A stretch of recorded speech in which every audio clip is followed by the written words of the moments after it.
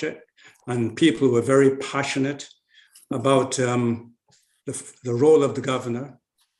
We would like to know whether people in the other territories have this same sort of concern. It was said, for instance, that the fact that the governor runs a civil service in Montserrat is of concern to many people, and people wondered whether this should not be the role of the elected members of council. That's one area that we would love to have other people address. The selection of the governor is something that has been of interest whenever this whole subject is talked about.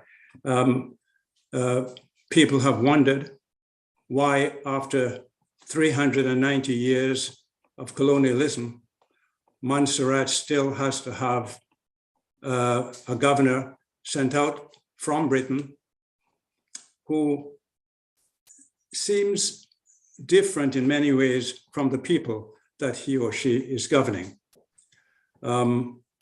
Whether this is going to have any or does have any impact on what happens ultimately is something that we can't speak to, and nothing that I'm saying should be regarded as any criticism of the work of the governor now or of previous governors. But this is something that is constantly being talked about, which I think would be a good subject for discussion here today. We wonder, for instance, why the governor could not be a West Indian who has the same sort of culture and who looks like the majority of people in Montserrat. Do other territories have similar concerns? And there are many other subjects which we don't have time to address now, but which I expect will be addressed by the various territories who are kind enough to speak with us today.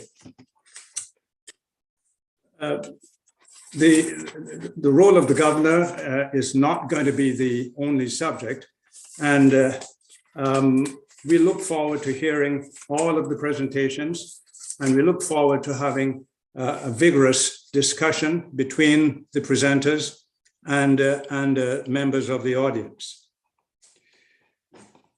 I therefore want to welcome everybody, whether they're presenters or moderators or people attending the conference. We hope you have a good conference and that you find the discussions here today to be productive. The Montserrat conference will take everything you say into consideration, and we will do as we always do.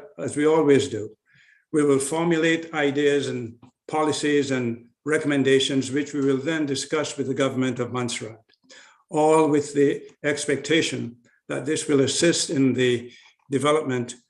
They will assist with the development of Montserrat, which we look forward to. At this stage, I am going to do a little bit of housekeeping. This is before I introduce our keynote speaker. It is traditional that the Montserrat Conference speak to you about some of the issues that we discussed at the last conference. We give you a little bit of feedback to let you know how we are doing and what has happened since we last spoke to you. This will not take very long, but I think it's important that we say to you that the information that we're going to give to you is not as positive as we were hoping. You will remember, those of you who attended last year's conference. Those of you who attended last year's conference, you will remember that we greeted you with the great news that the government of Montserrat had agreed to have the Montserrat Conference as one of the contact groups for the acquisition of the new hospital project.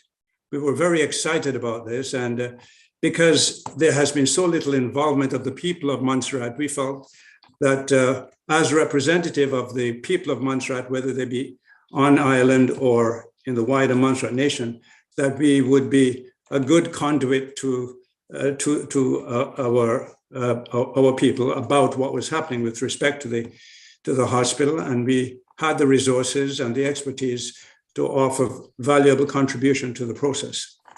Well, this has not happened. The government of Montserrat has reneged on its agreement to have us be part of the contact group.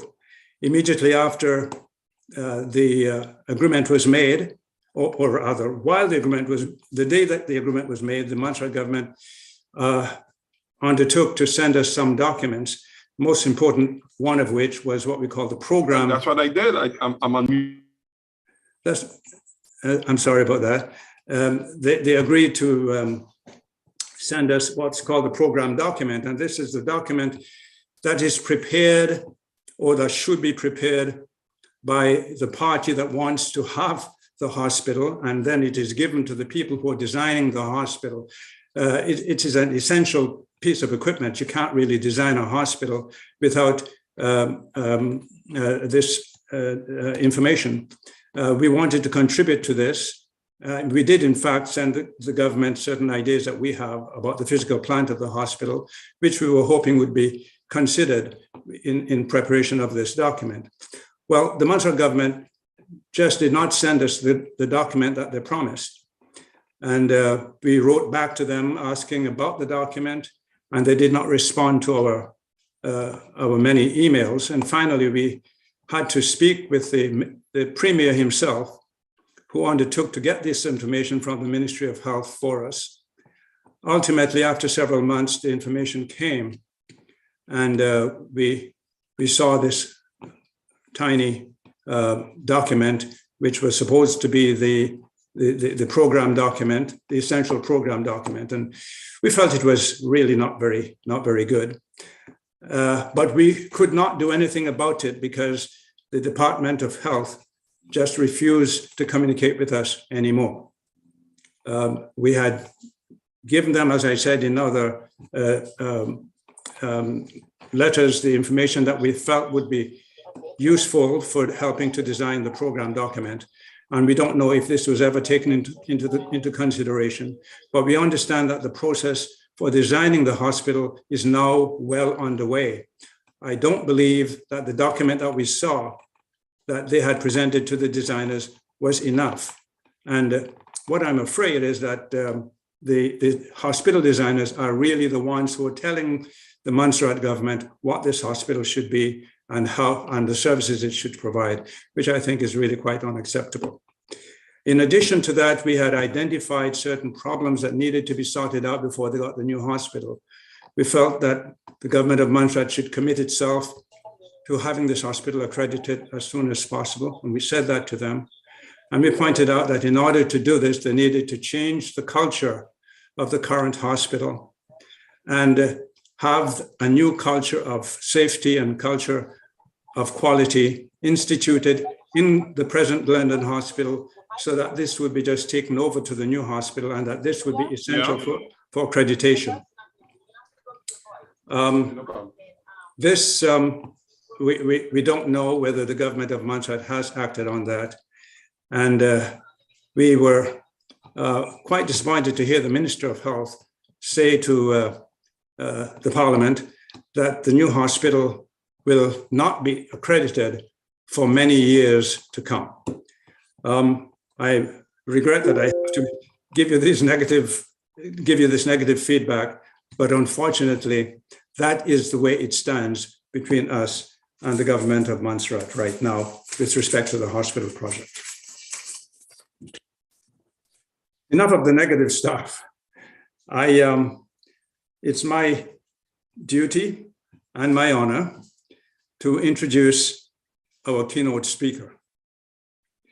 The keynote speaker is Mr. Alex Shuja Reef.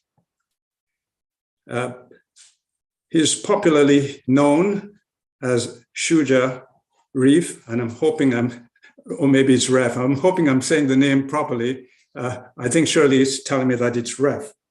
I apologize, Shuja.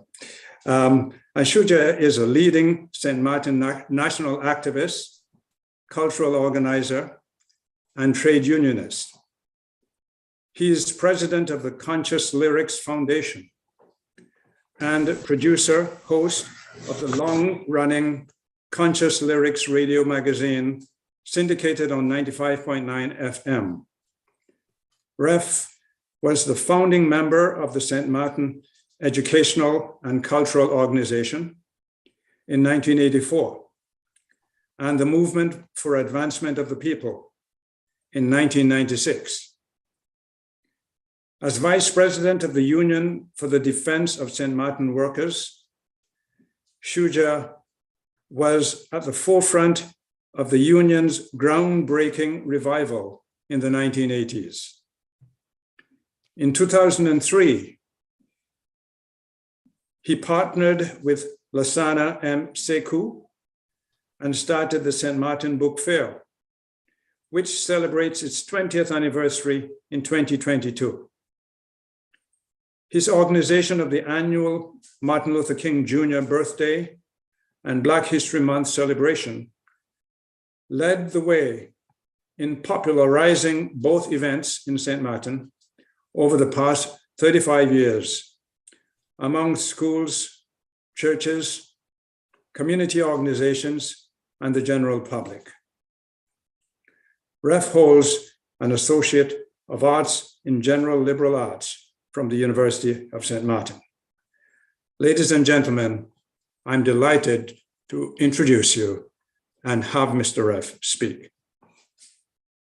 Thank you very much. Thank you very much for having me join you this morning. Let me just start by saying words of congratulations to the Montserrat conference. Unfortunately, I don't know why my camera is not coming on, but we'll have to work with my voice for now. So I want to congratulate the folks at the Montserrat conference, and particularly I want to congratulate Shirley Osborne and her team, you, Dr. Daly, and all the rest of the folks organizing this conference. This conference, to me, has its importance as folks in the remaining colonies of this region and the outer world. This conference has a paramount importance because to us is the continuation of the fight against colonialism, which first started over 200 years ago with a victory by the folks in 1804 in Haiti, who defeated the French, the British, and the Spanish. Haiti is still paying for that victory. However, we are standing on the shoulders of those who came before us and make sure to fight against colonialism. We also have to pay homage to the great Marcus Garvey, who popularized the struggle against colonialism. In today's modern term, we would use the word globalize the struggle against colonialism. So as we celebrate the victories of these folks who passed before us, and we joined this conference, you could see the important opportunity we have now for us to finally bury the evil system of colonialism. We need to entomb the system that has been existing in our region for over 300 years. So I am delighted for this opportunity to present to you this morning. Let me just make it clear to you before I go any further that I'm an anti-colonialist. My presentation today is going to deal directly with that subject. I am not apologetic for the work that I do in terms of getting rid of colonialism in these spaces. As the great Kwame Nkrumah says, he said, "Seek ye first the political kingdom, and all things will be added unto you." End of quote. So I use this motto of Kwame Nkrumah to seek a brighter path for all of us here in the Caribbean region. So we are fighting to seek and to gain the political kingdom. And gaining that political kingdom means that we have to fight for total independence for our country. whether here in St. Martin and all the remaining colonies around the world. To give you a brief history of my country, St. Martin, let me just first start in letting you know, just like many Caribbean countries, this little rock of ours has been colonized by the French, the Spaniards, and the British.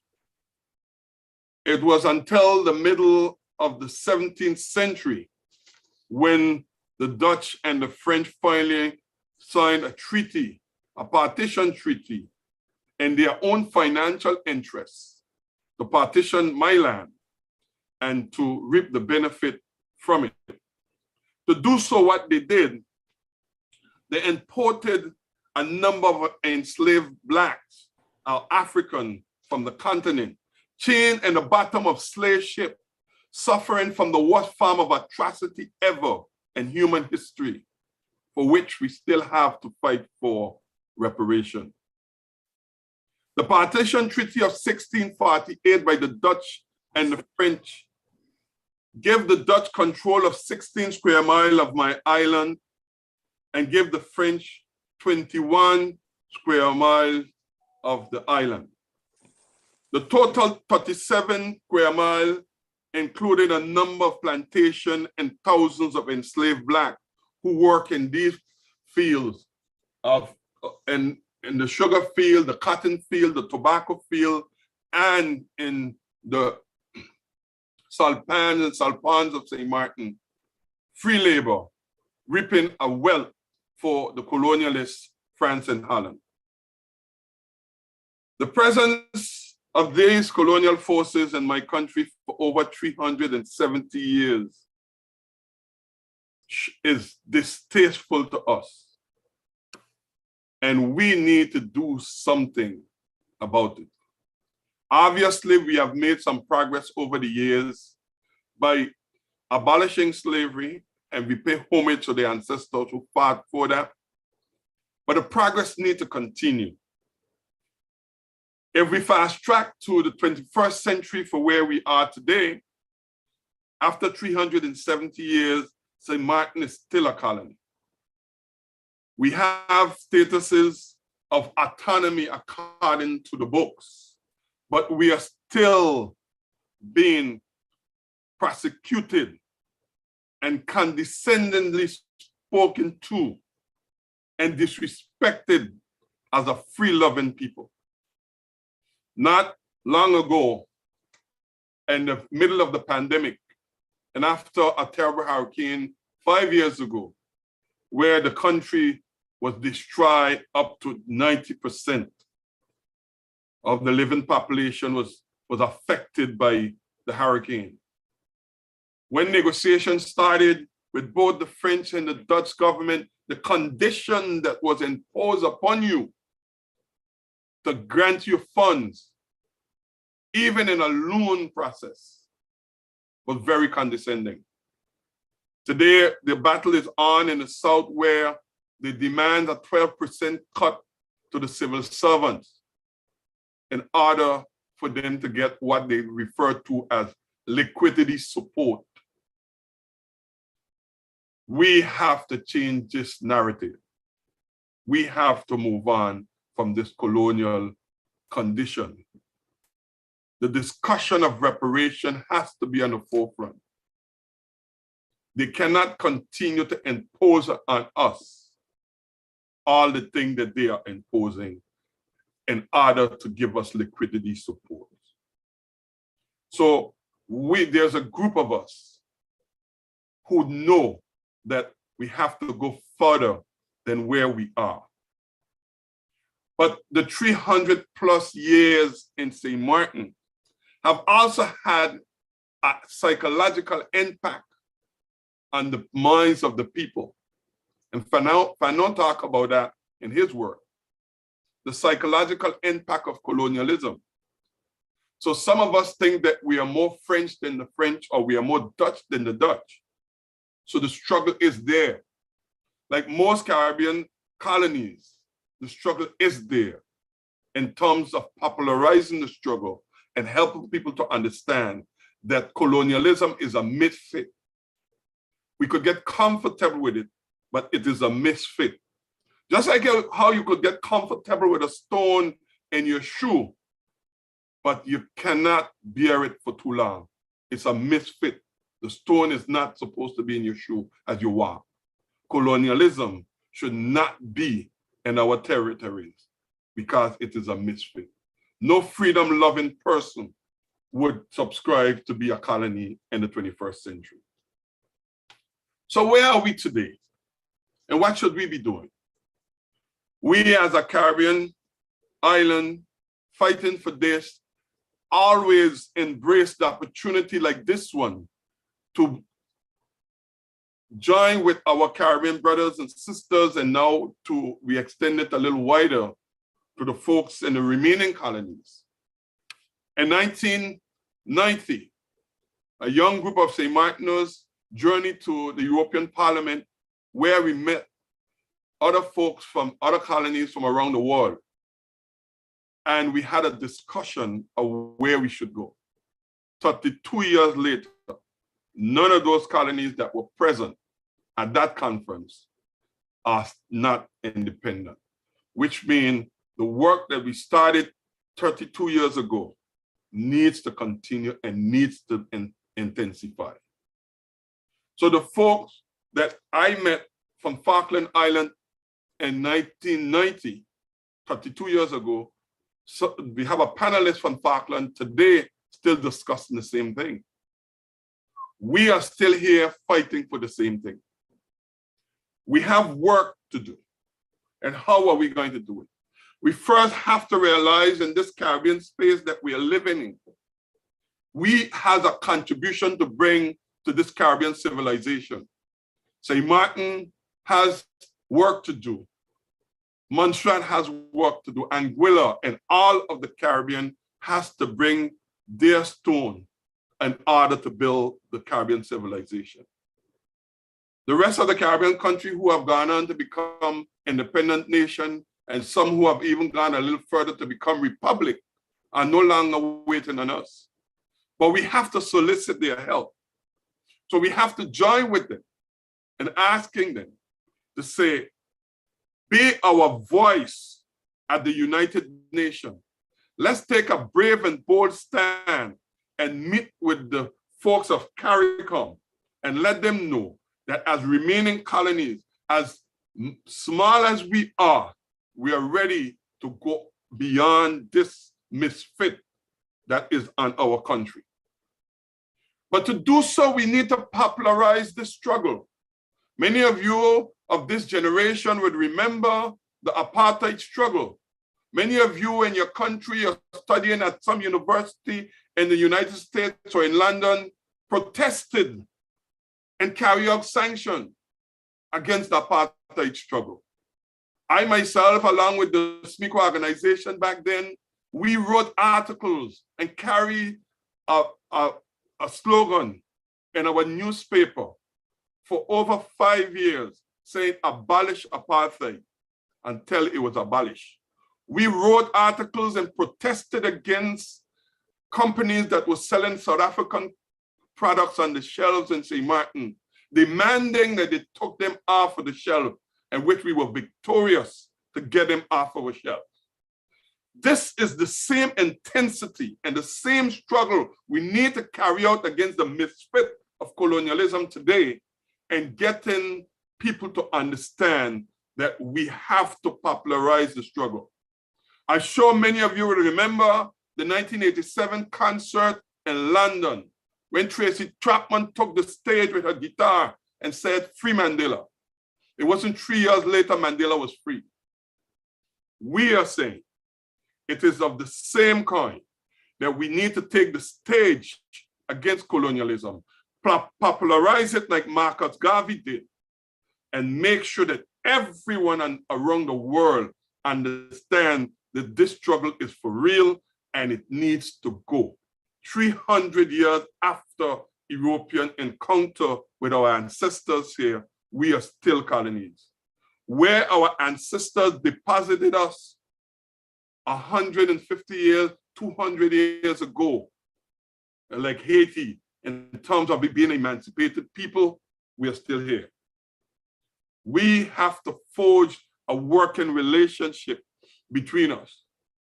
So we should know this conference is organized by Montserrat. And yes, the majority of the people on this panel are from the remaining colonies of the British. But Guadeloupe is still a colony. Bonaire is still a colony. St. Thomas is still a colony. Puerto Rico is still a colony. We need to extend our wings because the struggle is real. The same thing that you're going through.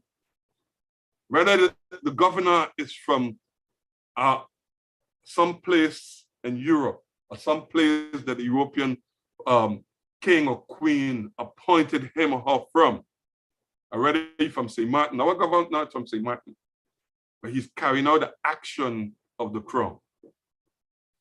The point is, we need to get rid of the structure. The office needs to go, and we need to be free.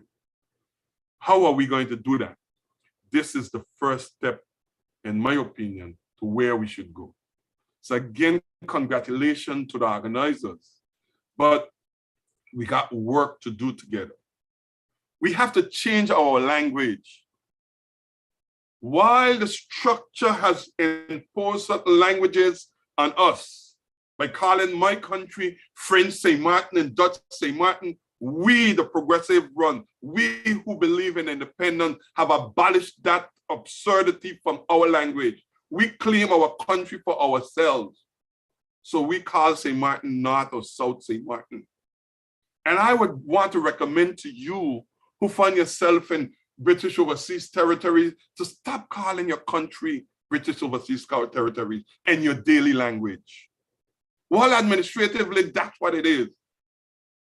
We need to change the narrative and let the next generation know that the name of the country is Montserrat, Anguilla, Talking Caicos, Cayman, St. Martin, and we don't need to be identified through the eyes of Europeans who decide that we are Dutch Caribbean or British Caribbean or French Caribbean. We are a people has the mindset for freedom and to build a civilization that we all could benefit from. So I want to say thank you again. Thank you to the Montserrat Conference for giving me the opportunity to share these 3 words with you this morning. And I look forward to the discussion. Congratulations. Thank you very much.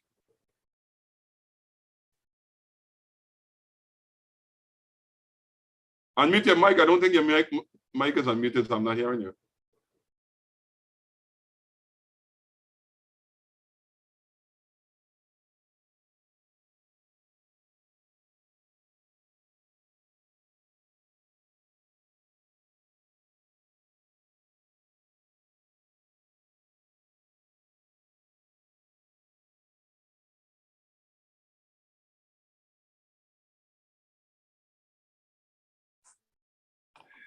Dr. Daly, unmute. Yes, thank you. That was a very passionate speech and full of a lot of information. And I'm very, very happy to you, sir, for having presented this wonderful keynote. Thank you very much. And we look forward to further discussions. This is only the beginning.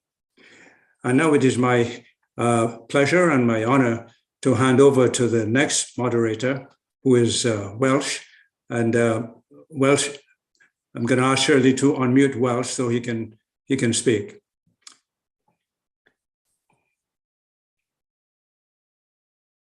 It's all in your court, Welsh. Shirley, Welsh needs to be unmuted. Yeah, he has been asked to unmute. Okay, thank you. My name is Welsh Pond, and I am a Montserratian, particularly from Salem, Montserrat. I've been asked to moderate this portion of the conference.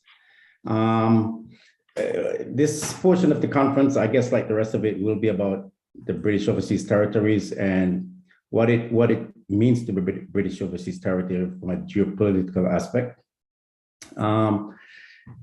We have about 1 hour and 10 minutes for these speakers, the window for these speakers, and we will take them in sequence. We will get our representatives from Anguilla and from Bermuda and from Cayman Islands. And after the three of them have spoken, then we will go to Q&A to the audience. So that happens at the end of them speaking. We will kick it off with Anguilla. Honorable Minister Quinzia Gomes-Marie, who is an environmentalist. She has a background in environmentalism. She is currently leading the new ministry, a new ministry that was created in 2022, I believe July 2022. It's a sustainability, innovation, and the environment, a brand new ministry. So all those words are very modern words in today's lexicon of politics, geopolitics. And she's cemented herself in this area. She's credited with transforming the Anguillan public and on the issues of sustainability and development and climate change. So she's a up and coming, very powerful individual in Anguilla. So without ado, I will welcome Minister Quinzia Gomes-Marie. Good morning to you, Mr. Moderator. To my fellow panelists, the members of the Montserrat Conference Committee, those persons tuned in today across our overseas territories, and particularly those tuned in from Anguilla, listening via Radio Anguilla. I am very grateful to the organizers of this event for the invitation to participate in this conference. And I must say, I am extremely impressed by the objectives of the conference and your ability to gather so many overseas territories in one place on a Saturday morning. But I think it is a testament of our commitment to supporting each other, but also a sure signal of the seriousness of the topics at hand. Our identity as overseas territories is an ever-evolving identity. What might have been widely accepted in the 1920s may be wholly rejected today. What might have been a radical thought in the 1950s may be commonplace today. So it is important to constantly examine our status, and not just in forums like this where we speak to each other about each other, but also in spaces where our administering power can hear and understand and respond to our vision and experiences on what being an overseas territory, British overseas territory, as individual countries and as a collective truly means to us. So really, I'm very grateful to this opportunity. Ms. Osborne, when she shared the invitation, would have given me about 9 topics that we can discuss in relation to what being an overseas territory means to us. And if I had the opportunity, I would have examined all, because they are all relevant to Anguilla and they're all relevant to where we stand in our modern relationship with the UK.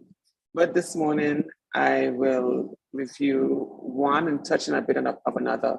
And moderator, I hope that you're keeping time, because I intended to and I did not. So please let me know when I hit that 12-minute mark, and I will wrap up immediately thereafter. So what I'll discuss today is representation in the international and UK arenas, and touch a little bit on the climate crisis. But quite frankly, given today's climate, it's very easy to merge those two topics together.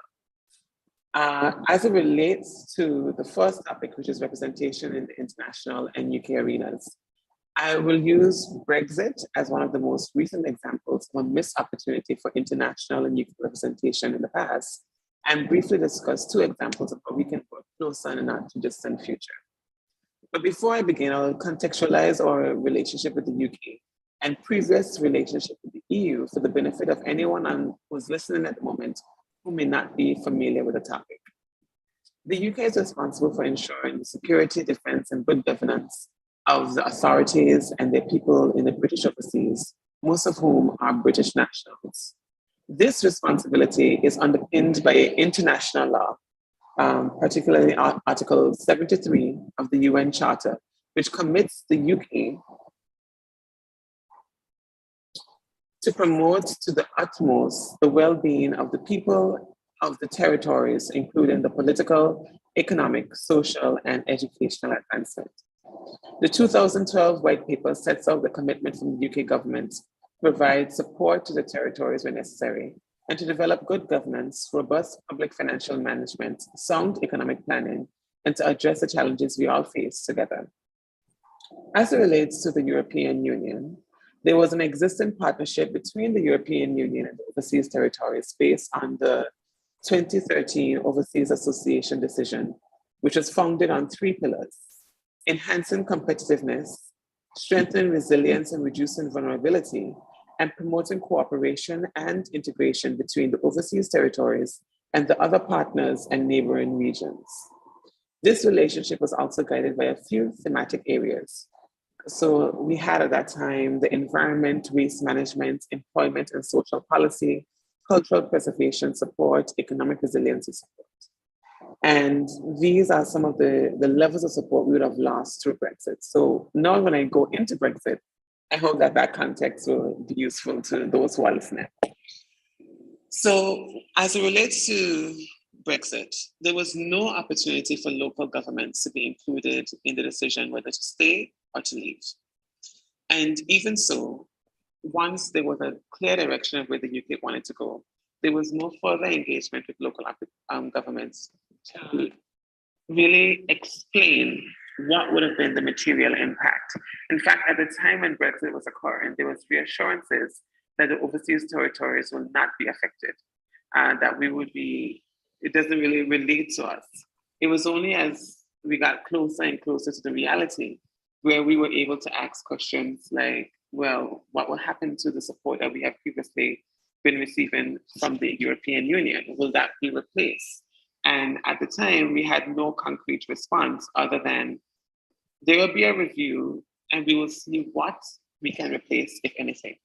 So that is how we would have entered into Brexit and left Brexit. There was little to no regard to the type of loss that the overseas territories will face as a result of Brexit. So we know very quickly, we can just point to things like the loss of technical support and financial support, with the loss of access to the European Development Fund and concessionary lending opportunities from the European Development Bank. But what is often swept under the rug is the loss of EU funded through international agencies outside of the EU, which would have been funded by the EU, which are no longer accessible by the overseas territories. So apart from that, direct funding opportunities were also indirect funding opportunities that were missed as a result of Brexit. In Anguilla, we are living very, in a daily way, the loss of access to EU markets. Our speaker prior to me was speaking about, he's from St. Martin. And before Brexit, we had an open trade between Anguilla fishermen and St. Martin Friendside fishermen. And as a result of that, we have lost that market where our fish are deemed not acceptable by European standards, in spite of the fact Friendside fishermen still fish in our waters. So Anguillian fishermen may bring their fish to Friendside St. Martin. It is dumped and they are fined because they say, no, we cannot confirm or trace this fish. Well, St. Martin fishermen come into Anguillian waters, fish, and it is accepted there. So obviously we see how in a very real way, livelihoods have been affected as a result of Brexit. And it is escalating to the point where we have on-water aggression. And now lives are at stake as a result of Brexit. And this was a conversation that we did not have an opportunity to have a meaningful level of representation in.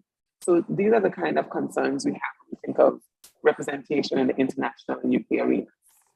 We've also lost our access to the international stage. Previously, through the European Union, we would have access to international conferences that we no longer have because it is not customary for the UK to bring along the overseas territories in their cohorts as we would have ordinarily joined the European Union. So we have that level of exclusion where to a certain level, these overseas territories do not exist and have to fight for their voices to be heard. And when we think of representation, this is a key example of how if we were included from the inception, if we had an opportunity to have meaningful contribution to the direction the UK go, and it doesn't have to mean that we had to have a say whether they stay or go. Some may say that's not our place. Some people may say so, and I'm sure we have different opinions on that. However, we could have been consulted once the direction was clear. And those are missed opportunities to bring the overseas territories along and also to ensure that we would have had the protections we need in the face of Brexit. In fact, I think the first opportunity we truly have to ventilate these concerns only happened this week with the European Scrutiny Parliamentary Committee, where Angola and other overseas territories were invited to give testimonies in the UK Parliament. However, I'm not quite sure if this opportunity was extended to all overseas territories. And unfortunately, our presentation, our contribution was limited to the Anguillian experience. So even in that, if it is that all of the other overseas territories don't have that opinion, there will not be a comprehensive opportunity to discuss what the impacts are and how we can safeguard for future decisions and discussions. But that is just a brief example of how we had a missed opportunity as it relates to Brexit. But I do think into the future, there are opportunities to discuss how we can move forward in a collaborative way. And one such way is through the decriminalization of marijuana conversation. Recently, we've had at least 3 countries in Bermuda, BVI, and Anguilla articulate their aspirations to move from criminalization of marijuana between either decriminalization, which is in the case of Angola, production of medicinal marijuana, or complete legalization.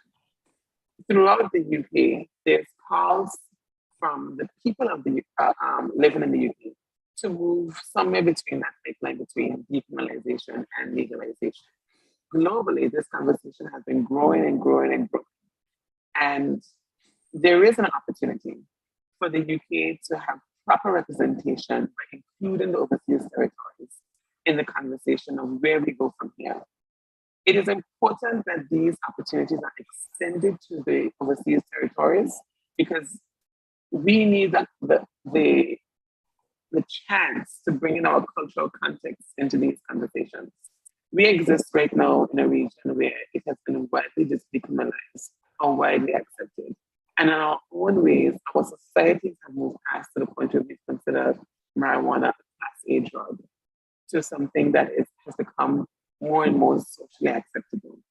We need an opportunity to be able to ventilate these aspirations, to ventilate our realities, and not have a top-down approach. And this is just an example of how we can move forward into the future.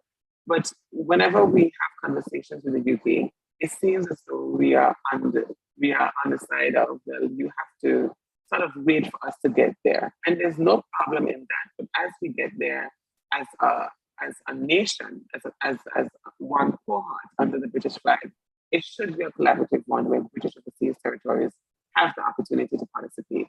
And the same is true for climate change. The UK suffers from climate change, but not in the way that many of its British overseas territories have. Many of us exist in the front line of climate change. We are victims of climate change. But internationally, the UK is seen as a contributor to climate change. And consequently, its international commitments are done in a way that it is based on conservation and reducing the way it consumes. But for us, our reality with climate change is very much rooted in adaptation and mitigation efforts to improve resiliency and to improve our ability to respond to climatic events. And because we are not necessarily included in core conversations about the UK's direction, we are often left to the sideline and trying to figure out our position in that entire conversation on climate change. Tia, are you taking time? I feel like I'm good. Okay, good. But I will wrap up because I don't want to go over very soon. But in in these examples for opportunities for international representation and UK representation in a more local context is important, because I fear that it will frustrate our relationship. Many persons, I feel like they don't have the proper representation. Many persons, I feel like, may question the value of our UK relationship, our UK status, and our status as British overseas territories, and be frustrated out of that relationship. And similar to the first speaker, I do believe that independence is something that we should all strive towards, but I don't think independence should be a response to necessarily frustration. We have a commitment from the UK to live up to Article 23, which is to ensure that we have clear and sound political, social, environmental, and educational directions. So that is supposed to set the stage. But if we don't have a proper opportunity to truly examine our relationship in a meaningful way by having proper representation, it may frustrate that relationship. And until we have significant opportunities to contribute to international conversations, we will not have proper representation. And our countries will continue to be largely ignored within the global context of conversations regarding our status and regarding our lives and livelihoods. And consequently, our access to meaningful solutions to support our advancement and development will continue to dwindle. In spite of the aspiration of achieving a global Britain, which has been constantly touted by our UK counterparts, the lack of representation will severely undermine this vision, as it leaves lots of room for skepticism. And we have shown the British overseas territories that once included, we can contribute to the image of Britain, be it through sports, pageantry, technological advancement, science and research. When our people bear the British flag on their chest, we have made a name for the UK. We have improved the country profile for the UK. We have opened doors for the UK.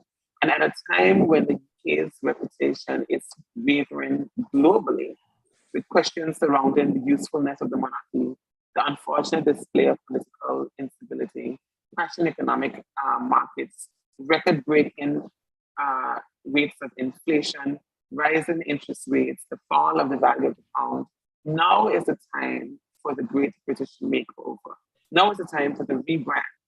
And this can happen if all hands are on deck, which means we have inclusive representation in international arenas as well as in the UK. We need an opportunity to be able to have meaningful contributions to our own identity, of course, but also to critical international conversations. But it cannot happen if our contribution and representation is little to not, or merely just an afterthought in the UK. Minister, thank you very much. I think your time is up a little bit.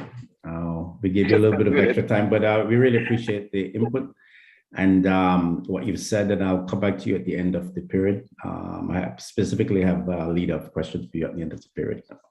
So thank you very much. And now we will go on to Bermuda. We have a pretty popular person from Bermuda. His name is Chris Famous. How else could you get a name like that? Chris Famous. He's a politician with a technical background. She's a politician with a technical background and chairman of the Bermuda Housing Council. He's also Bermuda's ambassador to Caribbean, which is regional showcase, and also columnist and radio broadcast who is co-host of the Bermuda Weekly Talk Show and also regional territorial talk show on the territories, which airs in 9 Caribbean countries, which is a pretty extensive regional coverage. So we will go next to Chris Famous. Good morning, good morning, good morning. How are you? You're hearing me well? Yes. Good morning, and thank you to Speaker Shirley, the Montserrat Conference, my brothers and sisters from around the Caribbean, as the speaker from St. Martin South said, let's not label ourselves as British, Dutch, or anything. We are Caribbean brothers and sisters. So I will keep it very short. Thank you for this critical thinking and deliberation. Thank you to Radio Anguilla, Radio Montserrat, and most of all, thank you to Speaker Shirley, who has adopted me since 2018. My last name is now Osborne as well. Actually, my surname is actually from St. Kitts. My father's family is from St. Kitts. My mother's family is from the Virgin Islands. Often, Bermuda gets left out of the conversation when it comes to Caribbean issues because of our geographic location. We are approximately 1,000 miles north of the Virgin Islands. So some people would say, well, they're not Caribbean, they speak funny, they're cold, but we are as Caribbean as it gets. We just have a different accent. But irrespective of our geographic location, we face the same exact issues as all other small island states. We have the issues of cost of living, healthcare issues, public transportation or lack thereof, declining birth rates, and unfortunately, in many of the overseas territories, we are now seeing a rise in violent crime. Moving on to our relationship with the UK and the FCDO. It is basically not one of equality. Every few months, we have a new foreign secretary, we have a new foreign minister of the OTs, and here lately, we always have a new UK prime minister to deal with. But irrespective of who we're dealing with, the reality is that amongst the colonized Caribbean islands, there are 300,000 of us. Yet not one of us can make a law, suggestion, or legislation that would affect the people of the United Kingdom. However, someone, probably most likely a university graduate, can come out of high school, go to college, and sit down in the FCDO office at Whitehall and come up with policies that will adversely affect us. A prime example, the proposed policy a few years ago in the 2019 proposal from the Foreign Affairs Committee to allow UK residents in our islands to not only vote in our elections, but to run in our elections. Can we do that? We can't do that. We can't tell them who can vote, who can't vote in our elections. But somehow, because of this colonial imbalance, they can dictate to us that they could attempt to dictate to us. And that was a prime example of when the overseas territories stood together and said, no, we're not accepting that. And they had to back down. But let me tell you, they have not taken it off the books. They still want to do it. So here's the thing. As colonists, we cannot even attend the United Nations unless we get permission from the administrative power, which in this case is the United Kingdom. In the case of St. Martin and other Dutch islands, they have been delisted from the C24. So they're not even listed as a non-self-governing. They're just listed as, well, okay, you're part of this kingdom. So again, our relationship with the UK and the FCDO is woefully unequal. It is still 400 years of colonization in full effect. Whoever is going to be the UK Prime Minister again next week would have more power over us than we have over them. Moving on, each of our islands have experienced emigration of our people leaving to the United Kingdom, United States, and other places. So what happens? We have a decline in population, decline in birth rate, decline in domestic spending. And then on the flip side, we have the increased need to give work permits to fill jobs that locals could fill. In Bermuda, we now have more non-Bermudian masons, mechanics, and hairdressers than Bermudians. In the Cayman Islands, the Caymanians, unfortunately, the generational Caymanians are now the minority in the country. In the Virgin Islands, the Virgin Islanders, the native Virgin Islanders are the minority in the country. I'm not sure the balance in Anguilla, but in Turks and Caicos, it's somewhat similar situation. So here we have a situation where, although there are jobs are growing, what's happening is that the social fabric of our islands are changing, have been changed, because you have persons who are there basically just to come and make money. So the way how we grew up in our cultures are differ slightly from theirs. The care that we have in our country, for our countries, they don't necessarily, not all, some don't necessarily have. And unfortunately, as we see in our sister territory of Turks and Caicos Island, there's been an outbreak of crime, not perpetuated by locals, but by persons who have come to the country. Moving on to climate change. Climate change is one thing that unifies all of us. Hurricanes don't ask for a visa to enter any country. They go wherever they want. So whether it's the loss of beaches in the Cayman Islands, increase in hurricanes in Turks and Caicos Island and Bermuda and wherever else, climate change affects us all. Fortunately, the overseas territories have banded together to not only discuss climate change, but put actions towards educating ourselves, educating our populations, and speaking on the global stage. Last year in Scotland at COP26, the overseas territories banded together with representatives from across the spectrum of overseas territories, and they had a platform, they had a presentation. Earlier this year, we met again in Bahamas at the invitation of the government of Bahamas. So it was Cayman Islands, Anguilla, Bermuda, Turks and Caicos Island, and Virgin Islands. So I want to give a shout out to Minister Quincy Gomes Marie, who has been a leading advocate not only for Anguilla, but for the entire Caribbean and including the colonized Caribbean. I want to give a shout out also to the rascals in the Cayman Islands who have been fighting in their own island to protect their beaches, protect their shoreline, protect everything in the country because they are being overdeveloped. Again, an example of what colonization has done.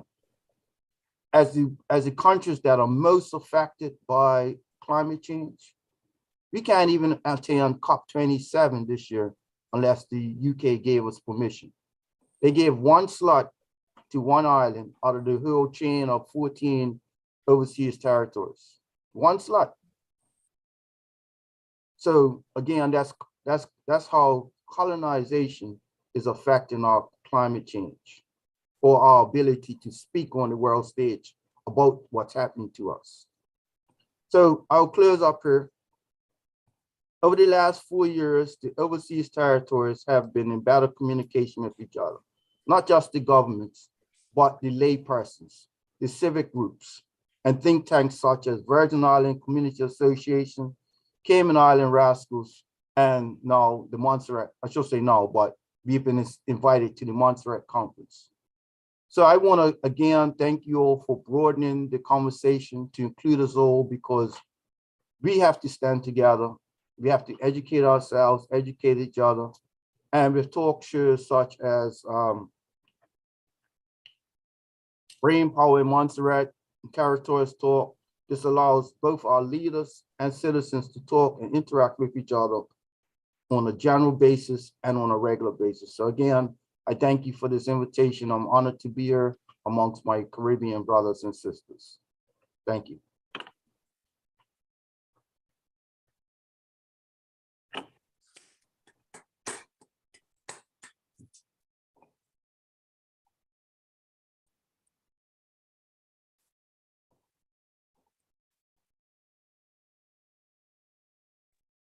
Thank you, Mr. Famous.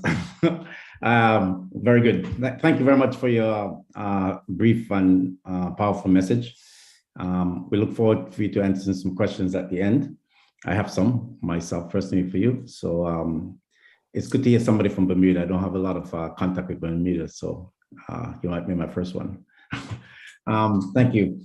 We will move on to the Cayman Islands. The next speaker will be Emily Decoux, and she has a background in professional career in the legal sector and in financial services industry. She's also, more importantly, a sustainability advocate with interest in resource efficiency. That's a very specific branch of sustainability. She's also director of Amplify Cayman, which is an outreach organization who promote democratic participation. So we will love to hear from Emily. Go right ahead. Thank you so much. I really appreciate that warm introduction, and thank you once again, and congratulations to Ms. Shirley for the putting together today's conference and for the invitation to speak today. It's truly humbling to be able to represent my beloved Isle Cayman today at the 3rd Annual Montserrat Conference. A warm good morning to all on today's panel, as well as to those viewing. As introduced earlier, my name is Emily. Through my professional, political, and personal journeys, I can confidently report that the solutions to all our problems exist.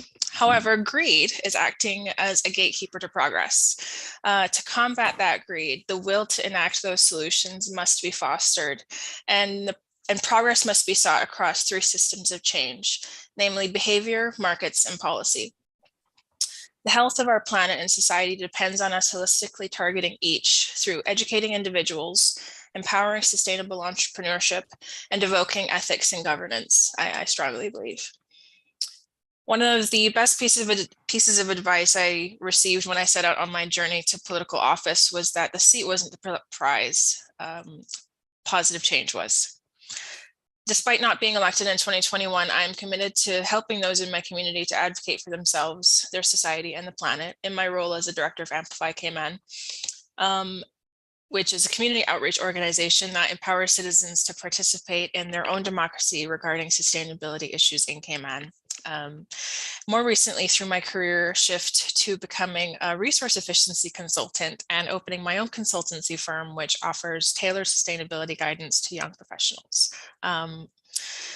So from 13 years in the financial services industry and the legal sector, and seeing a lot of shifts towards ESG mandates and policies and procedures, and seeing that the solutions exist and that the investors and the will to go down those avenues exists, but without holistically getting everybody sort of forcibly on board. And you know, a lot of people are against that, but to me it's quite benevolent, in my humble opinion, that given what's at stake. But I digress. Let me go back to my little speech. I really strongly believe that we must recognize that there are an infinite number of generations that will be coming after ours, and they require our stewardship of the resources around us in order to survive. Whether we are acting in our professional, personal, or political capacities, we must each embrace and act with reciprocity, which is humanity's moral, generational obligation to care for and protect the resources that support our existence. We must step into our roles and use our voices to ensure equitable, harmonious, fair nations. We must update our language, as Mr. Rafe mentioned, claim our countries, release our fear of speaking up, and unite our OT arms among each other to advocate for ourselves. In the words of Maya Angelou, know better, do better. I believe each of us needs to make the effort to ensure we're taking steps in the right direction when we live, work, shop, lead, and play. Every action we take, we must ask ourselves, is this in pursuit of the greater good or my own wants? We must align our values, towards sustainable, equitable development, ensuring our vision for a bright future leaves no vulnerable community behind due to greed.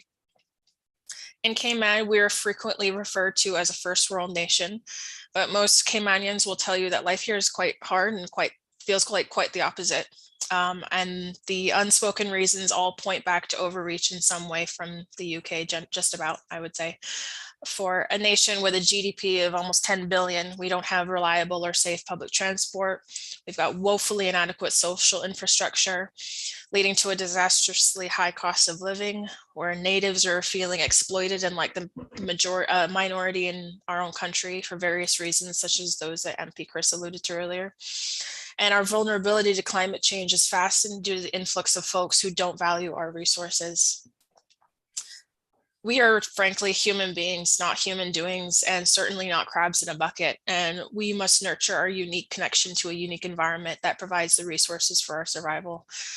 When we look around us and see the stunning powdery beaches quickly eroding, our cobalt waters filling with plastic, and our quaint neighborhoods being gentrified, we must recognize that these negative factors surrounding us, due to, with these negative factors surrounding us, it's very heartening to see a shift towards building bridges through conferences such as these, as we must strive for harmony among our communities and countries, and recognize humbly that we can only achieve sustainable development goals when all voices in our communities and nations are represented and amplified, and working with an attitude of equality over greed. Through conferences like these, we can build, sorry, I already read that, but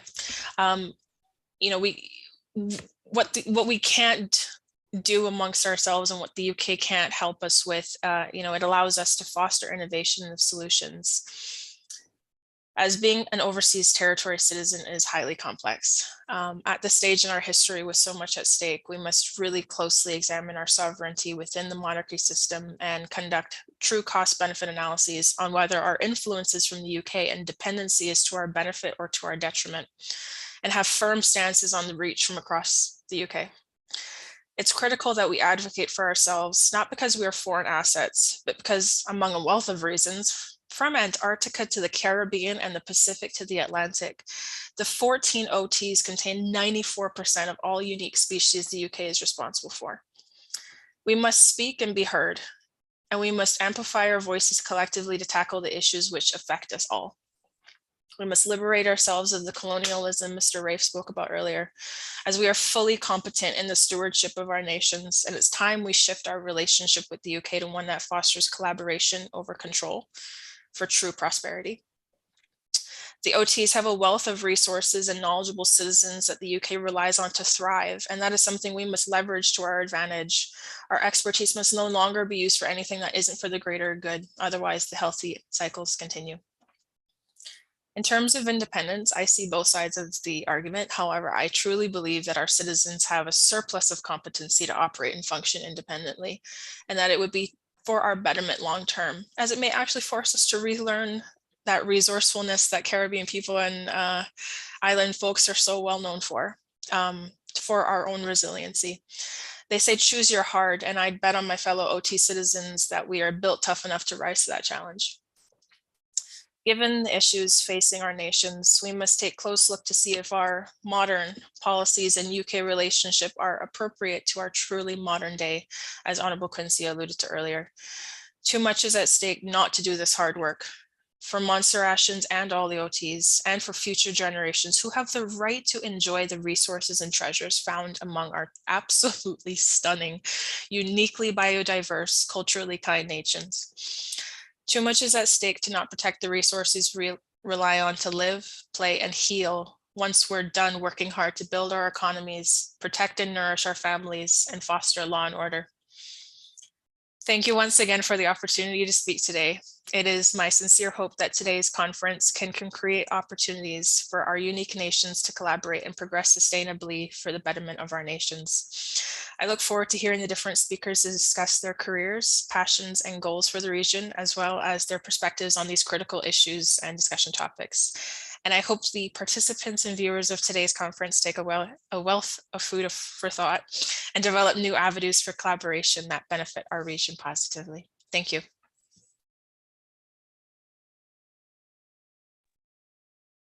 Thank you, Emily. Very much appreciated. I'm sure the conference, I hope you get to stick around, and I hope you join us in the future. I do intend to stay the full 4 hours and take this all in. I'm very much looking forward to hearing the wealth of knowledge that my mind works as a little sieve of just taking it all in and seeing how we can transport it back home to Cayman, and just for the betterment of us all. really. So thank you. And I'm very much looking forward to today's conference. Okay, excellent, excellent. Okay, now, so we will move to the Q&A session. And I will kick it off, however, with a recap of what I heard, starting from the top. The Honorable Minister Quincy Gomes-Marie, she stated something about UN Article 73 and that the UK has a responsibility to take care of the OTs, for instance, and whatever that means. I don't know the article in particular, Article 73. However, what I would like to ask her, does she know how this mechanism is enforced in at the UN, for instance, or is it enforceable? Whatever Article 73 does, because I've never heard of anybody taking Article 73 up at the UN Security Council or even in the General Assembly. So I would like to know if she knows anything about that.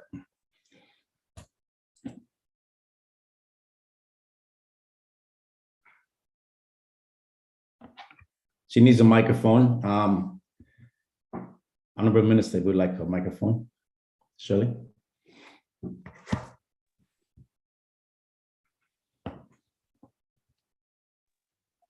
Okay, just confirm that you can hear me now. Yep. Okay. Great. Yes, I'm not the authority on that, so I wouldn't want to pretend that I know more than I do. But the article in and of itself, just to repeat, requires the UK, commits the UK to promote to the best of its ability to ensure that we, as overseas territories, have political, economic, social, and educational advancement.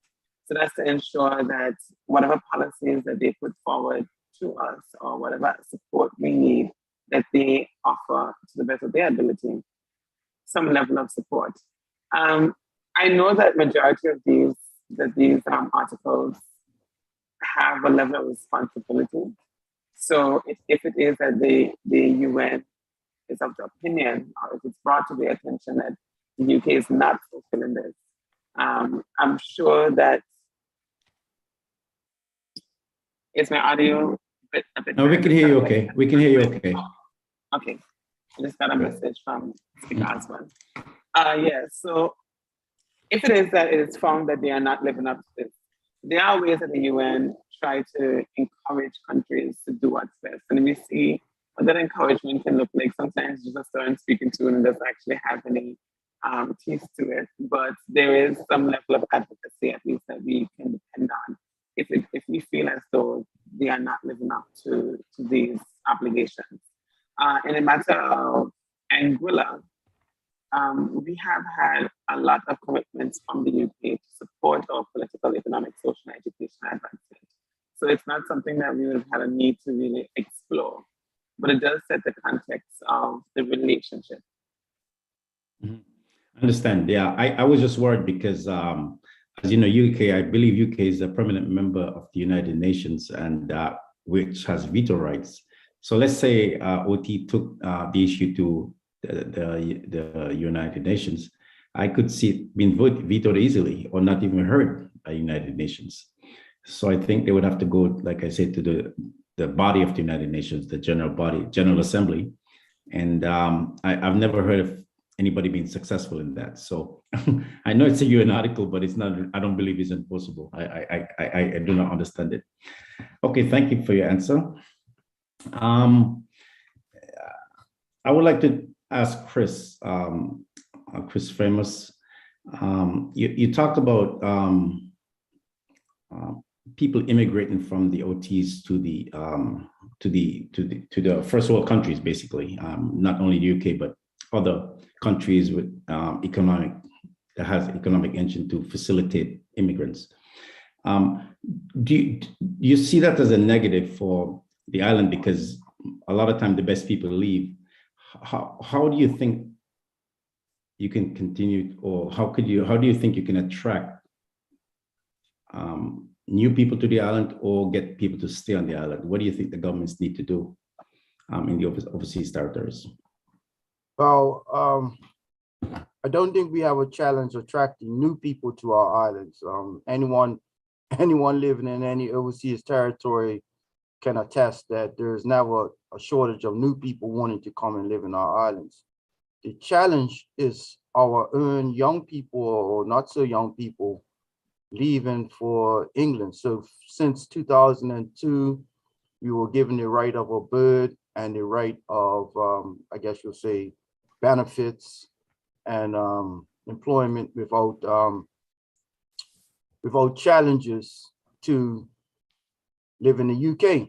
And since then, we've seen a steady exodus of our young people who feel that the grass is green on the other side. It may not be warmer for sure. I'm looking at your background and I assume it looks awfully familiar. But you know, you get to these larger countries and you're able to travel to Europe for 50 pounds or whatever. Food is cheaper. You can, you know, it's just different. So generally, if for every 100 persons that leave, maybe 10 come back to live. But for the most part, it's a permanent emigration. And then what happens? They start having younger persons who, especially ladies who are childbearing age, start having children in England. Those children are in the English system. I shouldn't say English, but they're British. But so for them coming back to the islands, is sort of, they feel that that's a retrograde step. So the challenge is for us to find a way to keep our people. Part of the initiative that we're trying here is learn the cost of living, which is a challenge in itself. Making more affordable housing, because once someone has a house, they're not likely to leave. And trying to improve the amount of young men that are learning valuable skills such as trades, such as masonry, mechanics, air conditioning, because once someone actually has a job that's paying them a few $1,000s a week, they're not likely to leave to go to England. So getting people back is a challenge. We have to retain the people that we have here. And this seems to be the pattern that is happening throughout, well, I would say all the Caribbean islands, but in this specific case, the overseas territories, because we have so much, we have easy access to live in the United Kingdom. And on the increase in crime rate, what's the government doing about that? Beyond hope and pray, what we have to do, we have to attack things at the root source, because by the time someone is taken up a gun and shot somebody, it's already too late. We have to, again, it goes back to societal norms. The society in which you and I grew up is not the society now, but odds are if someone is educated, whether it's academically educated or vocationally educated, they aren't taking up a gun. So we have to attack it at the source. So do you support expelling people who commit crimes if they're not from there? Oh, of course. You're not. What I mean, if you're going to, depend on the type of crime. Now, if you commit murder, we're not just going to kick you out. You're going to go to jail. But if there's some petty crime, then bye. See you later. We call Liat for you. So does the government do that now? We do. After someone has been in prison, they do get deported. We don't keep them. They're not allowed to stay. Okay. If you're a foreign national, you commit a crime in Bermuda and you're incarcerated, you're deported. As soon as your sentence ends, you're taken on a plane straight back to your country. I see. Okay, thank you very much. With regard to Emily, you said something about the GDP of Cayman.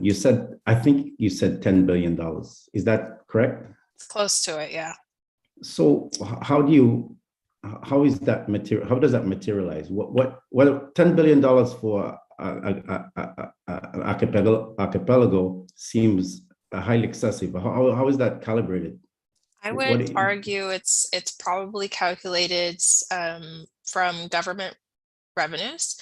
As a tax neutral jurisdiction, that weighs heavily into that figure undoubtedly. We have a lot of investment funds in Cayman that their assets are here. They all pay some fees, but not taxes. There is now, with the pandemic having somewhat behind us, we've got more revenue due to tourism. Slightly, I wouldn't go so far as to say a lot. We've also seen a massive uptick in development, which is just a whole conversation in and of itself when it comes to revenue, as government will mainly collect the duties that will be due on construction materials that get imported, et cetera, on the work permits for the individuals who have to construct these developments. On the smaller scale, they'll generally collect that revenue.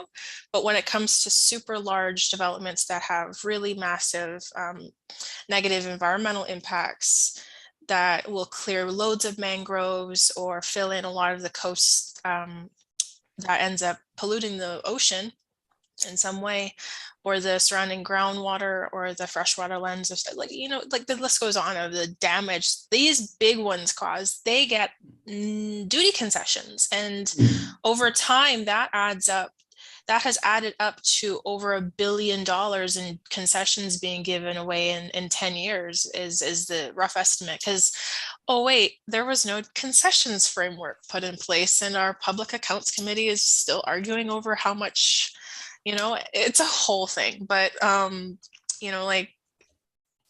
frequently say that Cayman is not a real place, and a lot of people here also say the same thing. There's a lot of things that make some sense, but then a lot of things that make so little sense that it makes so little sense you just have to be like, all right, I guess that is the sense of it. But anyways, okay, thank you. I think we want to go to some online questions now. Yeah. So Shirley, could you take over with the online question and then admit the people who want to ask questions? Yes, we have a question from somebody identified as W12 or W12. Go ahead, sir. Yeah, hi, Ms. Shirley. Sorry, it's W12, but my name is Wendell Harris. I'm the son of the Wendell Harris in Montserrat. I've been listening. I thank all of you guys for holding this, and it's the first time I'm being part of this. Thank you, Welsh. And I'm sitting in London right now. And I'm going to be honest with you, I have a lot of goosebumps just listening to everything that I'm hearing here, that we're all facing. And I've been having recent conversations with family, some people on this platform. As a young Montserratian who was born in Montserrat, who went to the US and now in the UK, I think we're losing the fact that there is a group of us who are willing to do more for our country. We just don't know how. We don't know who to go to. What programs are out there to help us come back and share what we have learned outside, which is one reason why a lot of us left, and come back and contribute that back to our community. So I hear a lot of people, even my own family, downgrade the fact that they think that we're here and we're just going to settle here. But there's a big majority of us who would consider coming back home and taking what we've learned and what we're doing here for the UK and the US and implement that back into our society. It's not easy hearing tourists come back and family members come back and they're telling us about all these changes. And it's like we're left in the dark. So how do we help? Can you hear me?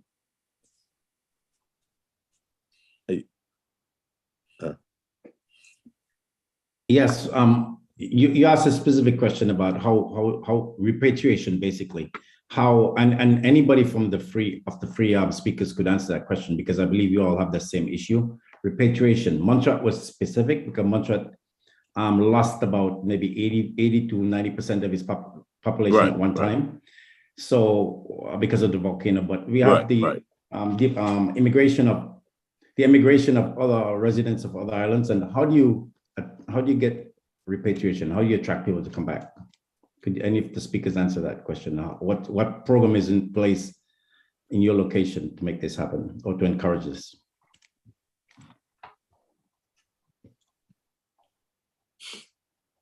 I wish I had something positive to say, but you know, speaking further to what Chris mentioned, great ways that could help would be, like he said, you know, providing affordable housing, because people won't leave if they have a home, and people protect what they love. You know, that's something I strongly recognize. And you know, when you start to foster a healthy society that's harmonious, you really do protect that. When you vote, when you you know, approve what developments take place. Right. And there's such a void of that here in Cayman. You know, when I watch shows that are UK based, I look at all of the social fabric infrastructure that's built, and I'm just, not like I refuse to you know, kind of entertain the idea, but I do think that it might be in some ways, because there's a lot of, like I said, there's a lot of development in Cayman, and we're talking about going up rather than out when it comes to developing high rises. So that's a new thing that's come on the scene in the last 5 years. And that to me is horrifying, because that creates over time, when you've got a lot of these high rises, you got, you know, the urban heat island effect, but also among other things, society, like you're just asking to put a certain type of person that can afford a certain type of apartment in this certain type of building that has this certain type of maintenance, and then there's just going to be different, and it's not going to be pleasant, and that's what we're facing here. And you know, I definitely hear what Chris is saying, and I would love to see more efforts in Cayman's part, and if that's not something in other OTs. Okay. Well, I know in some OTs, well, sorry. Excuse me. Yeah, I think we need to give some time. Yeah, go ahead. People on mic. Shirley, could you bring on other questions, please? Thank you very much. Okay. Thank you. Is Shirley around? Clinton, you're open. Lorraine, you're open. Good morning, everyone. And let me start off by commending Shirley and the team very highly for putting on this first-class conference. I want to make a very bold statement, which may mean that if the powers that be have that kind of authority, they may want to declare me persona non grata. It was during the constitutional change discussed in the British Virgin Islands that I came up with this thought. In fact, in discussion with some of the leaders in the BVI, I made a very bold statement. And what I'd like you to do is to follow my drift, that Montserrat is the most important overseas territory in our Caribbean region to the United Kingdom. And here is my thinking. Montserrat happens to have the unique position of being a full member of the OECS, I'm talking about full and voting member of CARICOM. If the British government were to do what they should be doing by Montserrat, to help Montserrat to become as independent, leading us to the position where we no longer need granting aid, is there a real fear that that Montserrat could become independent and ask for independence? And if so, the British government then loses its access to all of OECS business, all of CARICOM's business, because believe it or not, after every CARICOM and OECS meeting, it's my understanding that all of the minutes, the notes have to be given to the governor. And then they no longer have justification to come into our waters with the frigate and could ply go through our waters and be snooping on other islands, other independent countries with their spying equipment or whatever they call it. I am suggesting, I wish to submit that Montserrat, therefore, is in a unique position, but they are not about to give us, when they gave, I think it was St. Helena, $360 million to build an airport, and then gave us what they gave us. Then I hear that they're giving Antigua some $20 million with infrastructure. A few years ago, I heard the same thing about Jamaica, and then denying us so much. Is it that they're fearful that because if they were bold enough. Lauren, excuse me, you're going to ask a question because we have to move on in the time. Could you please ask a question if you're going to, so they could answer the question, please? The question is, could it be that the reason why Montserrat is not getting the kind of help that we should be getting to help us to advance where we could be without granting aid, that they're holding us because they can't afford to let us go? So this question is specific to Montserrat. I don't know if any of the speakers are an authority in that kind of answer. I mean, we can hold that for Montserrat when Montserrat turn comes. We can remember that, but I don't know if any of the speakers want to say anything about this. I'll defer to the minister if she wants to answer. Yeah, we will have a Montserrat session, so, okay. No, I don't think I'm an authority on that one. Okay, all right. So Lauren, we'll come back to that question. I wrote it down, okay? So I understand it. I understand your question, but we need to go on to the next segment now. I thank the Free Islands, Cayman, Anguilla, and Bermuda for their contribution to the kickoff this conference, the speakership conference. And please stay around, and we might come back to you at the end. Thank you. Shirley? Sure. Are you allowing me to speak? Hi, yes, I had opened because I thought we had a couple more minutes. No, but we're out of time. okay, we're out of time. Grace, It's just a brief comment, actually. I don't usually take long. Well, can we allow that, please? Let's do that. If it's just a comment, do you have a question or comment? Comment. Just a quick comment.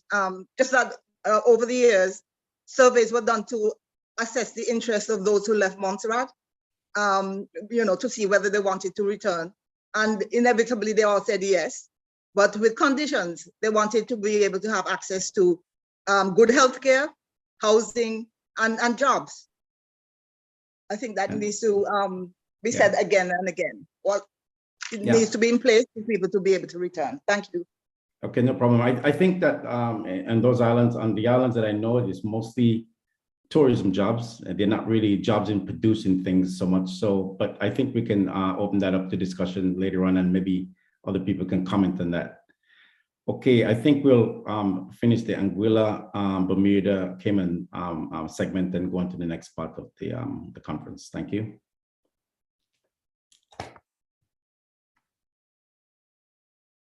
Shirley? Good morning, everyone, and thank you all so very much. We have a little bit of a break, a fun break. There's this group of very young musicians here on Montserrat who call themselves the Fusion Band. I have a little video of them at practice and playing at the beach bar here. We tried to get an interview with them, but unfortunately and also happily, they're scattered all over the world. So some are in school elsewhere, some are in class here. And so what I have is a video of the Fusion Band. And one of the reasons we selected these was because the bass guitar player is a girl, a young girl. And that's so unusual. And so I had tried to get her to speak with me, but she class this morning. And those of you who know me know that, class, conversation, because we have these issues with education in Montserrat, it's education first. But we have their video, and so I'm going to play it for you, and just have you enjoy the Fusion Band and the bass player, whose name is Kalia Halloran Critchlow. She is, I think, all of 20 years old, and it just is the most delightful thing to see to see a girl play the bass guitar. So just bear with me. Let me share my screen with you, and then I will play Kalia and her group. All right, here we go.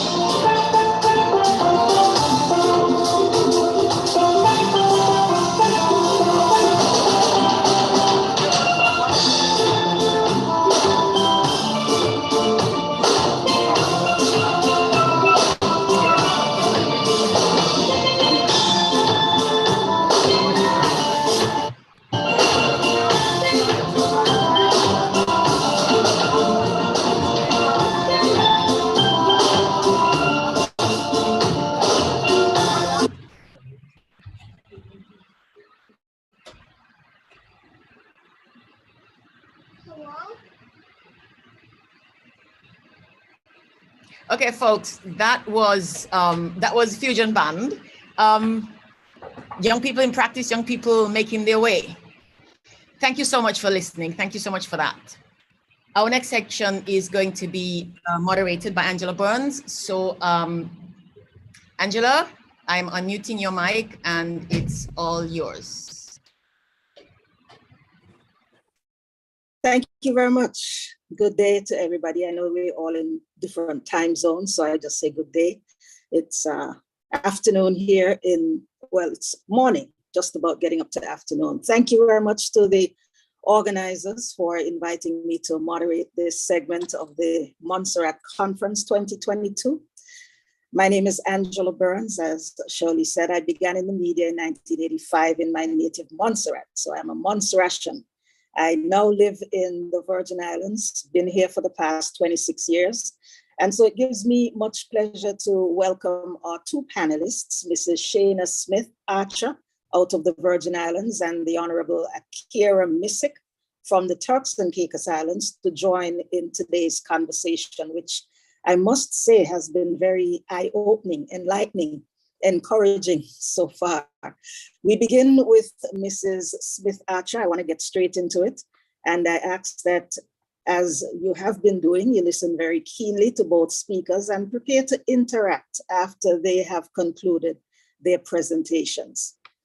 Mrs. Shayna M. Smith Archer is a woman of purpose and believes that from those whom much is given, much is required. She is an engineer by education, a project manager by profession, and a patriot at heart.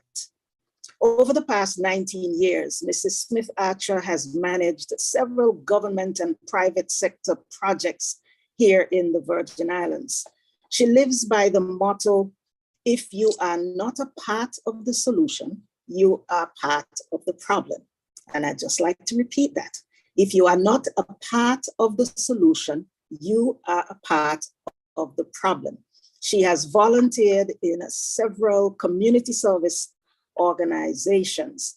Shayna also believes in the power of an informed community, and currently she produces and hosts two online programs called the Vigilante Dialogues and Territories Talk. I am pleased, therefore, to turn it over now to Mrs. Smith Archer as she makes her presentation. Thank you, Angela, and thank you to the Montserrat Conference, especially my colleague and good friend now, Ms. Shirley Osborne, for the opportunity to come and speak today and to share what I have been calling the Virgin Islands story. Shirley, I don't know if I'll be able to share the PowerPoint. Are you guys going to put it up or are we gonna go? I'm going to share, I'm going to allow you to share. I'm going to have you host and then you can share the screen. Okay.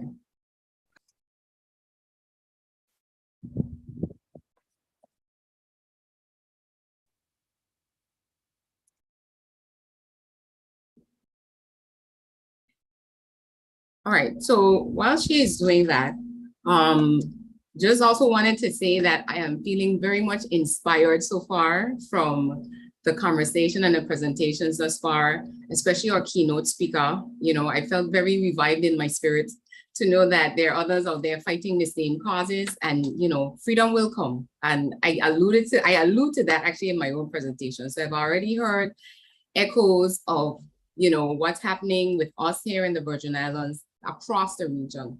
And for that reason alone, I'm very excited in terms of what we're here to discuss today and what will come out of it as it relates to that. So I'm going to get into it. Shirley, you let me know when you're up. So I'll use my notes as I go along. So just a snapshot for those who, you know, we hear about the BVI. The Virgin Islands is an island archipelago of 60 islands, rocks, and keys, and literally a stone's throw from the USVI. You know, I have a map in my presentation where it shows the specific island that I live on, and St. John is literally in my backyard. We're very small in population compared to the other overseas territories within the region, apart from Montserrat, but the majority of the population is a migrant one. as was alluded to previously in presenters. And based on the last census that was done, we're currently working on the one from 2020, that we have 120 plus nationalities here. Our main industries, financial services and tourism, main trading partners, USA and the Asian countries. And for the most part in our history, we have always been British since the 1600s. The Dutch were here for a minute, but you know, they were forced out. So here we are. So my Virgin Islands story is that I'm a Generation Xer. I grew up in the 80s and the 90s. And for the most part, the United Kingdom was a foreign entity to my existence, except for public holidays and royal visits. So it was something for me where, you know, civics was not taught as part of our curriculum in primary or high school, but it was in my parents' school days. For whatever reason, it was changed. So there's some gaps that we have in our history as it relates to. All right, I see I can share now. Great, you guys can see my screen? Yeah, Angela, good? Okay, good. So here we have, you know, a situation where we as a people don't understand who we are as a people. We're taught in social studies, Columbus, slavery, then there's a gap post-emancipation, and then there's modern day history that's taught. So for me personally, I felt it necessary in 2015 to enroll in the Virgin Islands history course after speaking with my cousin, who was actually one of the instructors at the college, Dr. Catherine Smith, about taking the course. And I can't stress it enough or emphasize enough how it changed my perspective on, you know, our lives here as the Virgin Islands, because I had a deeper appreciation for who we are, what the struggle has been, and the responsibility now on my generation to carry it forward.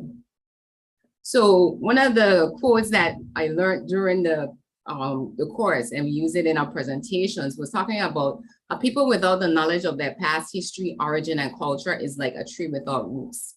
And I don't think much explanation further is needed on this, because this is something where for us here, from where I sit and have absorbed, is that, you know, oftentimes we allow ourselves to be infiltrated, as it were. You know, there's a lot of discussion socially about, because of these other nationalities, and primarily it's Caribbean nationalities, that we feel that we're losing our culture. But it isn't that we're losing our culture. I think that we have not been educated enough in it to have a deep understanding of who we are, so that when others do come in amongst us, that there's more cohesion amongst us. And I'm going to touch on that later on in my presentation. But you know, the key thing here is that just as anything else in nature, if a tree does not have roots, it cannot grow. So therefore, we have to go to some fundamentals in terms of what we're doing socially and how we're educating ourselves as a people. The older generations often refer to the UK as Mother England. For me, all I know about is a park and a bridge that bears the Queen's name, and money that has been given for a new prison. This was at least maybe more than 20 years ago. And that's been about it. When we assess these parenting skills, there's so much that can be unpacked with this, and hopefully we get into it more and deeper with the Q&A that follows. But I just went really quickly to the 2012 white paper that was done by the UK House of Commons Foreign Affairs Select Committee, where in its conclusion, the paper said that the government is determined to live up to its responsibilities towards all the territories. We expect the relationships to continue to evolve. Yet, in 2017, when we were told that we were too rich to receive disaster here after Category 5 hurricanes Irma and Maria devastated the people and the natural environment. And to date, 5 years on, we still haven't received adequate monetary support as it relates to our recovery. So my main concerns as far as where we are today are around our political, socioeconomic state of affairs. Social development. I mean, this is something that, again, from co-hosting with Chris on Territory Talk, we hear this as an echo across all of our communities. And we have serious dissonance when it comes to cohesion of our societies across social classes and nationalities. You know, and oftentimes, as I think I heard my friend Emily said, you know, locals feel like second-class citizens in their own country. And this is something that needs to be addressed by our leaders in terms of how policies are developed, and that lip service isn't paid when we're saying, you know, Virgin Islanders and belongers put forward, but that it's actually enacted. We need to address gender biases and inequity of the European patriarchal society. You know, we can't get away from our history. You know, there was a journey in terms of how we got in here, but we need to acknowledge this is not our African heritage. And again, these are some of the eye-opening things that I learned when I did that course in terms of, you know, before slavery, we were people with a very clear cultural and national identity that was stripped off of us as a way of controlling us through the slavery era. And, you know, in some ways, there's still residue in our mindsets, even if it's subconscious, in terms of how we have behaved towards or administering power. It's important that we started to teach our Virgin Islands history from preschool age. This week, I had the opportunity to go to a school. They invited me in to speak about heroes or heroines of our national history, because it was a Monday, was Heroes and Forefathers Day, for Parents Day. And, you know, it really struck me in terms of, again, at their age, no one came to me and told me these things. So it's like, I have an even more, you know, passion and urgency in terms of anytime I get opportunity to talk about our Virgin Islands history, I take it. And I'm always in conversations advocating, you know, the HLSCC or our community college needs to make that course a degree requirement, because before I could get my degree in the US from their college, I had to take US history or government. And there's a reason for that, because again, they want you to know that if you're going to be part of this society, there are certain things that stand as the norm and as part of their journey that they want to see continued from one generation to the next.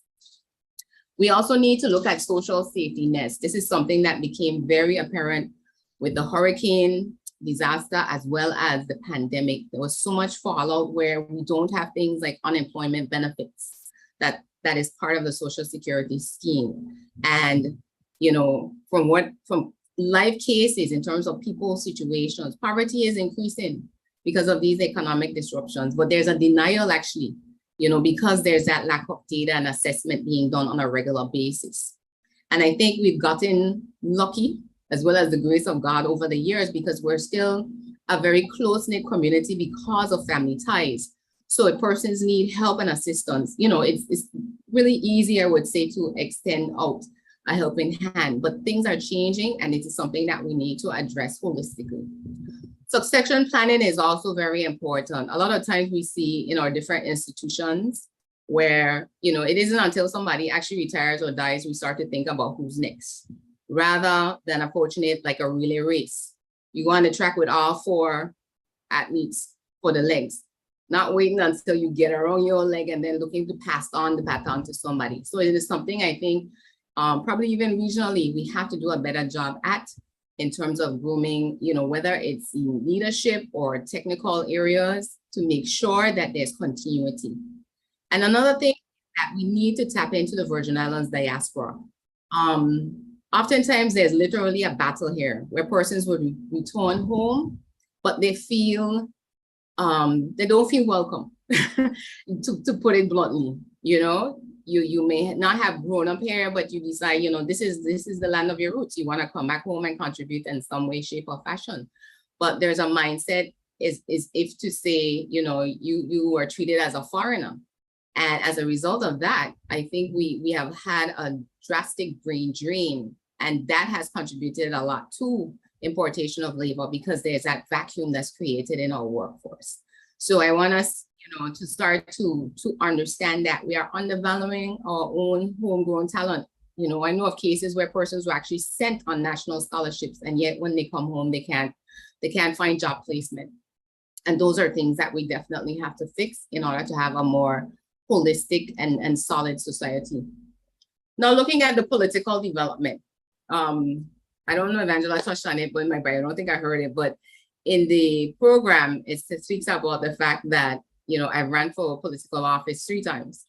And of course, when I took my course, I did political development as my research paper. So I'm that much of a junkie. But it was, again, very interesting to me to see, you know, some of the nuances that are part of our story. So compared to, let's say, Bermuda, when, you know, their parliaments were established from back in the 1800s, maybe even before that. Ours was established in the 1700s, and then it was dissolved. So we were governed directly from the Leeward Islands Federation. We did not have a representative, a voting representative on the council. So it was just the administrator or lieutenant governor, as they were called at the time, and an advisory group that governed here, all right? So it took several years. From 1938, the movement started with the Civic League, but it was in 1949 where persons would hear us talking about the march, where a petition was delivered to the government house to say, 1, we want back an elected council, an elected legislative council, and 2, we want you guys to take back this commissioner you gave us because he's not looking out for our interest. So the UK sent someone, they sent their foreign secretary, or the title they were called at the time. They came down and they actually instituted the Constitutional Commission. And that is how we became essentially a colony separate from the Leeward Island Federation before its dissolution later on. And with that, no, I think, you know, in terms of our, again, the continuity that would have taken place if we had not lost the 49 years compared to now, would have been significantly impacting in terms of things being different now. So as everyone has heard, for the last 2 years, we have been experiencing a commission of inquiry that was launched in 2021 on governance. And again, we will get more into this in the discussion because I don't want to spend too much time here, but there is lots that can be spoken about. But some of the implications I want to bring forward are talking about, again, going back to the social state of affairs. You know, that the Commission of Inquiry has and is still exasperating social tensions that exist. You know, there were persons that wanted the UK to basically come in and do direct rule. There were those that wanted new elections. So let's just, you know, scrap the current House of Assembly and go to the polls. So it was very difficult to form a united community front. Recommendations that are in that report, they could be beneficial, but one of the things that my position is that inadequate time was given to assess before the planning was done. And truth be told, that current timeline in terms of implementing those recommendations is not realistic.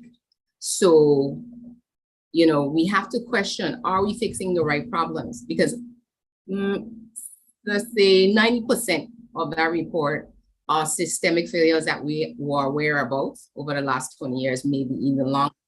However, what we don't see is where, again, a holistic view is taken. You had an administrator on the ground for all these hundreds of years, but yet the train was allowed to run off the track, and now it's the fault of the engineer. So we have to see where, you know, when they came with the first recommendation, which was a non-starter for many of us, that there would be a temporary partial suspension of the constitutional order, which basically remove the House of Assembly, Cabinet Secretary, all the ministers. So again, we went back to colonial era. And this would have excluded us from participating in supposedly what is being done in our best interest. And for me, that was a pure colonial move, you know, and, you know, we had to send a message very clearly that we're not on the plantation anymore. So therefore, you know, we've been monitoring closely the recommendations. The governor recently gave his progress report that he sent to the UK OT minister. And he's actually going to be visiting this coming week to, I guess, have discussions with the governor, further discussions with the governor, the government, and the community as to what's been happening and how we're progressing. But there are a lot of other dynamics at play that persons may not be aware of. General elections are due by May 2023 next year. The timeline for recommendation implementation was for 2 years minimum. So that meant that if the constitutional order was suspended, it would have been 2 years minimum of direct rule. There are many audits and criminal investigations that are now in progress coming from the release of the report. And, you know, I often wonder, and many people are of the thought it's going to get worse before it gets better. We also have a constitutional review. This was something that was actually launched before the COI was completed, or actually before it started, because this was in 2020. But this was also, you know, came forward as the second high priority recommendation from the commissioner, that this needs to be looked at because there are essentially gaps. And there's a lot of strengthening that needs to be done in terms of, again, the fundamental laws of the land. And they even pointed out that there needs to be a mechanism within this new order that would allow for more devolution in the future of the powers of the governor to an elected council, rather than constantly having to go back and doing reviews more frequently. So it's going to be interesting. That conversation hasn't started yet in terms of community meetings, but there's been several, you know, shows being done, persons having conversations on a one-on-one. We also have the elusive public sector reform. And I say elusive because I worked in the Ministry of Finance for 8 years, and every governor that came from 2003 to 2008 talked about public sector reform. And it's been renamed several times, always called public service transformation. But it is something that, for me, again, not enough emphasis was placed in the report about this, because the efficiency and effectiveness of the service, which is basically, for me, the engine room of the country. Because as the president of the Civil Service Association for a period of time when I was there, you know, this is a place where works get done. It's not the politicians. You know, they give direction, but the actual work is happening in the public service. And I don't think enough appreciation or understanding amongst the service in terms of the importance of the work that they do and for the necessary changes that need to be enacted. So there are several things within the COI report that speak to that, but sometimes it's still very vague. And as a result of that, you know, things aren't actualizing. There's also a report that was done on this assessment of self-governance sufficiency by Dr. Caroline Corbin that was released earlier this year. So there's been a decolonization conversation that has gotten louder over the last, I would say, 3 years. And it has to become now a push to a decolonization commission, because in spite of all else that is happening, everything is still connected and needs to be approached in a very integrated way. Based on Dr. Caroline's summation of where we are compared to internationally recognized standards, there were 11 indicators in his report, and several of them, you know, we essentially are in a unilateral position where one person is making all the decisions for us. And again, when we talk about modern partnerships, you know, these things are lip service. The systems and the mechanisms that are in place don't realize that. So these are things that also need to be taken into account, and that not become tunnel vision, as it were, into just, you know, what the COI recommendations are, but that we are, again, still looking at the overall development and evolution of our country. There are some fundamental shifts also that's coming, and I heard from the echoes of it in other presentations about the residency and belonger status. There's actually investigation going on about the last set of belonger status that were given because of, you know, the process not being done per law, and law and justice reform also are in play. So the political development, we started to wrap up. There's very low public trust right now in our community, and persons foresee a changing of the political guard. And I do too. It's something where that was the impetus behind of why I even got involved in politics in the first place. I often tell people, politics is a lot of pressure and there's a lot of stress on you as an individual. So this is nothing glamorous to pursue. But when you have a heart for country and a heart for people, you start to realize that sometimes you have to be the change that you want to see. So hence the quote I came up with, because that was from even in working in the public service. You know, if you're not part of the solution, you're part of the problem. So you have to make up your mind what you're doing. You're either going to help us solve this, or you're going to excuse yourself. Einstein said we cannot solve our problems with the same level of thinking that created it. And I think this resonates for all of us as OTs and even throughout the Caribbean region, that it is important that we have a mindset shift. We are at a moment of truth. Persons that are coming forward for leadership need to understand that it is a stewardship. You're not going to be there forever, even if you live long. but that it is something in the best interest of the country. We need to think about and focus on it from that standpoint. You know, so it's almost as if we need to put out a wanted sign now to say we want wise, strategic, and emotionally intelligent leaders, not just in politics, but in business and across our communities, because there are so many social institutions that also need strong leadership to come forward in this current era that we are in and to take our countries forward. More structured public awareness and education is needed. And, you know, I get the questions all the time, especially as a talk show host and frequent guest on other talk shows, in terms of persons now hearing about certain things for the first time. And it has really been an eye-opening experience for some to understand, you know, the powers of the government, the relationship between the Virgin Islands and the UK. And, you know, how easy it has been for the maneuvering and the manipulating that has been taking place since the COI. That, you know, persons are angry, but then the next question is, okay, so what are we going to do about it? And that's where we need to become more organized in our movements about what we're going to do and how we're going to do it so that it is effective. And the last thing, economic development.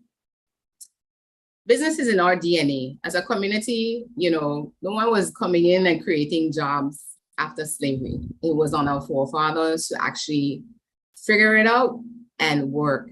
For those that, you know, were able to, they had skills, you know, they took up the trade. So whether it was fishing, farming, baking, seamstress, storekeeper, you know, we took whatever resources we had, and we've always been a resourceful people to be able to survive.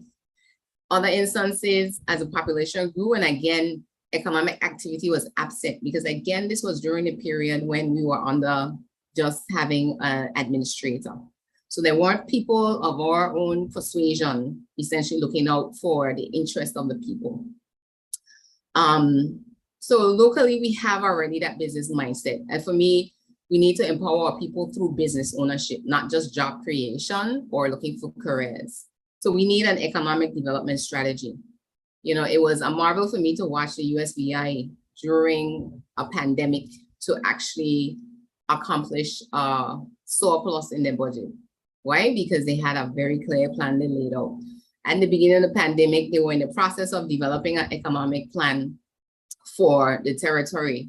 And, you know, kudos to Governor Albert Bryan Jr. for, you know, the team that he assembled to put together to make some of these things a reality. And it has negatively impacted our economy mostly, because again, we're not making the strides that we need to going forward with certain things, right? So that's that. Workforce development, again, we talked about the social state of affairs, and we need to align our education system with the workforce that's needed so that we have a larger pool locally rather than ones that we have to import such a large volume of persons. And would end, you know, through territories talk and experience of talking across other territories, mutual economic development is something that I see is forecasted in our futures. Our size is an asset and affords the agility to respond to challenges. When I did the maths, the population across the British Caribbean OTs is about 220,000. The Caribbean population is 44.2 million. And, you know, when we think about, or we look at what happens in the European Union, they came together because of that in terms of economic integration and wanting to see better situations for their country. And you have other markets now that you have to work collaboratively with. So interdependence economically is necessary for our growth. And we need to leave the competition for sports and let us be intentional about collaborating on common goals. Shirley, I see you calling me. You need me?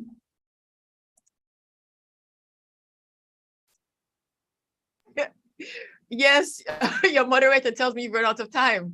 Okay. All right. Send me back host and then okay, so let me switch you over, but I just had last line. That was it. Go ahead, go ahead. Your goals and dreams, you cannot do it without discipline. And, you know, one of the key messages I think today, if I say nothing else, we are not anti-British, but we are anti-colonial, and we are positively pro-Virgin Islands. And the second emancipation is coming. Thank you. So send me back host. Okay, pulling it up now. Stop share. Okay. Thank you very much. Thank you. Thank you. Thank you. Thank you. I Knock yourself out. I don't know. I cannot apologize for Shayna, because you heard Shayna say she's a politician, and you open the mic to these politicians and they'll have you here. What happened? But thank you. Themselves out. But I mean, I found it quite scintillating. I found it quite informative, and we'll pick up on some pointers after. But I'd just like to say thank you very much, Shayna, out of the Virgin Islands. Knowledge is definitely power. And if we know who we are as a British overseas territory and we are fine with it, well, that's all good, business as usual. Mm-hmm. But if we have difficult, lingering and stalemated issues, then we certainly need to have conversations like this, and not only more conversations, because these can be talk shops sometimes. We have to move forward towards action. Now on to our second panelist from the Turks and Caicos Islands, and this is another politician, so I don't know if I should apologize in advance, but Honorable Akira, make politicians look good here today.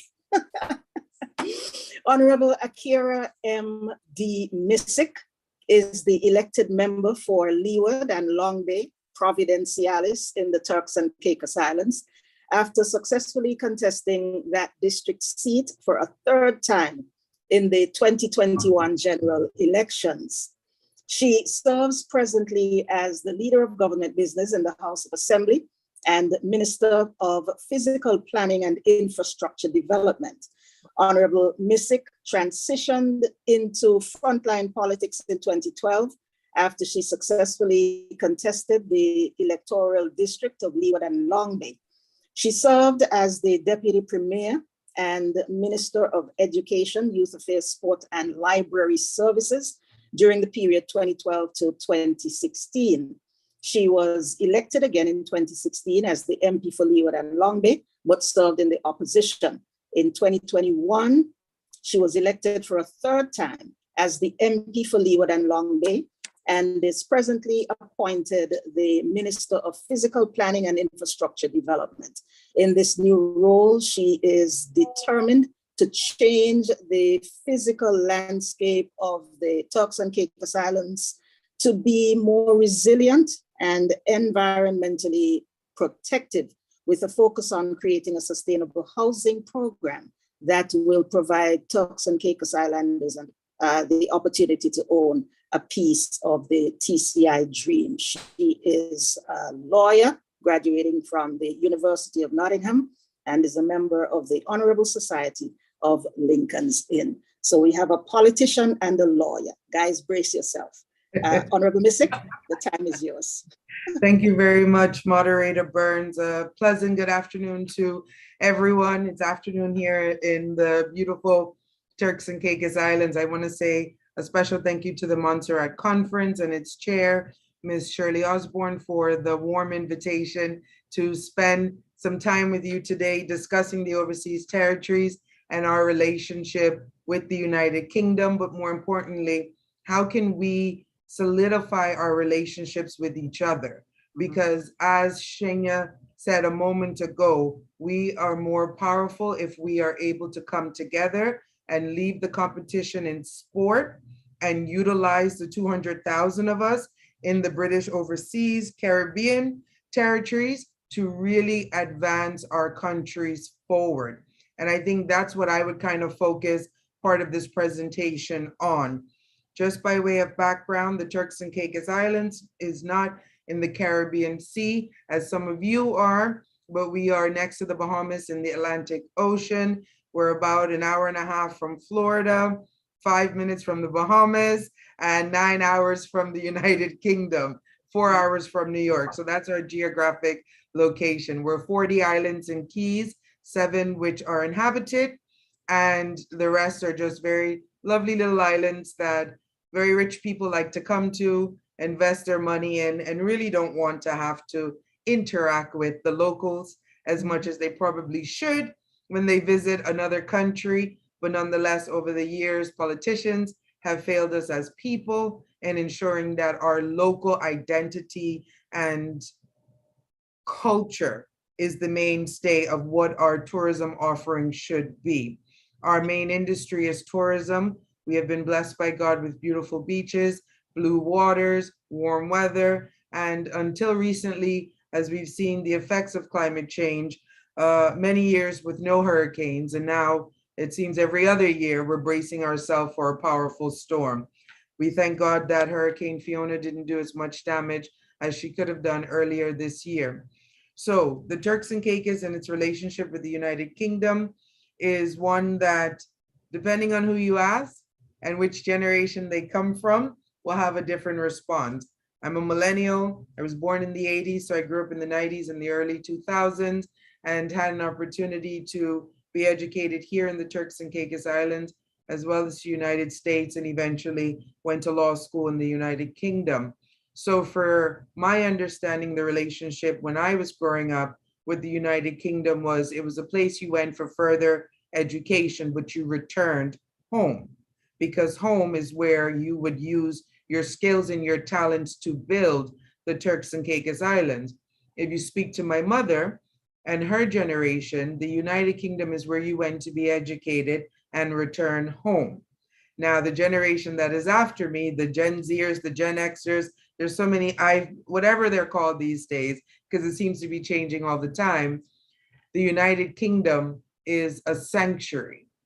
It is a place where they could leave the Turks and Caicos Islands and really become who they wish to be, because it is bigger. It is more open-minded. It allows them to travel. It allows them to interact with other persons. It allows them to be free. And that's how they see the United Kingdom. Now, as it relates to our political relationship with the United Kingdom, that has been fraught over the years as well.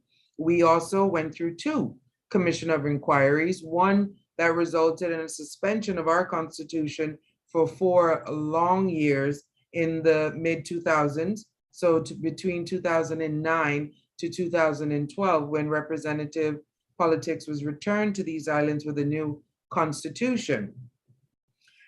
The challenges that were experienced during that period was exactly as we've heard from various speakers so far. Turks and Caicos Islanders feeling that they were further pushed down as second and third class citizens, feeling that they didn't have a representative voice, not only in their parliament, but just a person who they could raise their hopes, dreams, concerns with, who would take it to the next level, whether it's through cabinet, whether it's through legislation, and that the island continued to develop during this period of time, but without Turks and Caicos Islanders being involved in that development. And as I said earlier, because the way how these islands in the overseas territories in the region were kind of pushed aside in the 80s by the United Kingdom, that said their populations were too small to introduce a form of direct taxation upon them. So they created the financial services industry, which was really to benefit those persons in the bigger countries or the onshore countries to have an ability to not evade taxes, because that's not what we do, but avoid them in some instances. And so the creation of the financial services industry in the British overseas territories of the Caribbean region was a direct result of the United Kingdom trying to further exploit us for their benefit.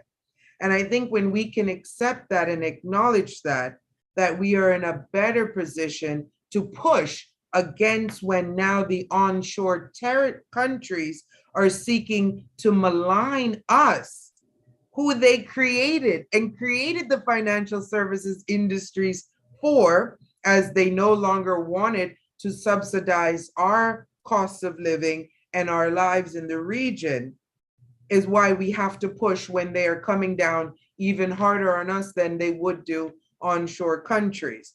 And so there's always the economic dance that we do with the United Kingdom, the European Union, the onshore countries when it comes to financial services, but then it is the development of our countries moving forward in terms of hospitality. Turks and Caicos has won numerous awards for world's best beaches. We will always argue about that with our colleagues in Anguilla, Cayman Islands, BVI, Montserrat. It's what we're going to do. We're all going to argue that we have the best beach. But how have these best beaches been developed and exploited to the benefit of the people of the islands? Yes, jobs were created, but where is our integral interaction in the development of our islands to the gift that God has given us as islanders from here? And so there's always that challenge where islanders are going to feel that, yes, a job was created for me to work in, but how can I build my own entrepreneurial development and benefit from this multi-billion-dollar economy that we are all partaking in? And do I have all the answers to that? No. Am I working towards trying to find resolutions and solutions that are beneficial to islanders whom I have the honor and privilege to represent? The answer is yes. But in being able to do so, you have to put your hands up and say, let's collaborate, let's take advice, and let's work together. Turks and Caicos will never have all the answers. BVI will never have all the answers. Cayman will never have all the answers. But there are elements in each one of our societies and sectors that will have an answer to a problem that one of us is experiencing. And that's why I always applaud Territories Talk and the nature of it coming together and bringing us across the region together to discuss the challenges we're facing and able to share best practices. But we need to do more. We need to do more. We talk too much. We're West Indians. We are African descendants. We like chat. We need to do more. And so when the Joint Ministerial Conference or Council is set to happen in the next 3 weeks, depending on which Prime Minister and which cabinet you're going to meet when you go up there, I am urging, because I'm not going, they know why they don't send me them type of meetings. They know why. I am urging everyone that has the ability to attend the bilaterals, ensure that there is an invocation done that requires all of the overseas territories to actually be in a room together to collaborate, not listen to what the United Kingdom's ministers and technocrats and persons need to say, but have them sit down and let's hear from Falkland Islands, let's hear from Turks and Caicos, hear from Montserrat, hear from BVI, St. Helena, Cayman Islands, and I can go on with all 14 of us, and not just be the recipients of their information from the United Kingdom, but force them to sit and listen to us. So I know we're running short on time, so I'll end it there, as I'm sure there's going to be questions that will be asked, but I want to thank you, Madam Moderator, to everyone that's tuned in to the Montserrat 3rd Annual Conference, and all those that are listening across the overseas territories. I am indeed humbled to be able to spend this time with you today. Thank you very much, Honorable Missick. As with all of the previous panelists, you deserve a round of applause, but especially more so because of the mitigating circumstances that were against you. But, you know, thank you so much. Very rich presentation indeed. And we are going to open for questions, but I want to pick it up maybe back in the same order that we started. So if I can go back to Shana for a minute, and then we'll come back to you, if I may. So one of the important things that I heard Shana saying, apart from the comment about the sport, we're not in a sport, so we're not in competition, so we need to collaborate and so on. She started out by saying, freedom will come. I'm so pleased to hear that confidence that you have, Shana. And of course, I listen to you on your various platforms here. And I must say, I quite admire you as well. But I think all of us here know of the problems. All of us know the problems. And we also know the solutions because we're bright. Forgive the colloquial, the vernacular, forgive the vernacular. But we are bright, all of us in the Caribbean. Yet there is slow action, slow movement. action is needed. How do we do this? How do we do this? I think that reverberates with everybody. But we're talking, we've been talking from forever, long ago. Where do we go from here? 20 years ago, Angela, when I came home from college, the same issues and problems are the same ones. Maybe some of them are even worse because we're not making the necessary decisions. And I think part of it, at least from what I saw, was a lack of courage. When our forefathers got up and marched down Main Street, we might think it's a handful now, but it was over 1,500 was a report. They had nothing to lose, you see? So we have gotten to a place of complacency, and I think that is also part of the problem where we're comfortable talking about the problem, comfortable talking about solutions as well. But then when it comes time to sacrifice and act, because a lot of times when things have to be done on a national level, it means everybody's not going to be happy with it. But politicians have not basically stood up. And that's why I emphasize strong leadership, because you have to move similar to, we like to hear about stories like the founding of Singapore and where they came from. But again, they had nothing to lose. But because we tend to think in terms of, what are we going to lose? And I can't say anything because I'm going to be victimized. And again, this is the right thing to do. So we have to start to make moves from a non-selfish standpoint. I think Emily touched on it.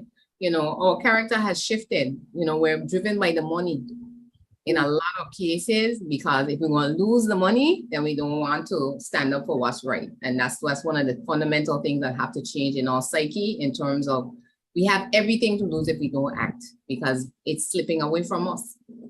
Interesting. And I'm doing that same Virgin Islands history course right now, actually. And as you mentioned in your presentation, we have about 120 plus nationalities here in the Virgin Islands.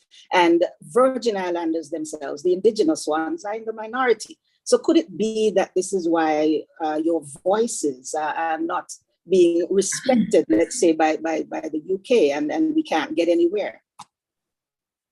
Well, I think internally, and someone actually texted me about that in terms of how do we move forward, with one voice and one vision. And I said to them, it's about agreeing to what the solutions are. Because if we can humble ourselves enough and say, well, this wasn't my idea, but I can support this because, again, this is in the best interest of the country. This is in the best interest of the next generation. Then I can get behind of this. But if everybody is coming to the table with an agenda, you're not going to get anything solved. And that's why the talk shops will continue. And year after year, we go to conferences, we come back home, and when you try to implement things, there's so much resistance, a lot of times. But again, the decision makers have to be those persons now that come forward and say they have the courage of Theodore Faulkner, Glennie Fonseca, and De Castro that are going to say, we are willing to stand up to the UK and tell them where we are, what we need, and not back down. Okay, I have one more question for you, Shana, before we go to a question from the audience, and then we turn it over to Akira. Now, there are many quote unquote good people that even here in the Virgin Islands, and I'm pretty sure in the other territories as well, that are not being elected. And those people whom we think are good and we elect them, when they get into office, something happens. Something happens. How can we change that mindset? How can we change what's going on? Because obviously we have to have good leaders in order to move the mandate forward. Yeah, that's true. And it does happen everywhere. And we have to also understand, I think, for those of us that are pursuing political careers, the environment and the nature of the beast. There are a lot of people that don't want to come forward and run for politics because, it's very rough and tumble. But I know my sister Mythic, if she's anything like me, you can be radical sometimes in your mindset and in your thinking, and also be relentless, because what has happened now, the first time I ran was 2011, and here it is now in 2022. Persons are like, you've been talking about this, and I have to keep talking about it until I see the change. So it is now for me, it has been a really learning experience over the last 10 years. And, I'm always encouraging others, we have to come together. So the good people now need to come together, Angela, basically, and create a new front to start to really educate our people in terms of the importance of leadership characteristics. You know, the popularity contest is all good, and the popularity and the family ties, we know that plays a very large part, but it is now time for us to shift and pivot. Excellent. Thank you very much. I think we have a question from the audience, so I'd like to go to that now, Shirley. Yes, but I think that one, let me go to Conscious Lyrics. The other person took the request down. So yes, Conscious Lyrics is Shuja. Go ahead. Yes, good afternoon again to everyone, and congratulations on the presentations that I've heard so far. I just want to ask this question because I will give what I think, and you would answer me on the question. I hear this in St. Martin as well, about these islands have 120 nationalities. Here in St. Martin, we talk about 128 or 130 different nationalities living on the island. And I don't know what that do for us, what it does for us, because while we brag about all these different nationalities that we have, and I don't know what's the purpose of saying them, there's no nationality of the people because you're still a subject. So there's no Tertullian nationality. There's no St. Martin nationality. There is a British subject nationality. So let's work towards us getting our nationalities, our own nationalities, and then we could be counted among the others because we are not counted in that. We are counted as subjects of the UK and subject of France and Holland and all the others that we hear talking about nationality. And I don't mean in no way to insult nobody, but I don't understand what does it mean to say that that we have all these nationalities in our country. Thank you very much. Okay, can I speak? Hello? Angela? Okay. Can I? Okay, yes, we have one more person before we get back to Honorable Akira. Please go ahead. Okay, I think I've found that it's like a deliberate built-in bureaucracy designed to frustrate progress. So whenever you try to do or make progress in any of the OTs, there is a bureaucracy that you have to go through that virtually frustrates you to death till you don't push forward anymore. Is there any thought about that? Would any one of our panelists like to take that? I'm happy to take it. So thank you, Vaughn, for the comment. You are correct. And just to touch on what I think it was not Conscious Lyrics, because I do want to touch on that point about the multiple nationalities, but why good people don't do what Shania and I and Chris Famous do, because they're sane. Politics makes no sense in any way, shape, or form. We are crazy, but we are crazy passionate about our countries. And we are the type of people who are willing to have to bleed if needs be to build better countries. But there aren't enough of us doing this. And then so sometimes you get the popular persons in who are in it for status and clout. They get to drown out the noise of the crazily passionate persons for the country's development. And so that's why good people look at us and say, I would be crazy to do that. Yes, you would be. I'd hand on Bible first, but we need you to do it. And so I'm always trying to encourage good people to take a little bit of the crazy Kool-Aid and come forward and serve and try and serve at this level and lend them the support. The reason why the 120 countries and nationalities are recorded is just part of the census. It's not because we're out there trying to promote it. It's just, where are you from? Antigua? Great. Where are you from? Iran? Great. So, and I appreciate what you're saying, Conscious Lyrics. I'm a British Overseas Territory national. I can't give citizenship out in the Turks and Caicos Islands. We can't govern that. We're all governed by the British Nationality Act of 1984. It is what it is until it is not. And we decide to have the real independence discussions when the time comes. And Vaughn, yes, as we progress and when countries seemingly are doing exceptionally well as British overseas territories, the technical persons in the British civil service who do not understand how we operate and live in our countries start to say something is wrong. It's happening too quickly. This would never happen in England. This could not happen in Scotland. And so they then start inquiring into what it is that we are doing, because our growth is so unprecedented, our growth is so unique. But what they have to understand, they left us in the 80s and said, get on with it. And so we got on with it. And then now it's a problem because it took them 800 years to get to where they are. They can't understand how it only took us 30 or 40 years to get where we are today. And that's where the challenges arise. Thank you very much. Very, very I just scintillating want to discussion. throw a little pebble in there behind of what she said, because A little pebble. a little pebble. We got to think about who set up the bureaucracy in the first place, why it is the way it is. That's one thing.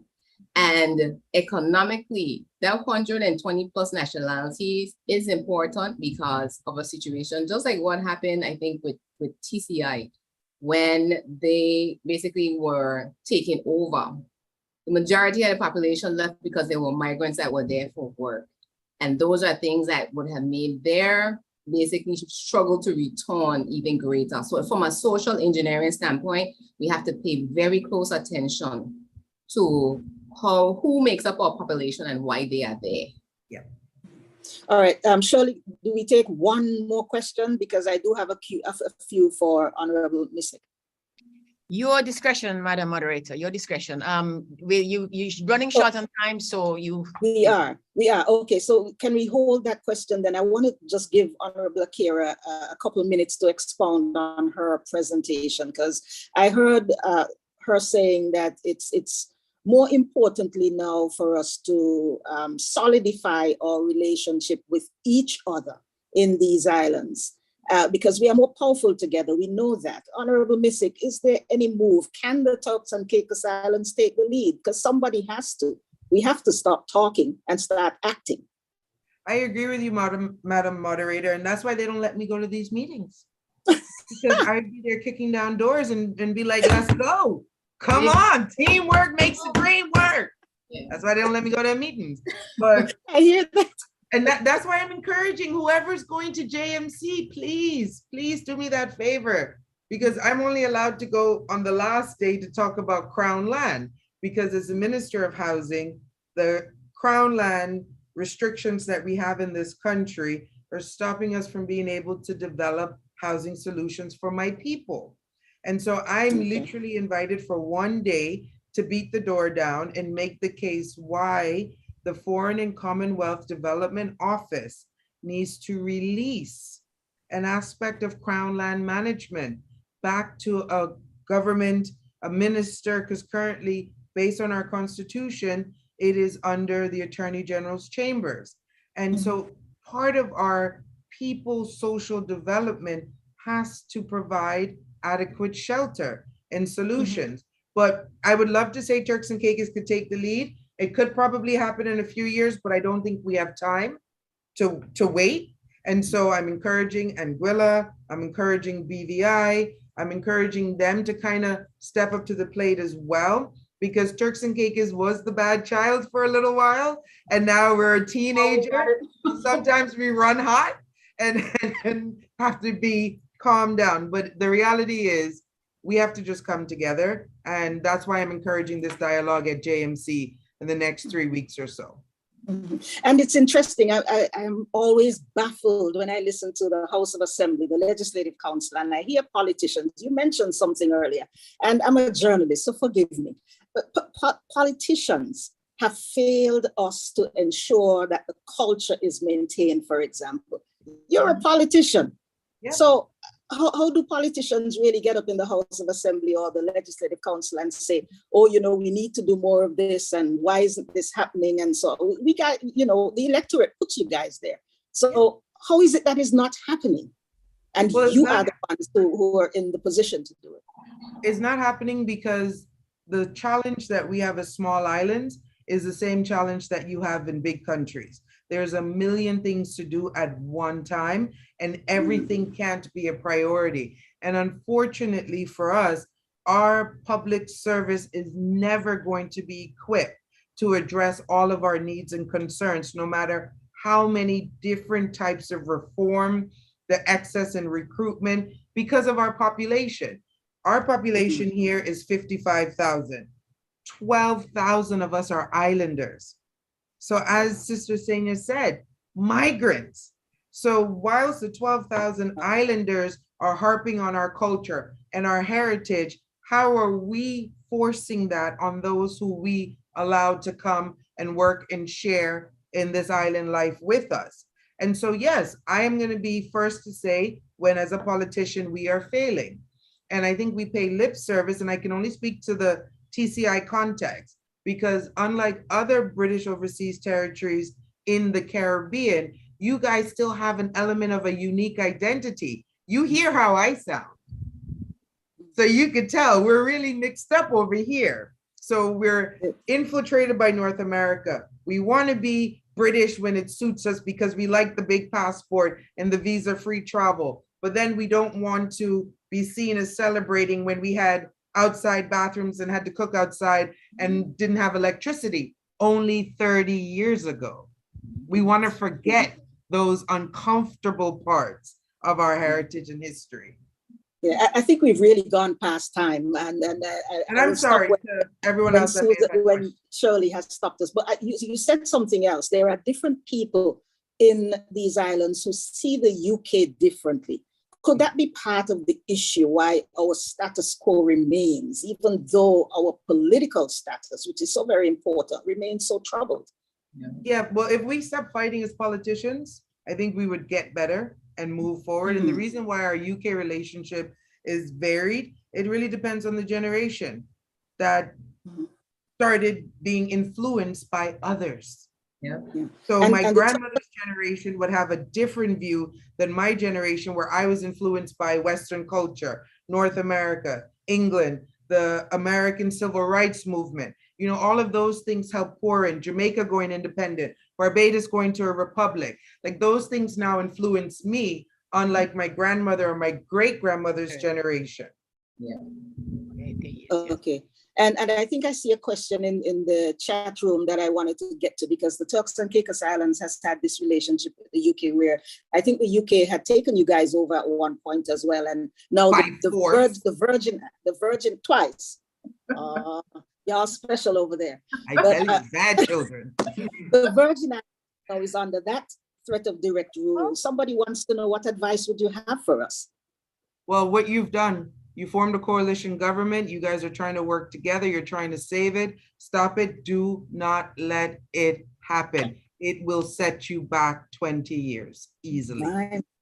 Okay, and finally, we do have all of these rich resources, like you mentioned before, and the Virgin Islands does have the best beaches. But you know, these rich resources have been developed. They have not been developed to the benefit of our people. Now, if our people are empowered, they will have more of a stake and an interest in the overall development of these islands, don't you think? Yes, I agree with you 100%. Okay, and it's I don't know. See, that's what I said. We know the problems. Yeah, we know the problems. We know the solutions. Yeah, we'll get there. My hands are raised. Thank you so much. Only 40 years old, so you know we're still getting there. We're working it. We're working it too. All right, Honorable Akira Missick, it was my pleasure. Mrs. Shana Smith Archer, it was my pleasure as well. Rich discussions, and I trust that they will translate to action pretty soon. Thank you very much, Shirley. Back to you.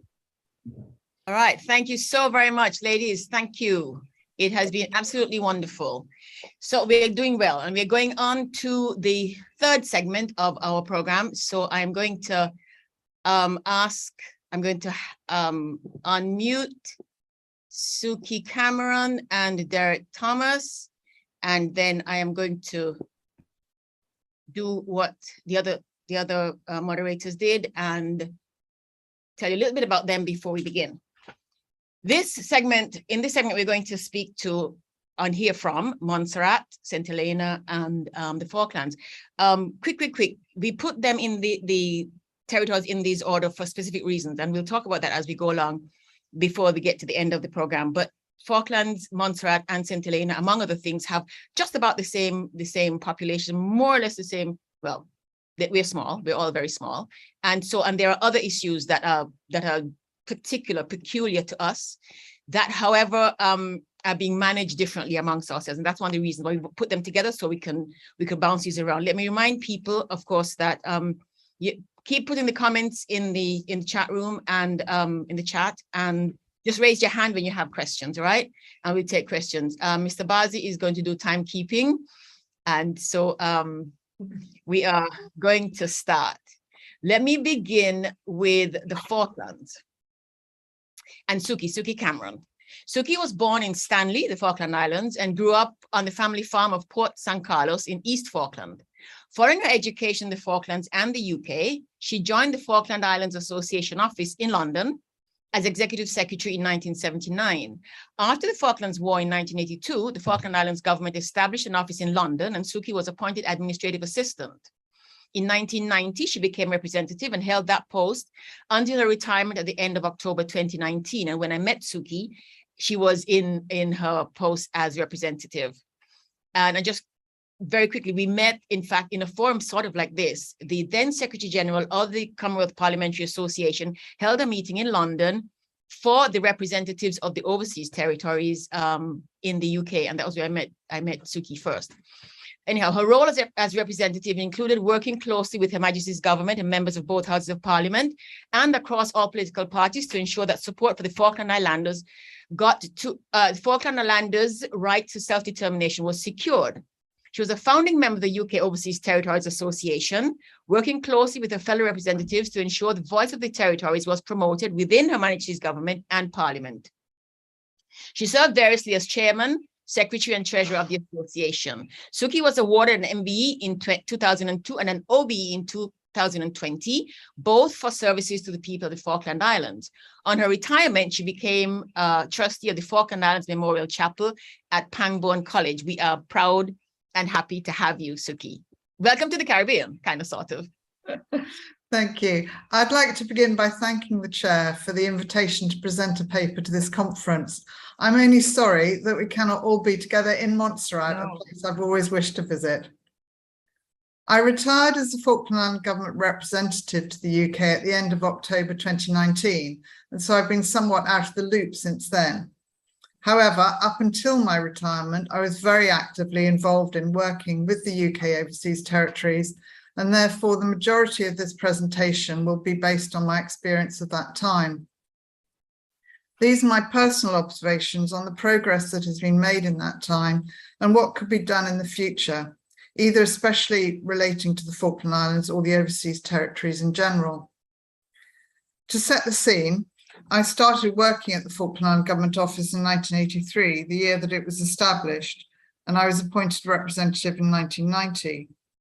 In 1992, during the lead up to the 10th anniversary of the Falklands War, the Falkland Island Government were looking for new ways to promote the interests of the islands. At that time, we felt this would be best done in conjunction with other dependent territories, as they were known then, rather than in isolation. We held a number of planning meetings with the representatives of the Cayman Islands, Gibraltar and St. Helena, and we invited other UK territories to participate, as well as representatives from the French, Dutch and Australian territories. The conference was very successful and resulted in the Dependent Territories Association being formed in 1994. The association later became the UK Overseas Territories Association, or UKOTA as it's known, when the name for the territories was redefined to better reflect their relationship with the UK. As a group, we became the focus for the British government, who in turn formed the Overseas Territories Department in the Foreign Office, and then there followed the establishment of the annual Joint Ministerial Council, giving leaders of the territories the opportunity to directly interact with the UK government ministers. From the perspective of the Falkland Islands, Whilst we had support from the UK following the Argentine invasion in 1982, we felt quite isolated internationally. Having opened the government office in London in 1983, a year after the Cayman Islands opened theirs, we're making strong connections and building relationships with other territories was a real advantage to us. Being part of the overseas territory family has been very important for the Falklands. Given the continued aspirations of Argentina towards our sovereignty, we felt much less isolated than we would have done if organisations such as UCOTA, the Overseas Countries and Territories Association, and the Joint Ministerial Council had not existed. I experienced a change in attitude in the Foreign Office during the 36 years that I was in the London office. From very much a parental role previously held, the relationship now is very much more of a partnership. It is, however, unsettling that ministers change so rapidly. Having the same minister chair more than one joint ministerial council is a rarity, whereas it would be more beneficial to have more continuity. Having said that, there is continuity in the Overseas Territories Department, and that has contributed to the good working relationships that we have developed. Yes, of course, there have been disagreements, as there are in any relationship, but I have to say that I was always very grateful for the excellent working relationship that I had with the department during my time in office. However, I firmly believe that continued energetic engagement through the representative is absolutely vital in order to keep the territories high on the FCDO's list of priorities. The drive to get greater departmental involvement from across Whitehall was beginning to bring benefits when I left the office, and hopefully continues to do so. We have come a long way to make sure that the overseas territories are understood and supported government-wide, and that we are not exclusively under the purview of the SCDO. There have been enormous benefits since the formation of UCOTA, leading to a much greater recognition of their place in the UK family and indeed internationally.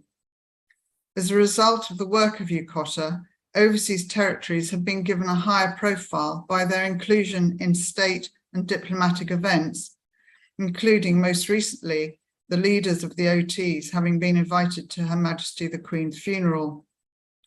Representatives are now officially invited to lay wreaths at the Cenotaph on Remembrance Sunday, something we had lobbied on for many, many years and was finally granted for the Remembrance Sunday the week after I retired.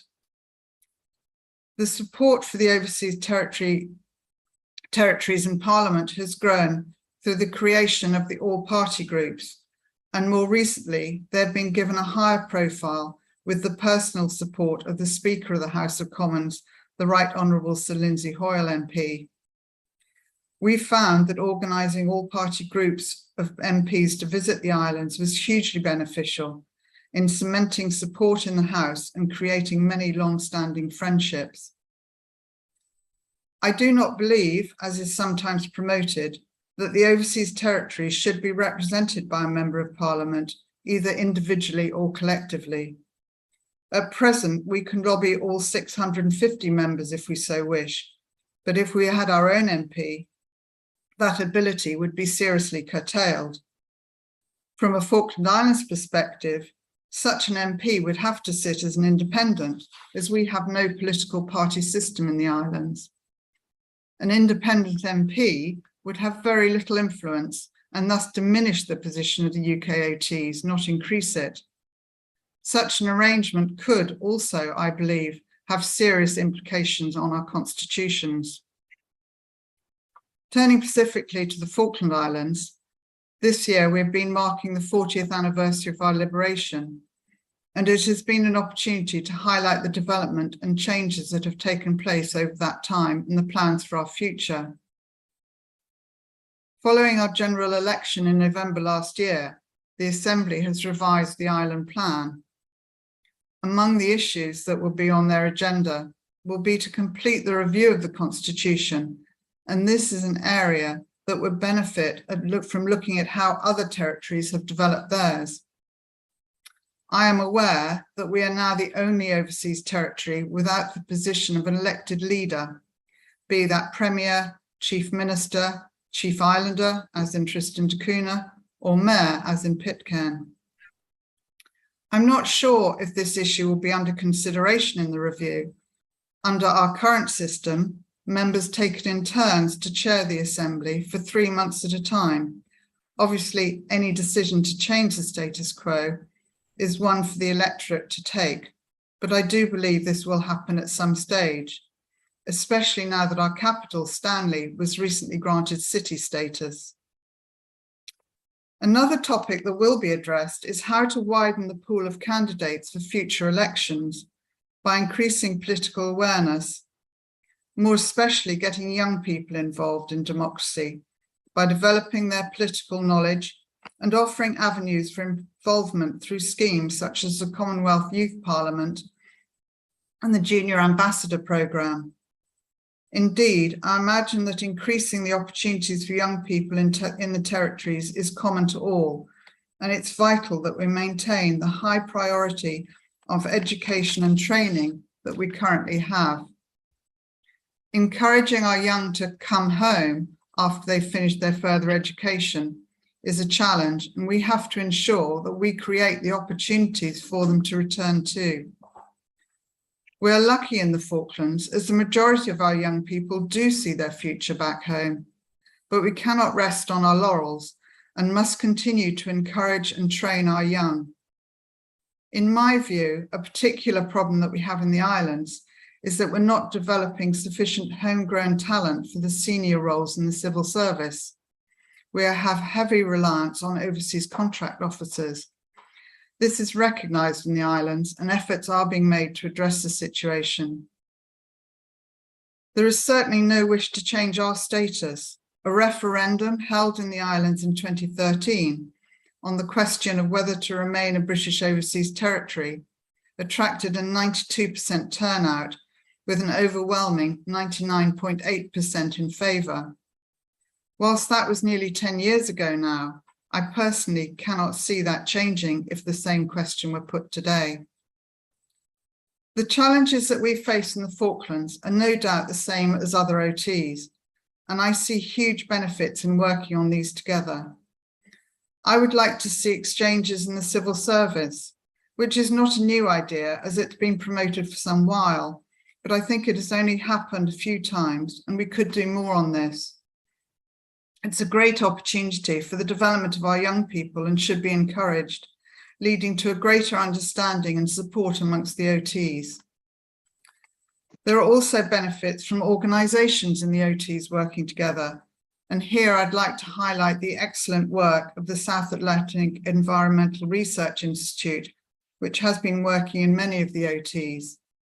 Such collaboration provides a great opportunity for the exchange of ideas, working practices and support for each other, as opposed to working on our challenges in isolation. I believe that cooperation between the territories is vital. Whilst we're grateful for the support and advice from UK experts, it would certainly be beneficial to have the experts in the various OTs share their experience, as whilst we're all different, we do face similar issues and challenges. There have been various initiatives established whereby professionals in the territories can exchange experiences and ideas. I know that a former Attorney General in the Falklands set up a forum for fellow AGs, and I believe there was a similar forum set up for Chief Medical Officers. Such connections, alongside those established by HMG, such as the annual Attorneys General Conference and the Red Ensign Conference, can only be of benefit to the territories. As an enormous amount of excellent work has been done in the territories, be it in development, financial services, conservation and the environment. Continuing to work closely together can ensure that we all achieve the goals that we set ourselves. To finish, I'll quote from the Islands Plan, which says, "We have much to be proud of in the Falkland Islands, but we also know there is much more we can do and need to do. The things that we hold in high regard, our wildlife, our environment, our huge sense of community and way of life, and our undeniable right to determine our way forward in the world need to be protected as much as they are celebrated. I think the same statement could apply to other overseas territories. Whilst there is certainly more to be done, I think we can be proud of how far we've come and shows what can be achieved by working together. Thank you. Thank you very much, Suki. Thank you. We're going to come back to you with questions, of course, but we are going to move, and we're moving in alphabetical order. So those of you who know me might think that I'm putting the women first just because of my work, but no, we're moving in alphabetical order. So it'll be Montserrat next. And Montserrat is being represented today by Janice Panton, who is currently the Montserrat representative in London. Janice was born in Montserrat, educated in London, opened an office for the government of Montserrat in 1998, following the eruption on the island of the Soufrière Hills volcano, and the subsequent voluntary evacuation of over 6,000 Montserratians to the US. Janice spent her formative years on island and completed her education in London, where she has worked as assistant account executive in advertising, as a legal secretary, and as a part-time teacher. She's a graduate of Middlesex University in social policy and administration, with a postgraduate master's degree in development administration from the University of Westminster. She has always been involved in the voluntary sector, an early member of MOPA, which is the Montserrat Overseas Progressive People's Alliance. I think, Janice, you would correct me, we go. And a founding member of MAC 89. Her current activities include being a trustee of 2 Montserrat charitable organizations and a trustee member of her local parochial church council, as well as she's a licensed lay minister of the London Diocese. In 1998, she was appointed a member of the Order of the British Empire for services in the community, an MBE. As head of the office and as UK representative for the government of Montserrat, Janice is mandated to liaise with the UK government, organizations and agencies, and the general public to promote the interests of the people of Montserrat. Janice, your mic is open. Oh. And please keep your mics open. Are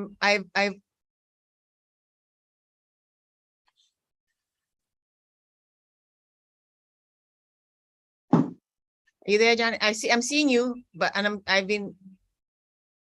you need to open your mic. Okay, I thought you were controlling. Okay, great.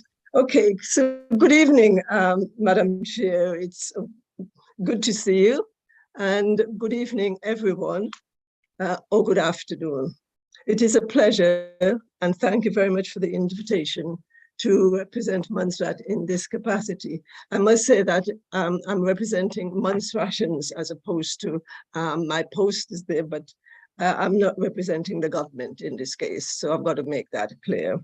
Mm-hmm. It was interesting and very illuminating to come behind such distinguished speakers. And shall I first of all give tribute to my former colleague, Suki Cameron. It's good to see you, Suki. But the presentations made by those before me have been illuminating, especially the view taken about the lack of history, the lack of youngsters at this stage not being aware of their history. And it is because of that cancel culture, especially here in the UK, where there is now a drive to get Black history into the curriculum, that my address is going to be one based on the history, the colonial history of Montserrat, but with a reflection to the future. Montserrat is one of 12 inhabited UK territories.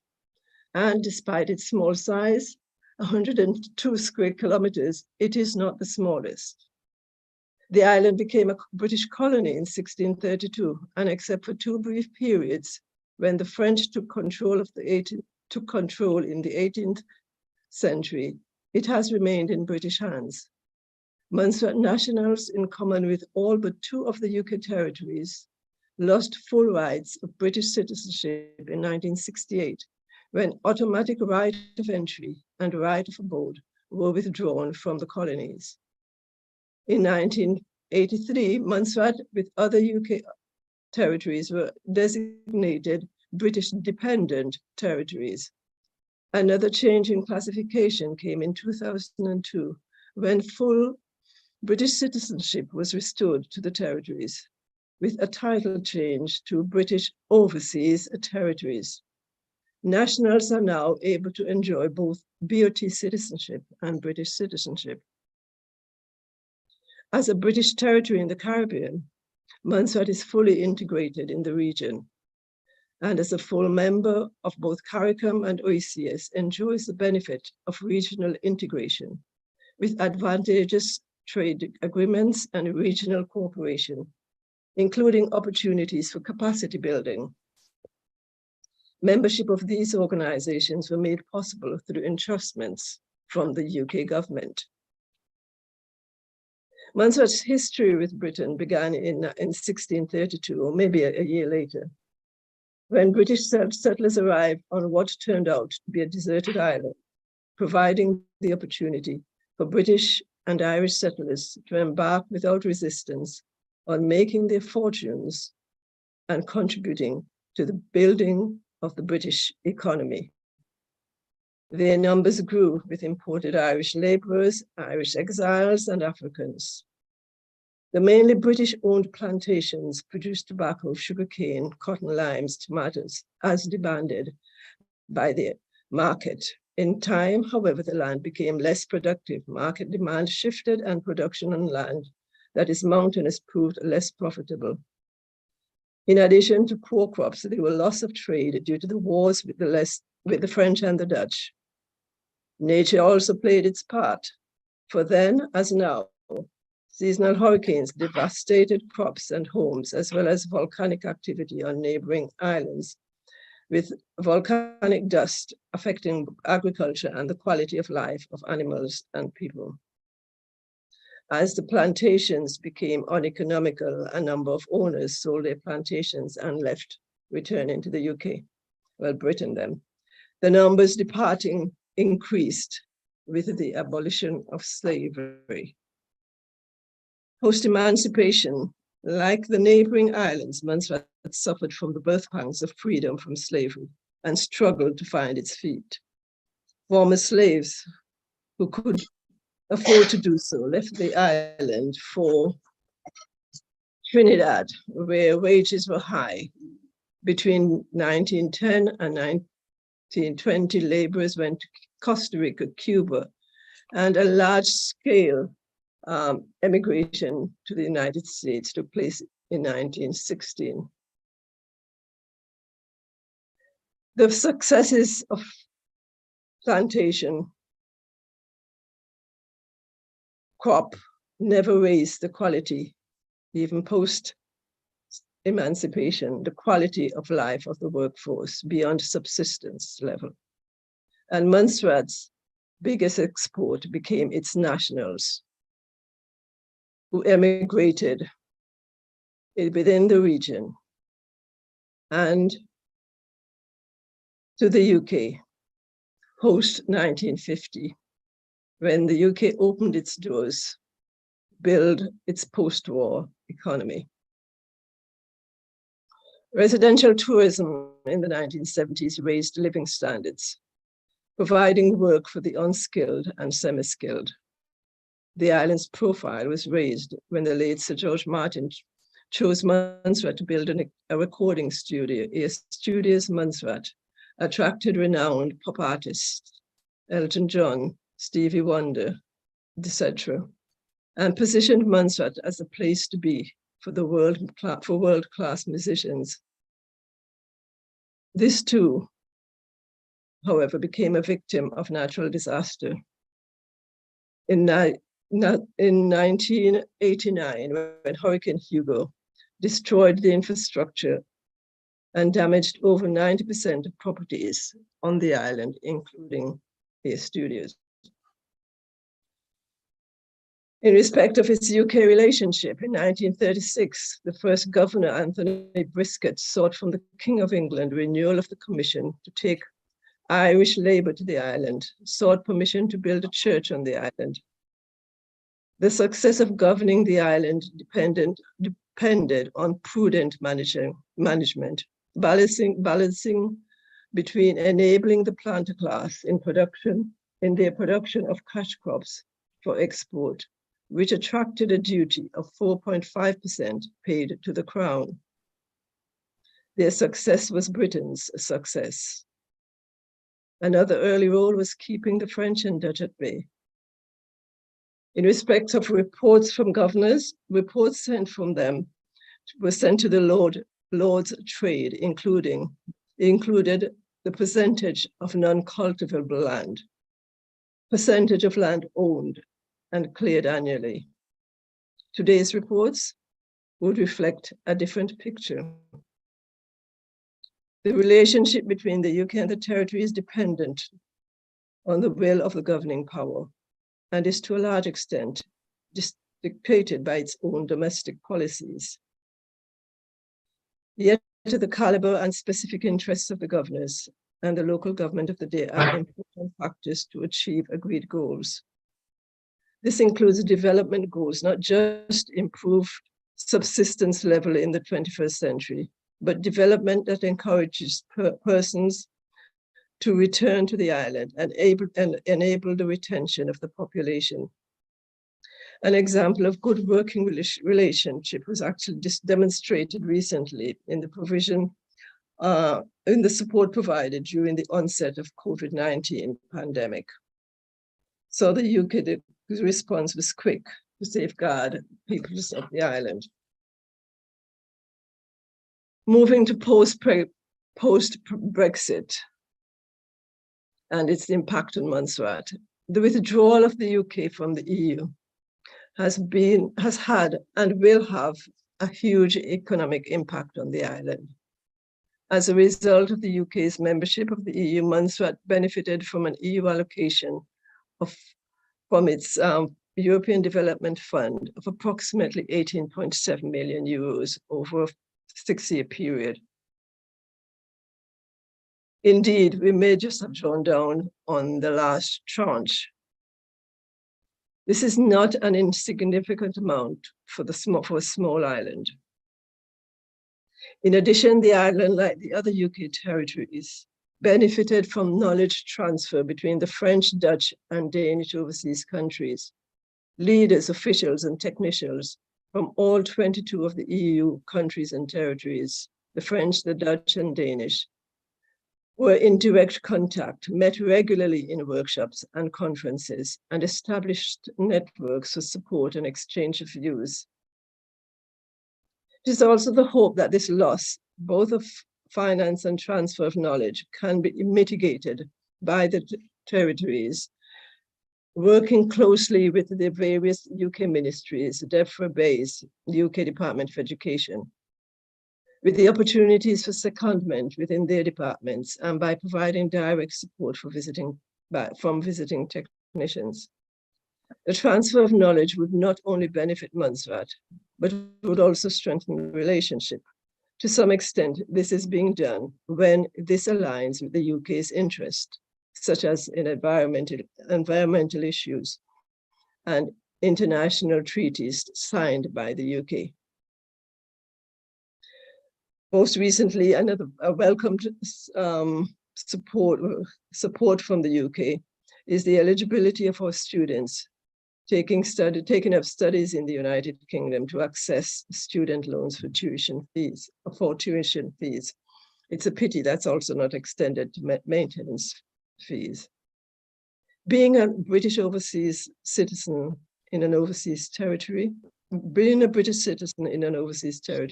is a long way from what the first British settlers envisaged. British settlers sought opportunities for individual development and that of their home country, Britain. What they saw then and what we see now is a beautiful island with potential to provide for all its inhabitants. It is essential, however, that lessons are learned and that planned development is based primarily on the needs of the people within the territory in its regional and global context. Thank you. Christiane? Thank you. Thank you, Janice. We are going to go straight to St. Helena and Derek Thomas. Let me pull up his CV here. And let me just, a really quick story. I met Derek on my very first trip, actually, as speaker in the airport in Malaysia. And I saw this gentleman came over and said hello to me. And I said, hello. And he said, you just arrived here. Because we knew we were all in that group. And I said, yes. And I've been traveling for 2.5 days. I left Montserrat and I went to this and I went to that and I went to the other. And Derek said to me, well, I left home a week ago. I said, after 2 days, you know, I could complain no more, because St. Helena and Montserrat have that in common. Although Montserrat is closer to other places than St. Helena, sometimes the isolation and the distance, the time it takes to get somewhere else can seem like the same thing. So anyway, thank you very much, Derek, for agreeing to do this for me. Thank you so much. It's good to see you again. So Derek, yes. Yes, Shirley, it's very good to see you again. Yes, and, thank you. Yeah, thank you very much for the invitation, inviting me to speak on behalf of my country, St. Helena. We all are very passionate with the overseas territories and want to see our island develop and do well. Yes. So I'll go straight in. Actually, yes, do that. Yes, please. Yes. Yes. St. Helena unfortunately faces very many challenges. There is the need to develop economic growth. And I'll talk a little bit about immigration because the last council before I left in October, we spent considerable amount of time reviewing our immigration legislation. That was the best part of 18 months. And we got it to a stage where we took it out to public consultation, and it is all ready to be put forward to the House and Legislative Council. I hope that the new government speed that process up, because there are very many challenges with our immigration legislation at present. So we need to increase our resident population. We have about 4,500 if we're going to be successful in developing economic growth. So the current brain drain is getting worse. We got an elderly population, and business, more and more St. Helenians are leaving. So we need to address that. What doesn't help at the minute, the private sector is very small and fragile, and competition from immigrants in areas that are already close to starvation puts local business out of business. And there's the current rule at the minute that an immigrant can come to the island and work for 6 months without any controls. And when that happens, for instance, they compete with small type businesses that can put those business out of control. So one of the recommendations were to address that immigrants will have to obtain work permits in order to work and to cut out the 6-month period, because many people are quite aggrieved, local people are quite aggrieved with that particular issue. There needs to be a level playing field with the private and public sector, because the current rule is that if you can work for the government, you don't need any immigration control. But when you work for the private sector, you need to have immigration control. So those issues need to be addressed. There is to talk about a concept of buying fast-track permanent residence. That would give persons the right to obtain status. So that would bring financial benefits to the island, but at the same time, you will be allowing people to purchase rights without any knowledge or connection with the island. So that is strongly talked about. and that will need to be the subject of public consultation, because many local people would want to see how that would work out. So that immigration is all there, ready to go. In terms of the relationship with the FCDO, I was quite privileged to attend the Joint Ministerial Conference for 4 years running. The last year, because of COVID, the pandemic, it was held virtually. But you know, the talks with senior officials that the overseas territories are part of the British family, and they need to live up to that. They always at the highest level include the overseas territories being part of the British family. And from my experience over the past 4 years, we have had, we rely, like Montserrat, we rely heavily on the aid from Britain. 2/3 of our budget are British aid. So we rely heavily on that. But what we have had to face, I don't know about Montserrat, but certainly in St. Helena's case, we've had to face a rollover budget well into the financial year. And that is not good in terms of that's counterproductive, and actually it stifles economic growth, because what we've had is flatline budgets. So there's been no increase. There's actually a decrease, because it doesn't even take account of inflation.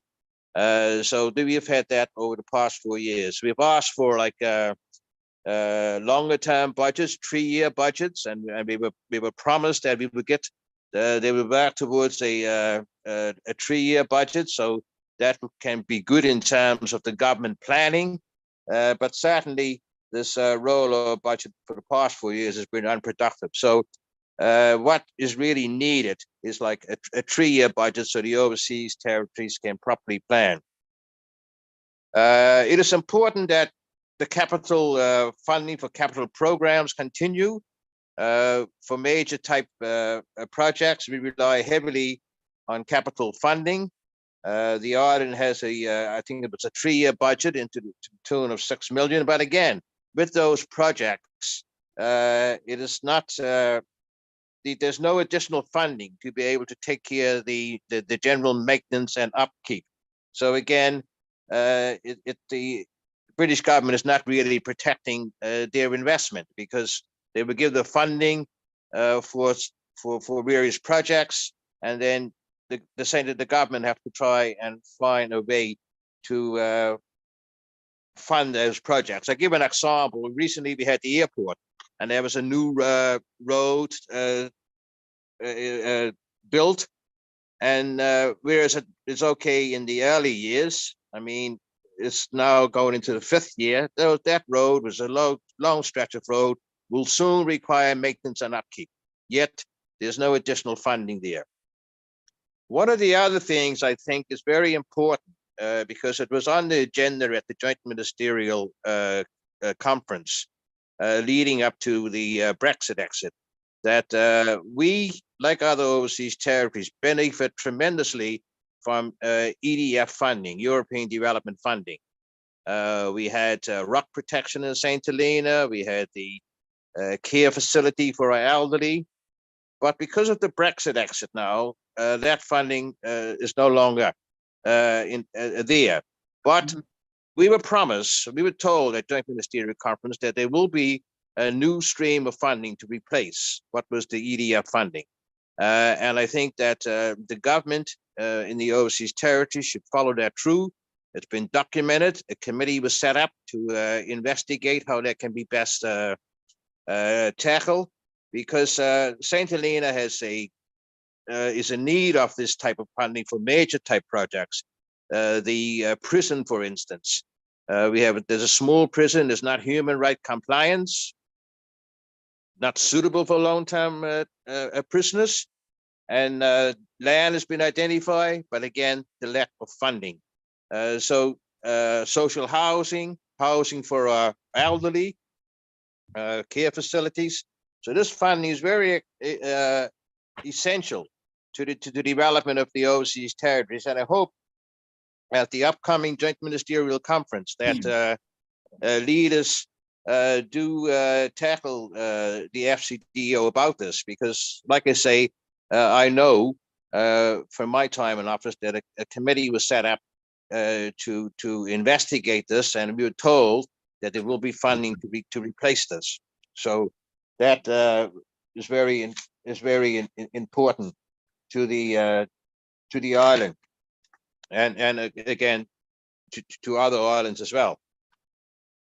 The another thing that is what we do have is we have quite a lot of land available, and again a review was done recently on the land development control plan for St. Helena, and the aim was to try and release some of the land that was not productive, and put it into allow it to be for house building. There were schemes in place within the recommendation to let the land go at a cheap cost for first-time house builders. That will encourage St. Helenians to return. There's an initiative will encourage St. Helenians to return to build their houses, and it also will encourage people to stay there. But for the foreseeable future, St. Helena will be relying heavily on grant and aid, and I do feel it's extremely important that the relationship at FCDO be developed and have the clear understanding, because we have the airport that has its challenges as well, because the plan behind the airport was to try to develop the economy of St. Helena with a view of with a view of St. Helena being more sustainable. But again, it has its challenges because only certain type of aircraft can land there, and the cost of the travel is quite expensive as well. So, you know, the FCDO needs to understand the problems with St. Helena. There are a sustainable development plan. They need to buy into that sustainable development plan and try and support St. Helena with these initiatives within the sustainable development plan, if there's any chance for the island to develop. We have tourism is one of our selling points. We do have fish that we can export and coffee. But again, with those things were happening. But again, with Brexit, those challenges are there as well with exports. But there is a potential for the fishing industry to grow, and even our coffee industry to grow.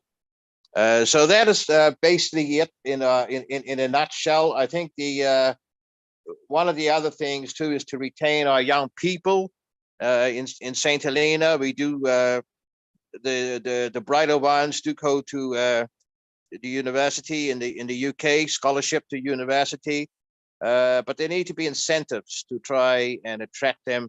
They will come back, but to try and retain them, and that is to offer them a decent type salaries. If they are the future. We always say our young people are the future leaders of the island, but again, there's always the problem of trying to give them attractive salaries because of budget constraints. So that is it in a nutshell, Shirley. And thank you once again for inviting me and giving me the opportunity to speak at your conference. Thank you. Excellent. Thank you, Derek. I hear you speaking and it sounds as if you're talking about Montserrat. Almost every single thing you said there, except the coffee piece. And that's showing up here. It seems we all have the same problems. We don't each have every problem, but we all have the same problems. And like we've been talking about for a long time, the need to collaborate and cooperate and come together is really, really important and really urgent. Yeah, before I'm going to open the mics for Suki and for Janice, because I want you to just sort of, we're the last group, so we can kind of free flow a little bit until Mr. Bazi timekeeps and tells us we can't. And remember, those of you who have questions, just put your hands up, click a wave, and we'll get to you. So let me begin, Derek, right where you ended, where you spoke about young people.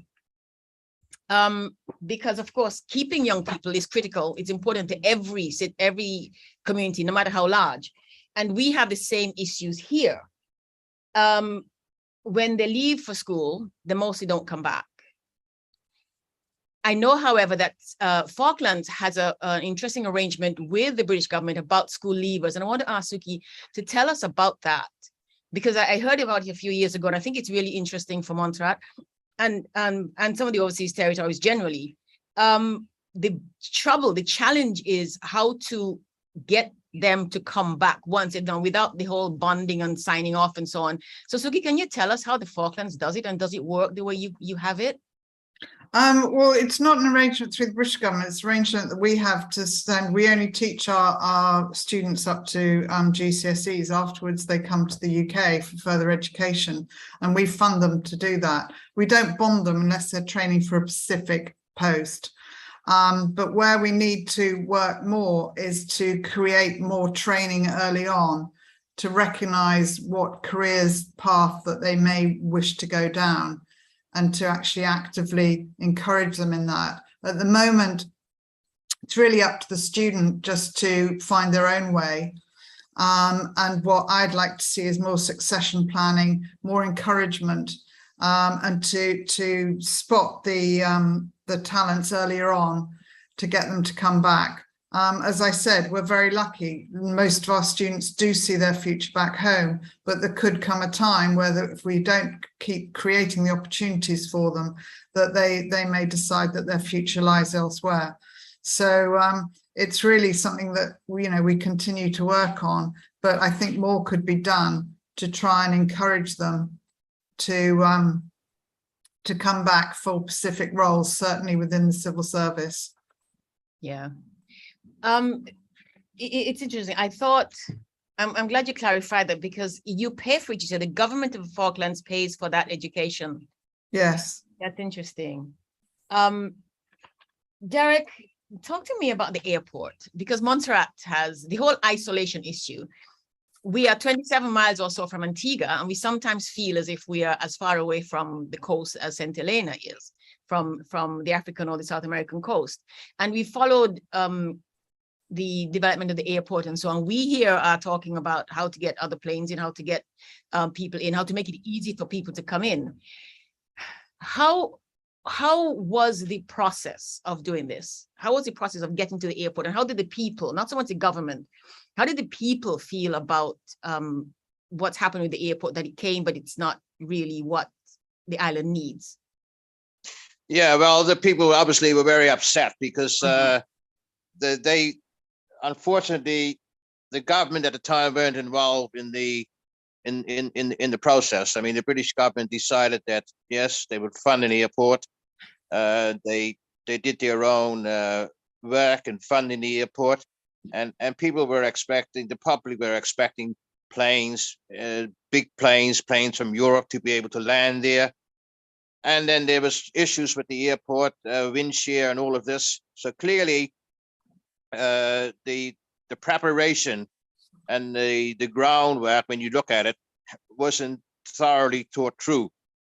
And there were real challenges because, I mean, we had a brand new plane, 747, and that was to serve St. Helena. And when that came in, they had difficulty in landing, and it certainly just wouldn't work. So further work had to be done, and now we got these small type 140 seaters from South Africa Airlink. They bring their planes in, but there's only certain type planes that can land there. So the public feel a bit let down after that huge investment by Her Majesty's government. Clearly, the issue on wind shear, all of that should have been accurately monitored, thought through, and clearly not like it was doing, because then you could have had a bigger strip, you could have had a different alignment and all of this. But I mean, once the strip was down, the type of plane that was designed for St. Helena clearly had challenges in landing, so that wasn't suitable, and they had to go back to the drawing board and find suitable planes that could land in St. Helena. So that was a setback. People were very upset. And now it's quite expensive to get there because obviously they have to fly into OR Tambo in Johannesburg, and then get the flight, Airlink flight, connecting flight from there to St. Helena. So you know, that is not very. It can be off-putting to the traveling public. Yes. When we were looking at, I mean, people actually invested. They invested into accommodation because they were quite excited as to those opportunities. They were expecting flights to be able to come from Europe about, and you know, but it didn't happen. So, you know, they felt let down basically. So we have to make do with what we got now. Yes, we are in a similar situation in Montserrat. We are making do with little islanders, and some of us are hoping to upgrade to twin otters and so on. But it's the same issue. The getting people here on and off easily, it's quite a challenge. Yes. I want to move, before we take a couple of questions, I want to move to Janice. The issue of budget and JMC and FCDO and all of that. I've heard discussions, I've heard talk about the 3-year budget before. Would you know if any of the governments of Montserrat, since you've been in office, have given this any serious consideration? Have they, what they thought about it? Are you in a position to tell us any of that? Not really. I wouldn't want, we're coming up to, as you know, we're coming up to budget, familiarized. Yeah. So I wouldn't want to talk about that at the moment. But what I would say is that the year by year discussion on budget, and it becomes very difficult to plan. Mm-hmm. Even from my position is very difficult each year to ask for a budget. We're in a short span for budget now for the next year, when you know that it's just already been stated that there's been no increase in budget. So it is, you know, so a lot of, for me, the discussion on budget really boils down to whether or not you met the targets from last year. And if you met the targets from last year, then obviously, yes, you will be funded for the next year or two. But it is, for me, it's a monitoring process. I see the budget, quite frankly. Yes, it's interesting that you say that about the planning and meeting the targets. One of the conversations I hear throughout the overseas territories, especially places like Montserrat, where funding is being done, and in places where, when in case of, you know, natural disasters and so on, when the British have to come in and support, the question of moving targets, moving goalposts always comes up, and that's also one of the things that keeps happening with Montserrat.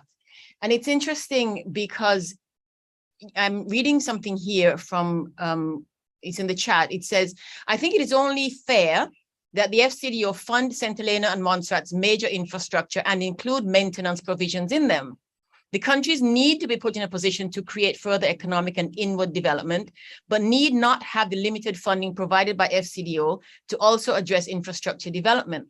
Because ultimately, the major infrastructure that we can do, and I know that Falklands has a little bit of a different issue, because with the military installations there, some things just sort of fall into place.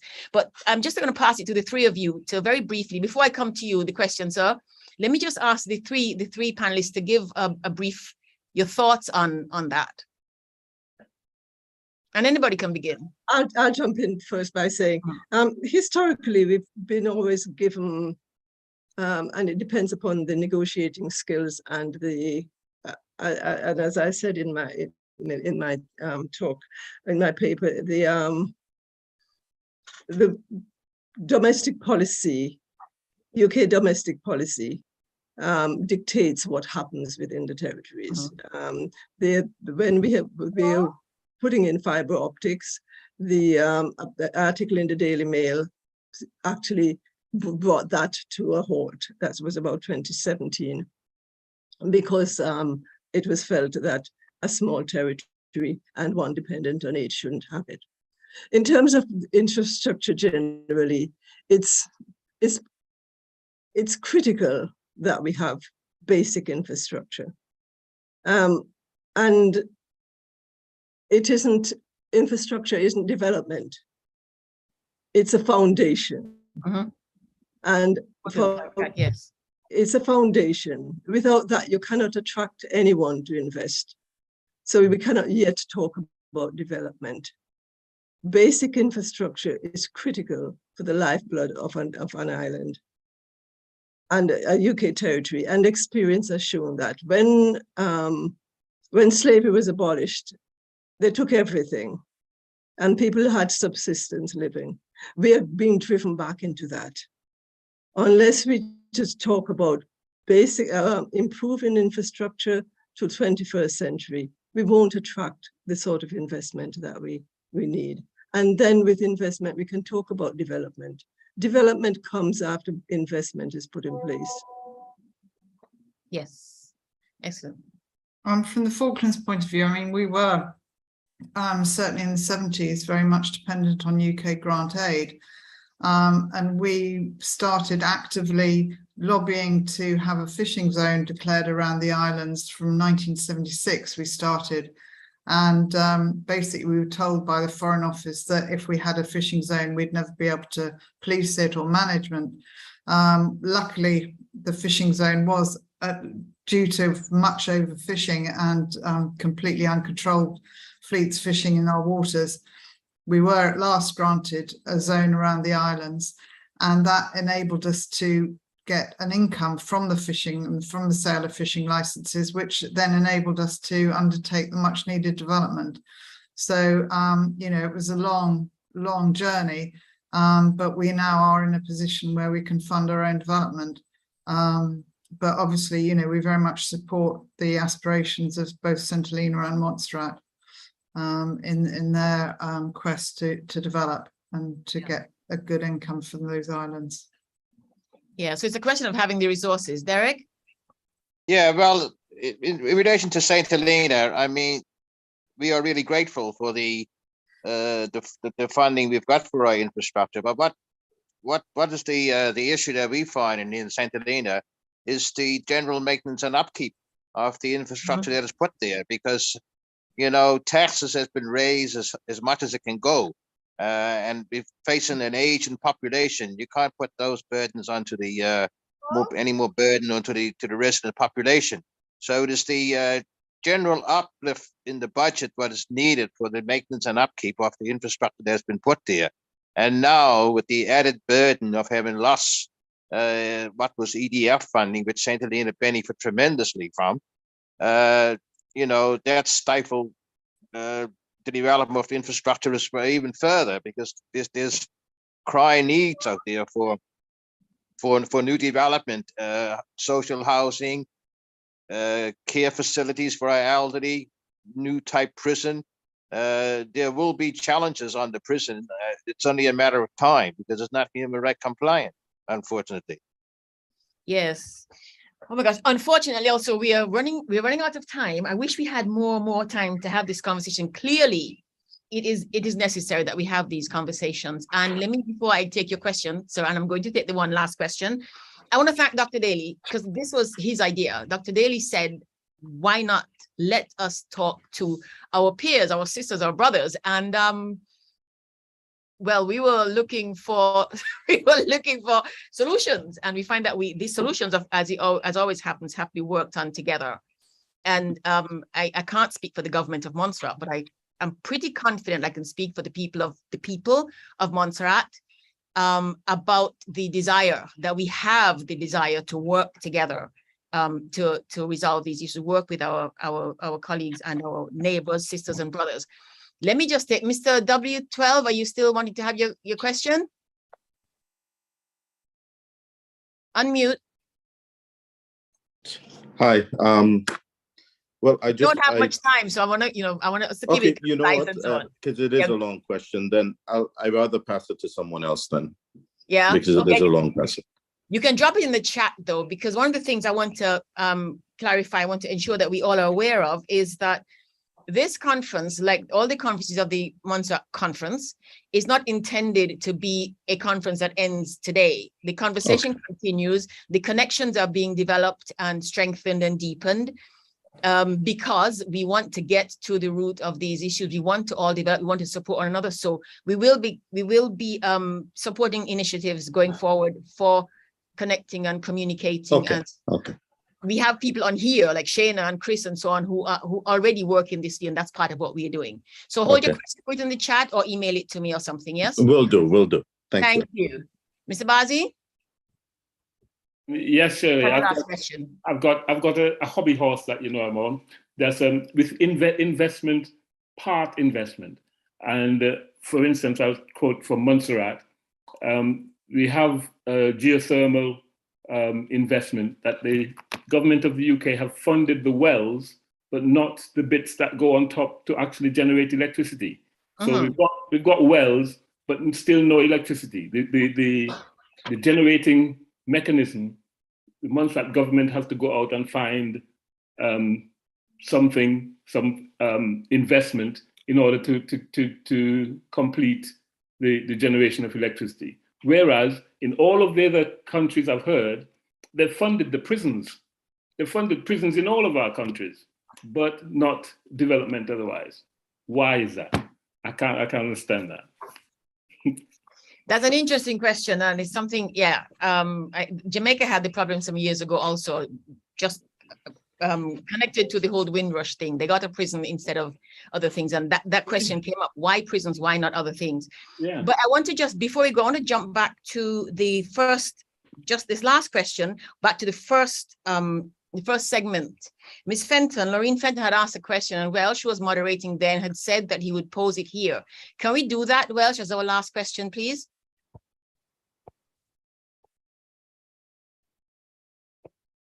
Welsh? On mute. I'm not even seeing him on my screen here. Let me find him. Okay. Have you got the question? No, I sort of remember vaguely what it was, but he's not popping up. Where is Welsh? I'm trying to see if I can I see everybody except Miss Fenton, are you still on by any chance? No. I think she's muted. I don't see her actually. I don't see her either, actually. And yeah, here's Welsh. Oh, let me okay, Welsh, unmute, please. I'm asking you to unmute. Go ahead. Okay. Yes. So Lauren's question was about she postulated that Montserrat might be the most important OT because of its association with CARICOM, and she saw an avenue that what she said is that it's most important since it's part of CARICOM and they can't do anything because we can't do anything without the UK. That means any engagement we want CARICOM, we have to kind of get approval from England. And I don't know if that's true or not, right? Or is Montserrat free to make agreements in CARICOM without the approval of UK government? Yes, that's what she said. I think Janice, can you give us some thoughts on that, please? I think it's important to us for our Caribbean-ness, which is important, which we want to maintain. And I want to just kind of, whenever I see the documents from Falklands, that always comes up, the idea of maintaining cultural identity and autonomy.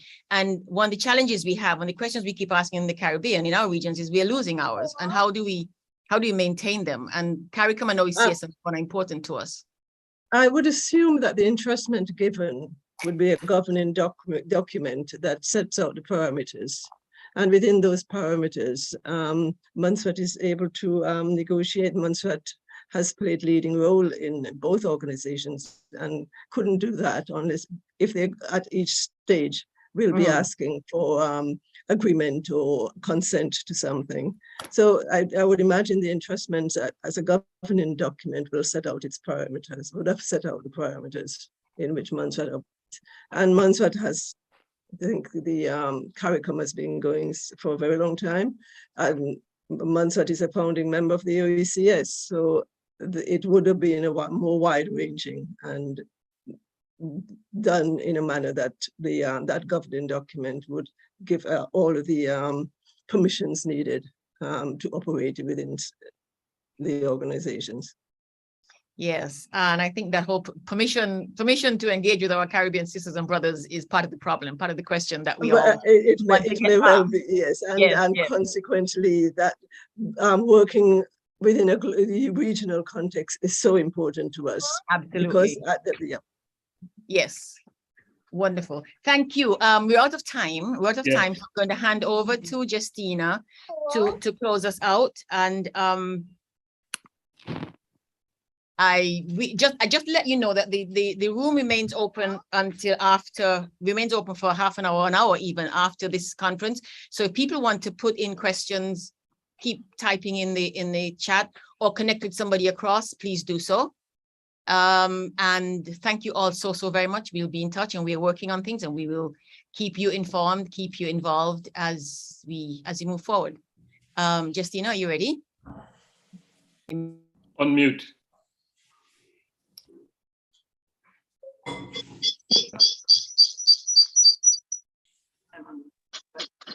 Thank you, Shirley.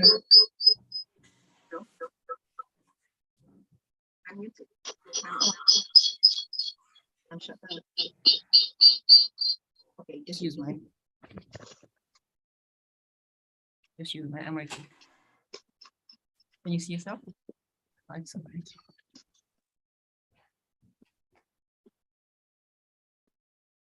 Greetings, everybody. Thank you, Shirley. For the past 4 years, it's been a great pleasure for me and honor to be a member of the Montserrat Conference. I have been engaged with the Montserrat Conference in the capacity of disaster management advisor. I provide advice on matters mostly related to disaster prevention and disaster preparedness and recovery. On this occasion, the third annual conference, I would like to express on the behalf of the Montserrat Conference sincere gratitude to everyone who has taken part in this event. First of all, we're saying a big thank you to MP Chris Famous of Bermuda, who was a great help, sounding board and support right from the start as we were visually in this conference.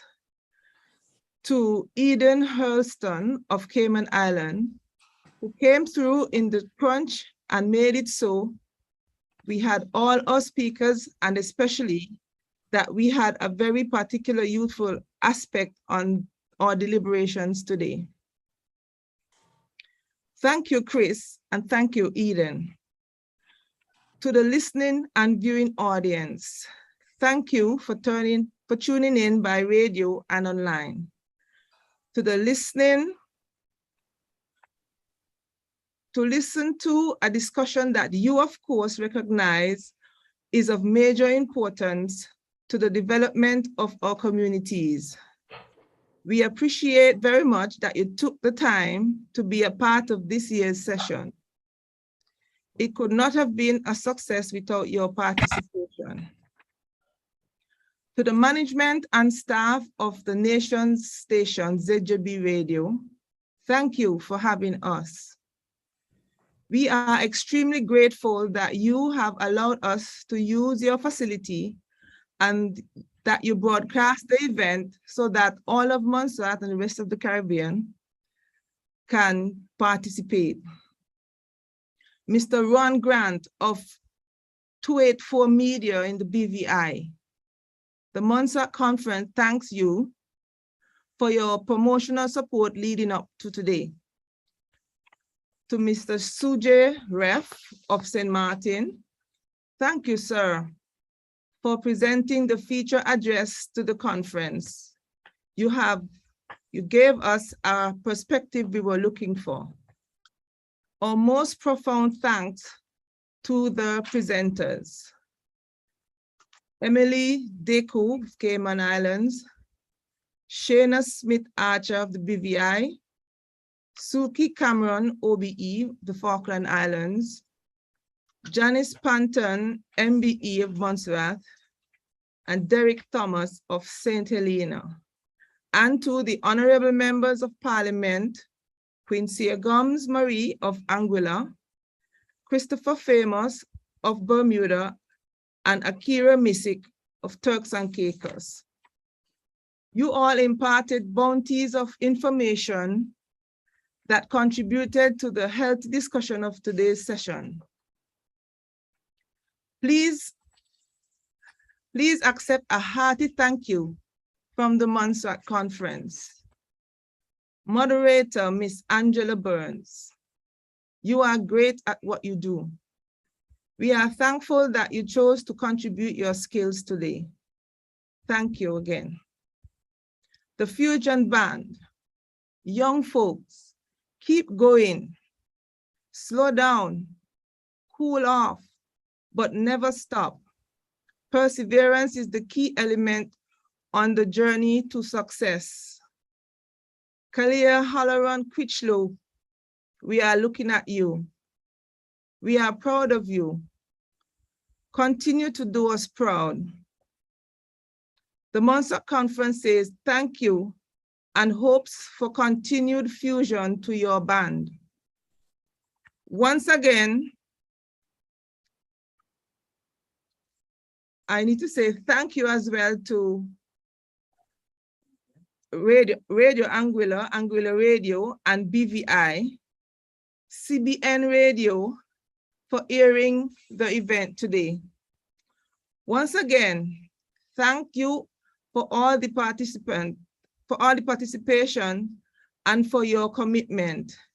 You have all helped to advance the unity and cooperation, which we can all agree is the best and indeed the only avenue for the highest development of us all as individual territories and in the collective. The Montserrat Conference is committed to continuing the conversation and increasing the closeness amongst our people and territories. And we are depending on your continued support. We are committed to reality,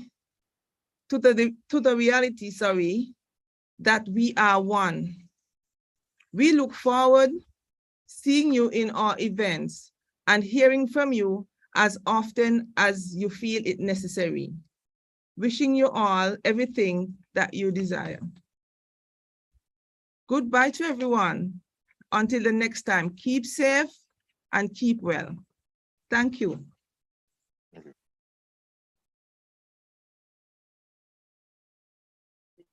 Remember, folks, the room is open. I'm going to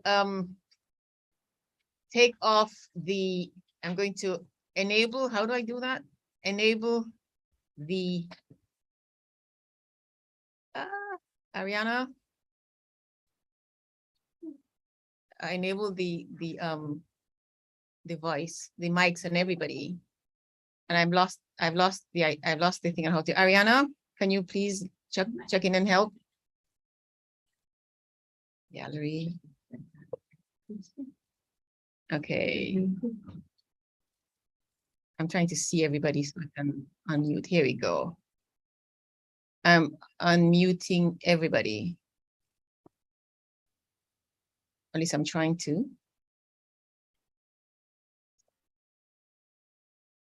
Okay. Everybody is asked to unmute. You can unmute yourselves and say hi and hello to whomever you wish. Hello, Clive. Thank you very much. Thank you and congratulations again to a wonderful meeting. Thank you very much for the meeting. Thank you very much. Thank you all. Thank you too. Thank you, Shirley. Thank you very much. Shirley, what happens now? What happens now? We wait until 2023 for the conference? Well, No. we do small conferences, individual conferences in the meantime. I mean, we've done one on disaster management, which is Justina's sector. We've done one on population. So we're doing that. We do it from time to time. And then out of this conference comes the conference document, which will be circulated within the next 3 weeks or so. And then, of course, we are maintaining the database and maintaining connection and having people log in, check in, and maintain connections and relationships as much as is possible, and reaching across to see how we can create more of these meetings, these gatherings, getting together. Aren't we past meetings and gatherings? I mean, do we not seek to get a group of people from each island to move some stuff forward? Mhm. I And agree. that's why we have Madam Missick and Madam, where are they all? You need We have to open some doors, man. Yeah, we're Yes. here. Angela, you're spot on, Angela, because that's one of the things we've been talking about on Territory Talk in terms of actually having a summit where we have to stop this total dependence on the politicians, because again, based on their perspective, some of them are going to push, some of them are not. So therefore, they have a difficult time coming together as a united front. So we see where the are the ones now that we have to mobilize. First starting with the education piece, and then from there now, you know, Yeah. When they will know. Around all the different things that need to be addressed. I want to suggest that we expand the whole thing a little wider. Like I said in my talk in the beginning, there's still a number of territories that are not colonized by the British. There's Bonaire, there's Curacao, there's Aruba, there's Guadeloupe, there's Martinique, there's St. Thomas, there's Puerto Rico. There are a number of territories right here in this region that I think we need to reach out to as well. And I think in this area where we are, then we could now expand and go a little further and have a physical conference and come up with some good resolutions so we could move forward. We need to definitely make this issue of colonization a global issue and get rid of it. We have done it in the past, we could do it again. Thanks a lot, and thanks for having me as your guest. Thank you. You're welcome. Thank you. You are why. That's exactly the reason why we invited St. Martin, because St. Martin made it easy to get two others together, the French and the Dutch. We have the same issue. We have the same issues. You would know that Martinique and Guadeloupe are now also associate members of the OECS. So there's together happening around. We get to push it further. Thank you, Shuja. Yeah. Let me just suggest that we probably do some exchange. I'll reach back to you, Shirley, to get a contact from some of the folks that I heard deliver their lecture, their talks today. Because, you know, as you know, over here we organize a series of conferences and we always looking for new voices to voice their opinion. I'm very much impressed by some of the talks. I don't want to talk all the names because I don't want to miss out nobody. Okay? Yeah, thank you. Thank you. Bye-bye. I will, yes. I'm leaving. Bye-bye. Bye-bye, Shuja. Bye-bye. All right, you can log out. You can all log out as you please. The others behind it, can you bear in mind that mics are open? People who are having private conversations, can you bear in mind that mics are open? Thanks, Shirley. Well done. All right, folks, goodbye. Thank you. Take Bye, Tina. Sure. Goodbye, Shirley, and thank you very much. Thank you. Thank you too. When they will know. Hi, Sonia. Good to see you. Hi. Good to be here, but I had a terrific. I don't know. I think they do the group unexpected, but they need to do it more often. They cannot do it like one. Maud. Mercy. But kudos to Shirley and her gang. Yes. Yes, very much so. Well done, Shirley. Thank you. Hi, Angela, long time no see. I know, my doctor. Love you. You'll have to come to St. Martin, and then we can get in with the Conscious Foundation and maybe talk some more. Yeah. All right. Yeah, because Shirley, conscious lyrics, I think, I don't know who that is, but the conscious lyrics. That's Shuja.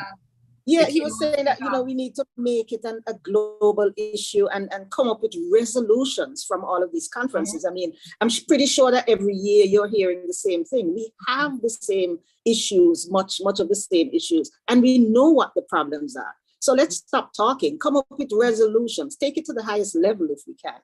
But, don't come back here for Montserrat Conference 2023 and have us be talking about the same thing. Instructions taken, madam. Yes. You Thank see, you.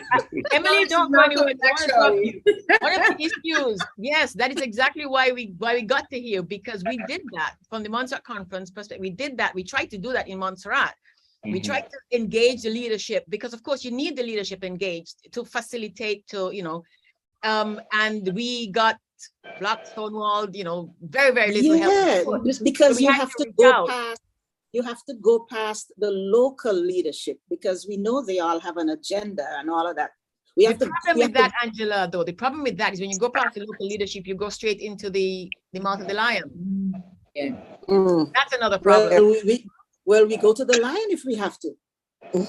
Except there are no lions in London. The lions are in Africa, so I don't know how they have 3 on the football flag. But anyway, Emily, I am really happy that you are here, because for me, women involved in politics is just a really, really big deal. So when you even told me you had ran the last election, I was really, and because you're also so very young. So tell us a little bit about the election and women, and you know, how something about, you know, this whole thing we're talking about, because it's important that women be engaged in this. And just yesterday I was online, I made a comment. Let me just, this week, the OECS heads met here in Montserrat. And I watched the opening, and I did the screenshot of the heads, a bunch of black men in black suits, a line of them.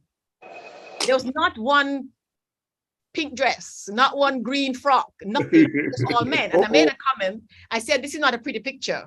And so, you know, the men did the usual thing. When you talk about them, you must look at, you can't do, what are we going to do about this? And I look at people like Emily, and I think we have some hope here. Emily, tell us about politics and you and women and young people. Where do I begin? Thank you so much again for having me. That's such a huge question. We could be here all day, but I guess in hindsight, I could succinctly say that it was in no way, shape, or form anything I could have prepared for. I am very grateful for the fact that I did not get elected, in that it has extended me opportunities to my focus on certain topics, gain better understandings, and have the time to digest quite a lot of information, so that when the next election rolls around, I have a better chance of presenting, you know, stronger policy positions that you know, can help people holistically understand why it's important to participate in their own democracy. But until then, because you know, like I said earlier, the seat's not the prize, positive changes. I work with the community doing outreach. I'm trying to get into more mentorship positions. I'm trying to be in more menteeship positions, and be guided by wise women who have come before me, and look to other female politicians and women in leadership who are so inspirational. I'm so inspired by a lot of young people, because you really have to frame your sense of mind and remain really strong mentally to get through a lot of stuff. You know, despite the exceptional advances that are made in a lot of other countries, knowing how easily it would be, or how much easier a lot of people's lives could be if just a couple people just signed a policy, you know, that kind of thought process, and you travel for an hour and a half and you go to another country and you're like frustrated, and it seems, you know, you're just surrounded by people who are not using their professions to work for the greater good, and you just have to wonder, what are they working for? And you know, I'm surrounded by my peer group and a lot of good people who are just frustrated and don't understand. And so another aspect of my community outreach is helping people to understand how the systems are meant to work, and how they can contribute to fostering those systems working in a healthy way, which is, through holding people accountable, understanding the governance. Like Shana talked about earlier, we're not really taught civics growing up. You have to actively, as yourself as a citizen, almost seek that out at a high level. I can certainly say that in Cayman, there's no active curriculum that tries to educate people, and that's certainly something that Amplify Cayman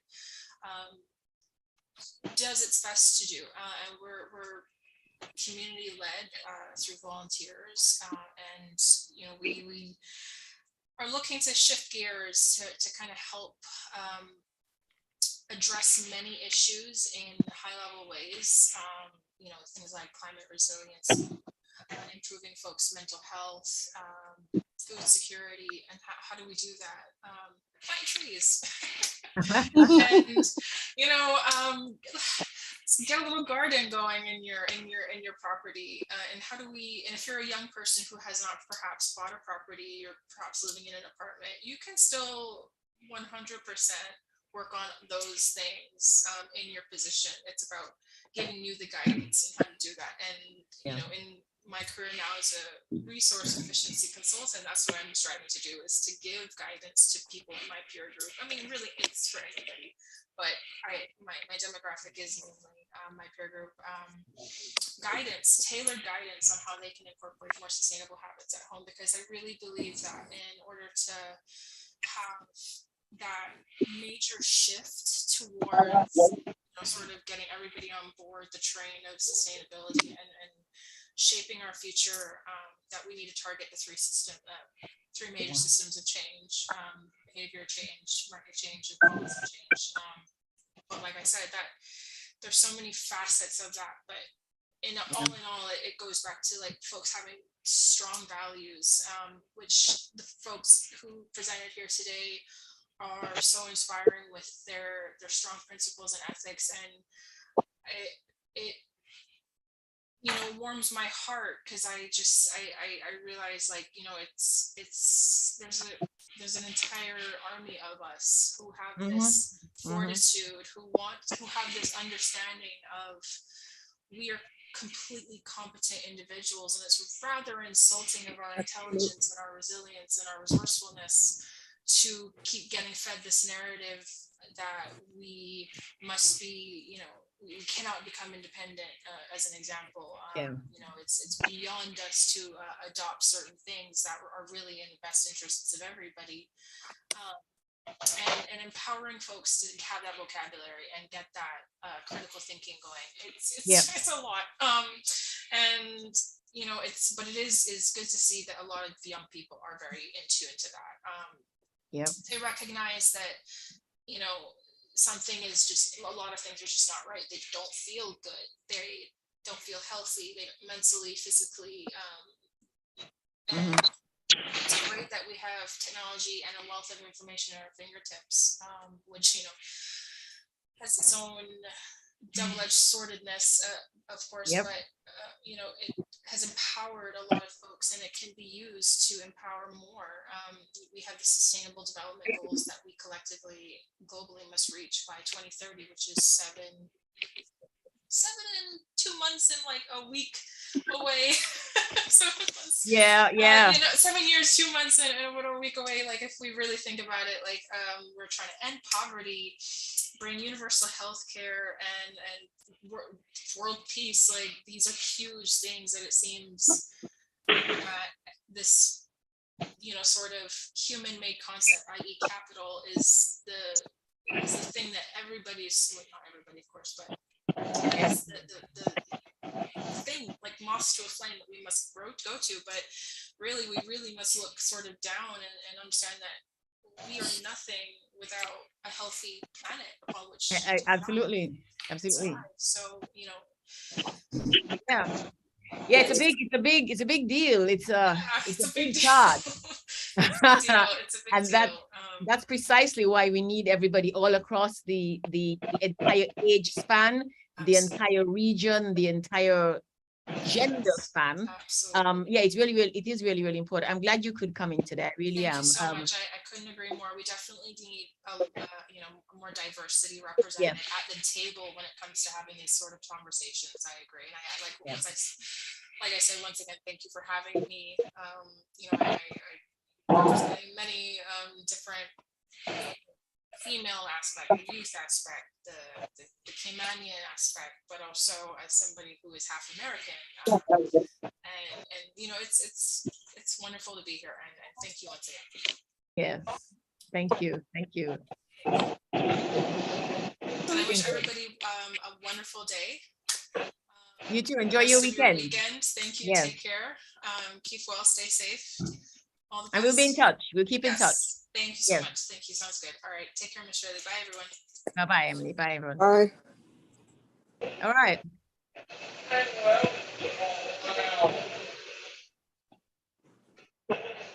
Okay. You can log off as you wish, chat as you wish. You're still here. Okay. I unmuted everybody, but other people are back muted. But, okay. Why are you muted?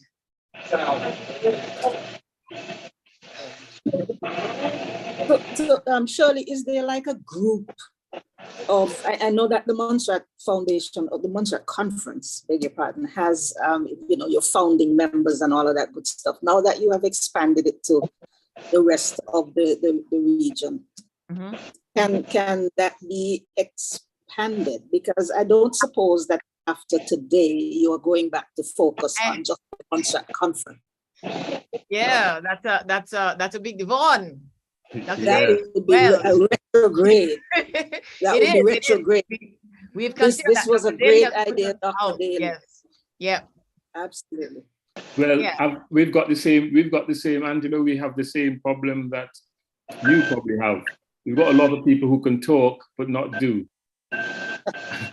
Right? So we talk and we'll do a lot of talking here in this conference, and we'll have promises that we'll do something, like we've had with our government, and we promise to engage us. They promise to give us access to the projects coming up, so we can assist. We're not asking to change anything. There are people who we can approach to assist in the delivery of all these things. People all over the world, not just in Montserrat, and then they just blank you completely and don't get anything done. So that's part of the reason that we've now gone to this wider audience, to see what happens, what other people do, because we can't seem to get anywhere in Montserrat. Well, listen, you guys got to engage the media more. I mean, I know that some of the media in the Caribbean, especially here in the BVI, and I dare say, you know, I'm not afraid to say it, because of the status of the media professionals here, they have to be careful for victimization and all of that good stuff. But you can definitely find friends in the media where you can voice your concerns and so on, because no sitting government wants that bad publicity.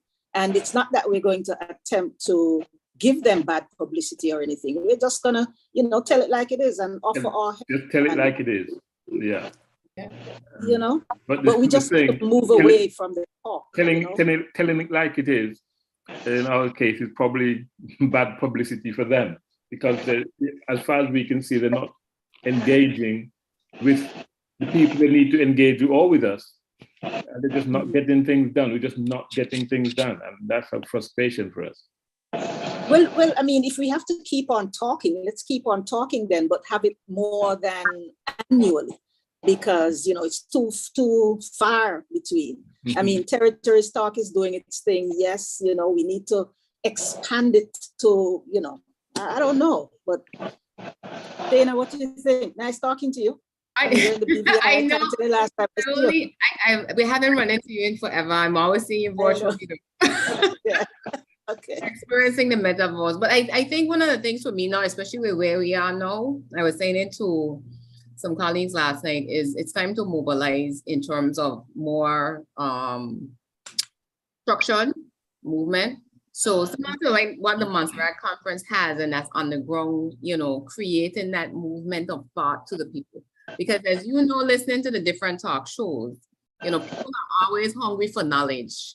And part of what undermines progress is the misinformation and the disinformation that comes. So it's like politicians can't fight knowledgeable people. That's right. Come on, say that again. Jeez. So it's like once somebody is out there being a voice telling the truth, after a while they have to succumb to the pressure. So while it might be embarrassed, it's the same thing with the UK. They don't like to be embarrassed. But so it's something where I said to them, they said we need to come together, put something in place where we have a social media strategy, we have a media strategy, you're writing commentary, having those events. And again, relationships now that we have started to build through Territory Talk, meeting persons like Shirley and Emily and whoever, that we now could start to join forces and force the change that we want to see on the ground. Because politicians are supposed to lead, but they're supposed to represent the people. So if we get the people mobilized and ready to roll, Angela, they're gonna start to show up and pay attention. That is so powerful. I'm going to vote for you, okay? I'm going to vote for you. That's my strategy right now. So when you hear it, we're not large. We're not large. And you got my large. All right, my sister. Thank you for that vote. Yes. I'll make it happen. Yeah, I am. People are asking. I sent a general unmute earlier, but people are still unmuted. I don't know. Do it again. Do it again, because once they might have to go out and come back in, because it tends to happen like that when you set Zoom where people are muted when they come in first. Yes. So it may be that ask them to try to do that and then see if it opens up their mic when they come back in. Okay. Okay. Okay. You know, I want to reiterate what Shana said, if I may, and I wrote it down because that's so powerful. Politicians cannot fight unknowledgeable people. I mean, that is so true. They know that. That's why they don't give information. On information. So then the other thing she said is that we have to join forces and enforce the change that we want on the ground. And I'm pretty sure she's not advocating uprising or anything, but you know, why not? But hey, you better you say it in the back pocket. We gotta pull the front pocket first. Yeah. Okay. Yeah, you know? But hey, you know, let's do it. Let's do it. I'm energized, Shirley. Thanks for inviting me. Yeah, you're welcome. Well, she wanted to unmute. I mean, I've just been listening to different people. People seem inspired up, and whether we could and will expand the group to outside of Montserrat, because it's not been very successful inside of Montserrat. So I think if we can unite the forces, like we're saying, we could probably get better traction and pick up ideas from each territory and probably carry something forward with that. What's working in the different territories, right? And then apply, see if you can apply, because if you have the same problems, you might have the same solution too, or close to the same solution. Yes, that's it. Can you hear me? It is. Yeah, I can hear you. Yeah, somebody has a little bit of noise in the background, but I'm hearing you. Okay. Renald Brown. Okay, yes. Just mute. Yes, you mute your mic. You have an interference from your mic. Okay, I'll do that. Okay, got it. Okay. Sorry, Welsh. Yeah, I mean, the group is ripe for expansion and ripe for changing direction. So I don't see why we shouldn't, really. Yep, absolutely. I mean, that could be the first order of business, really, to get some traction from this year's conference is to try to expand the group right away and bring in some more people. Yeah. Yeah, absolutely. So we're following up, like you said, that's part of the question that we wanted to ask. Me last year, we knew exactly what the question was, or what the one thing wanted to come out of the conference was, and then we got stumped on that. So we are back to it's people, it's relationships, it's having people active, it's reaching the people who are willing and able to do the work, and being able to reach the places, the offices, the sources, that we can have these powerful conversations, and we can actually activate, if you will. We actually activate and make things happen, because the whole region is. Surely, in our discussion on various meetings that we've had, we have said before that and I don't know if it's in other territories, but the ambition of the politicians well outstrip their competence. They've got big ambitions, but they're just not competent. And that's a problem. It is. That's a big problem. But that's also an opportunity, yeah? Yeah. It's an opportunity. The problem is that most of these places are probably two-party systems, and it's difficult to run independent. That's one of the problems we have in Montserrat. It's almost impossible to run independent. And I don't know if that's the same in the other territories. That was a good question to ask the Falklands. They say they haven't got a party system. Yeah, where did you get that? Yeah. They're all independent. I forgot. So they always form a coalition government, and I think that we should promote a coalition governments in some of these places, because party system does not work. It doesn't work even in large countries. Isle of Man has the same kind of setup too, so it does work in some places. In small places, you're right, Wenda. Probably not large, but in small places it should work. Yeah. So I have a different view when it comes to parties, right? Because one of the things is that it's at the end of the day, you have to have a team, because we're subject to the Westminster system, right? In terms of how our leadership is elected. So if we have a system where we forego party, which means now then everyone is elected on their own merits, you still have to elect a leader. So there's always going to be alliances and maybe even collusion happening if you take out that system, because they don't know what you're going to get. And I know, looking at that same sentiment played out in Cayman Islands in the last election. However, the parties were not eliminated, and they became a majority in the coalition, which means there's still struggle of agendas in there, because the independents now are going to feel like they're being dragged along, based on some of the feedback that I've been getting. Because up to the other day, I think a vote of no confidence came, or was because people don't feel confident now that was the solution to what was happening before, where basically the parties take turns on you. Yeah. I think the Falklands. One gets, when they fail miserably, people don't vote for the next party, they vote out the incumbent, and there's this flip-flopping. And again, it goes back to the education of the grassroots, because we have that same experience here. Didn't the Falkland Islands lady say that they change the leader every 3 months or every 6 months or something? They have a rotating leadership. That leader, amongst their party system? No party system.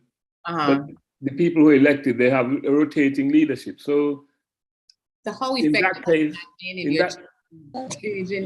case, you have to support someone else. If you want to, when you're a leader, they support you. I think, because your leadership is coming round. It's the same way the EU is run right now, right? EU has rotating leadership, right? Who's that? And there's other places that have that, but I mean that's a good form. In other words, give everybody a chance to screw up, right? Or to be good. Right? Folks.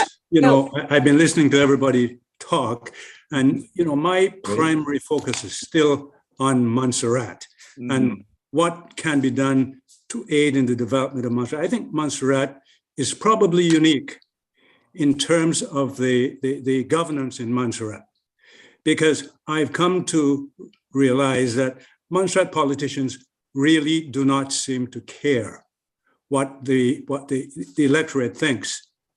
You see, and the result speaks for itself. If you go back over the last 5 elections, you'll find that no party has been re-elected. So it seems to me like Montserrat politicians go into it for whatever reason, and they understand that they're going to be there for 1 term. And so they don't need to respond to ideas that come from anywhere, be it from the press, from the population. You only need to listen to Radio Montserrat every Tuesday and Thursday, and you see that people have lots and lots of complaints that they voice, and there is no reaction, no response from the government. And the same thing goes for the ideas that we've talked to Montserrat politicians about. they don't respond. And why? Because they don't have to respond. They don't care if they're not re-elected. And that is usually the biggest reason why politicians listen, because they want to be re-elected. But that's not an issue with Montserrat. So it's the first time I've seen this kind of governance anywhere. And I think it's something that we're gonna butt our heads against, because we need the government of Montserrat. We need whoever is running Montserrat to work with us for the development of Montserrat, but they don't have to. So that's unique to Montserrat, isn't it? We have the same issue here. Yeah. Pretty much. And again, as soon as and how do you address that? If you're what happened, like the history, let's say for the last 20 years, what happened is that you almost, I would say, Angela, we had a one-party system for quite some time up until 1999, when the second major party, now the National Democratic Party, was formed. And it was then that, the people again were looking for change, because it was something where, VIP been on the scene since the 70s. So they figured they would never lose until they really, really messed up. But the people started to cry out, and they started to organize, and they created the party now that basically took them out in 2003. However, they didn't learn from the mistakes of their predecessors as it related to people and communicating with people. So they didn't vote for the other party, because again, that was the only other option you had. They voted against them. So they voted them out 11-2. It was, Angela? And in terms of sending a message that, you can't just put us on the sideline and think that this is going to continue, but that didn't last long. And the reverse happened in the following term election. But by the third election now, I think that the fatigue of the emotions wore off, because people realize, you can't keep flip-flopping the government and thinking you're going to progress the country. You understand? Because what was happening is they were basically stopping projects that were going on because they didn't start it, to start new projects. And again, a lot of that was wasting money, which is what ended up being confirmed, because we knew it, being confirmed in the COI documents. So for me now, again, it's like sitting and watching this for 20 years, and it's kind of like, okay, no, what is the X factor that needs to be adjusted in this? Because the people get the representation they deserve. So if the people don't care, they're going to end up electing people who don't care, because they're going to get their personal favors done. They're going to get their white envelopes, and they're going to put the same people back into power, whether they in the opposition or the government. They really don't care. They're getting a salary to do nothing. And that for me now is why, more of us in terms of the younger generation have to start to educate ourselves and look about how the guard has to change, and not be afraid of it, because there's a lot of intimidation that comes about. And I guess Emily alluded to it, as a young politician, where the old guard is trying to tell you, well, in your turn yet. They were in their 40s when they went into office. I'm in my 40s, but it's not my turn yet. Perpetuating the same foolishness that the generation before them, and it's something where, the quote that tells you power is not given to you, it's taken. So, like these ladies here next to me, it's like you got to be radical in some of our views. You don't look to give it up, we're going to have to put them out. There you go. It's in the hands of the people. It's in the hands of the people at the end of the day. What is needed in Montserrat is a total and complete restructuring of how we elect politicians. Change the system. Change the system, which means a constitutional review and changing the Constitution. And until that happens, I think we're just going to be spinning wheels in Montserrat. We can't fight the system and get immediate change, though. When you're fighting the system, it's a process. Well, so how are you going to get immediate change? What can you do? What can you do to get immediate change? There's no way you can get immediate change if people do not respond to the usual measures that produce immediate change. And that's what I'm saying. Does not happen in Montserrat. You go to, I'm thinking about this hospital project that I've been intimately connected with, and you know that they don't know what they're doing, and you give them ideas, but they don't want to listen, and they don't listen. And there is no, you can't do anything about it. And you watch them make mistakes, and I'm sure the British government is watching them make mistakes and laughing at them, and they'll probably not give them the hospital eventually. Because there's somebody wrote in here that you're perfect. Somebody wrote here, Lanville, you're right. The governance structure in Montserrat is contrived by the UK to avoid there ever being an island-wide consensus. Yeah. And therefore no need to take notice. Well, let me ask a question. How rife is corruption in these other territories? How rife is what? Just read the news. How rife is corruption? Just read the news. Because I think corruption is the central thing that keeps us from moving forward. Once you have it, you're screwed. Okay, and I don't know if the other places have it, but I know for sure Montserrat have it, right?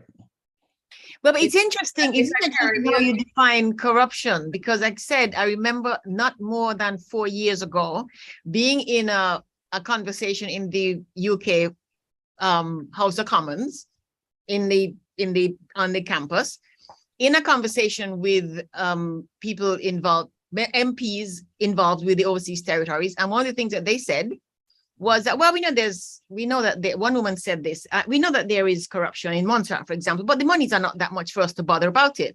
And the other people corroborated what she said. They agreed with her. Of course, now the issue in Montserrat is everybody is corrupt. And there is this the same amount of money. The money hasn't changed much since then in the last 5 years. It's still the same monies we're talking about. So the issue then is not really corruption.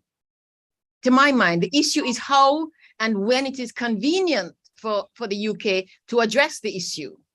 And I think we have to bear in mind that the issues that the British government, the strategy that the British government has activated and is working towards is being supported by our failings, the corruption that we have.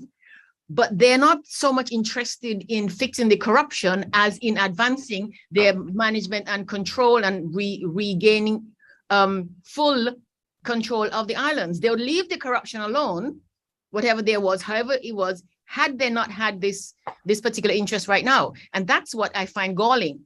It's so convenient for them at this point to put people's lives, reduce everything to this mush that they created in the first place. It was Britain who created the financial services system. It was Britain who created these political systems that we have. It was Britain who foisted them on us, insisted that we have them, and then all of a sudden has found a conscience, got religion or something, and is making us, rather than supporting the improvement of our systems and so on, they're saying, you people are just so horrible, we have to take over and show you how it's done. So we're going to get another one of those messes. That's what bothers me. Yeah. And in terms of the system changing, right, where it happens, Angela, is really things like the constitutional review that we are undergoing now. The Constitution governs the country. And one of the fundamental problems with the Westminster system is your executive sits inside of the legislative. And there is no way for there to be a balance and check on power. Because if cabinet comes in and knows any decision that they make, that they it pass in the legislature, there's no Senate in our case. Bermuda has one. But all of the other OTs, we weren't allowed to put that in. That's if we had asked. So for me now, we are right at that point where if we are serious about fundamental changes within the structure, and again, to get a different type of leadership, you have to put checks and balances. The corruption will come. The corruption is even in the churches.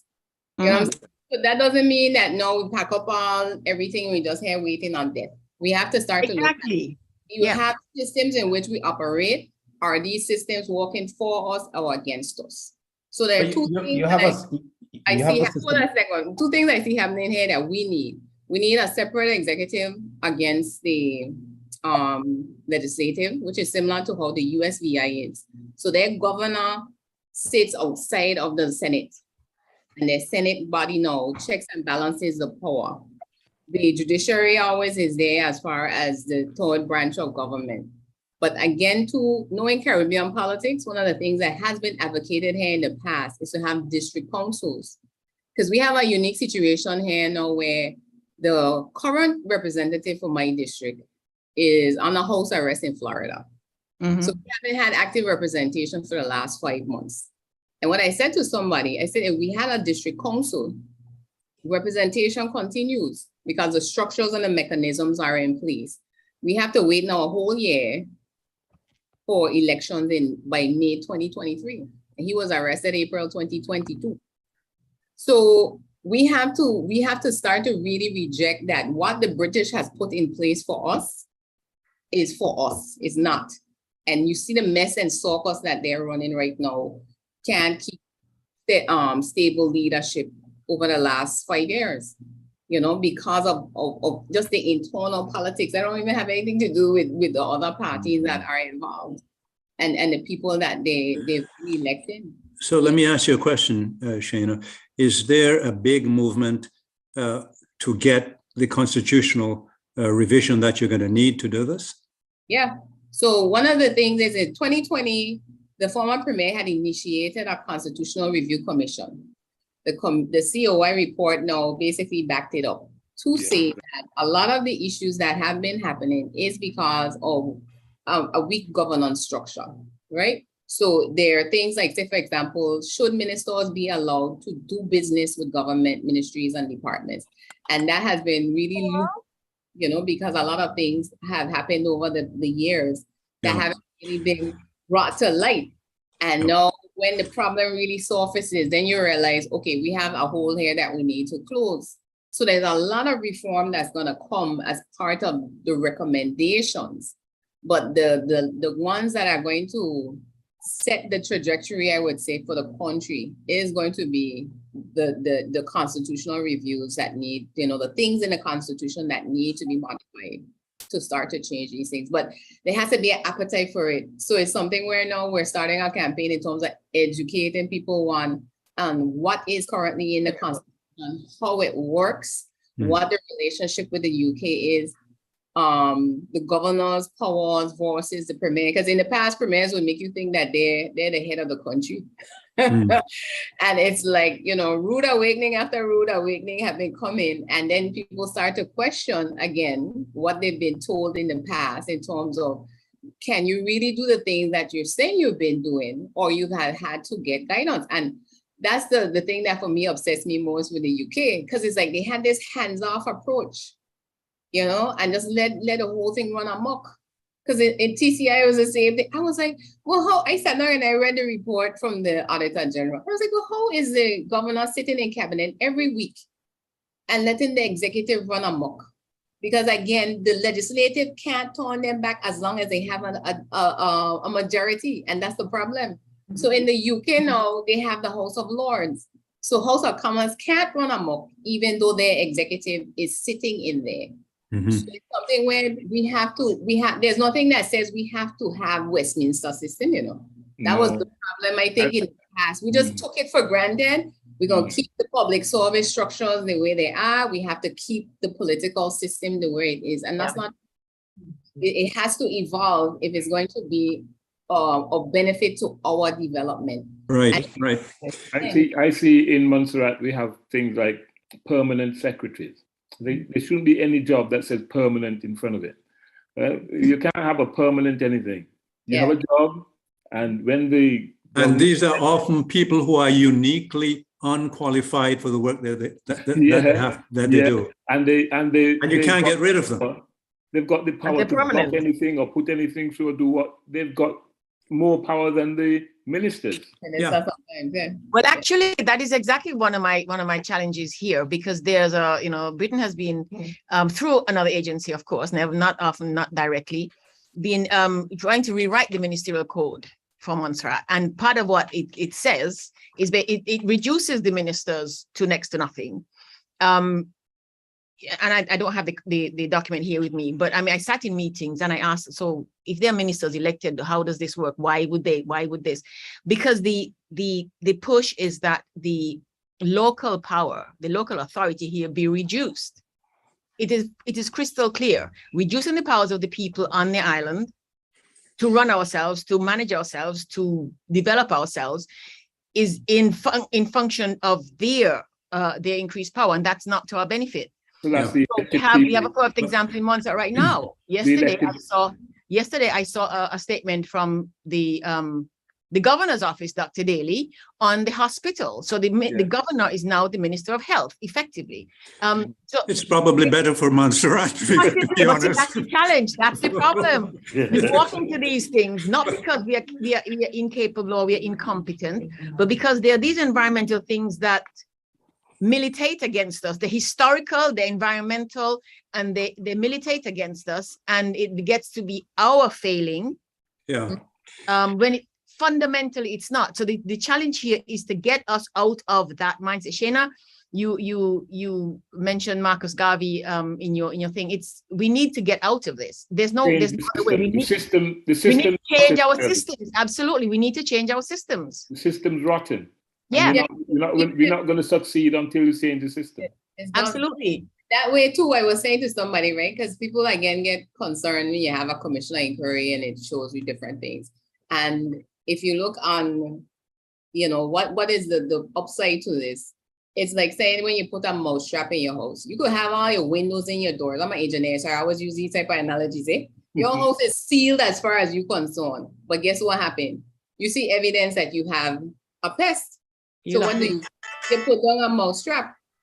So having to set the mouse traps so that when the mice do get in, aka the corrupt politicians, they get caught. Because in life is inevitable. People, you're gonna have good people, you're gonna have bad people. Yeah. And it's again back to one, the people be educated enough to differentiate between the good and the bad.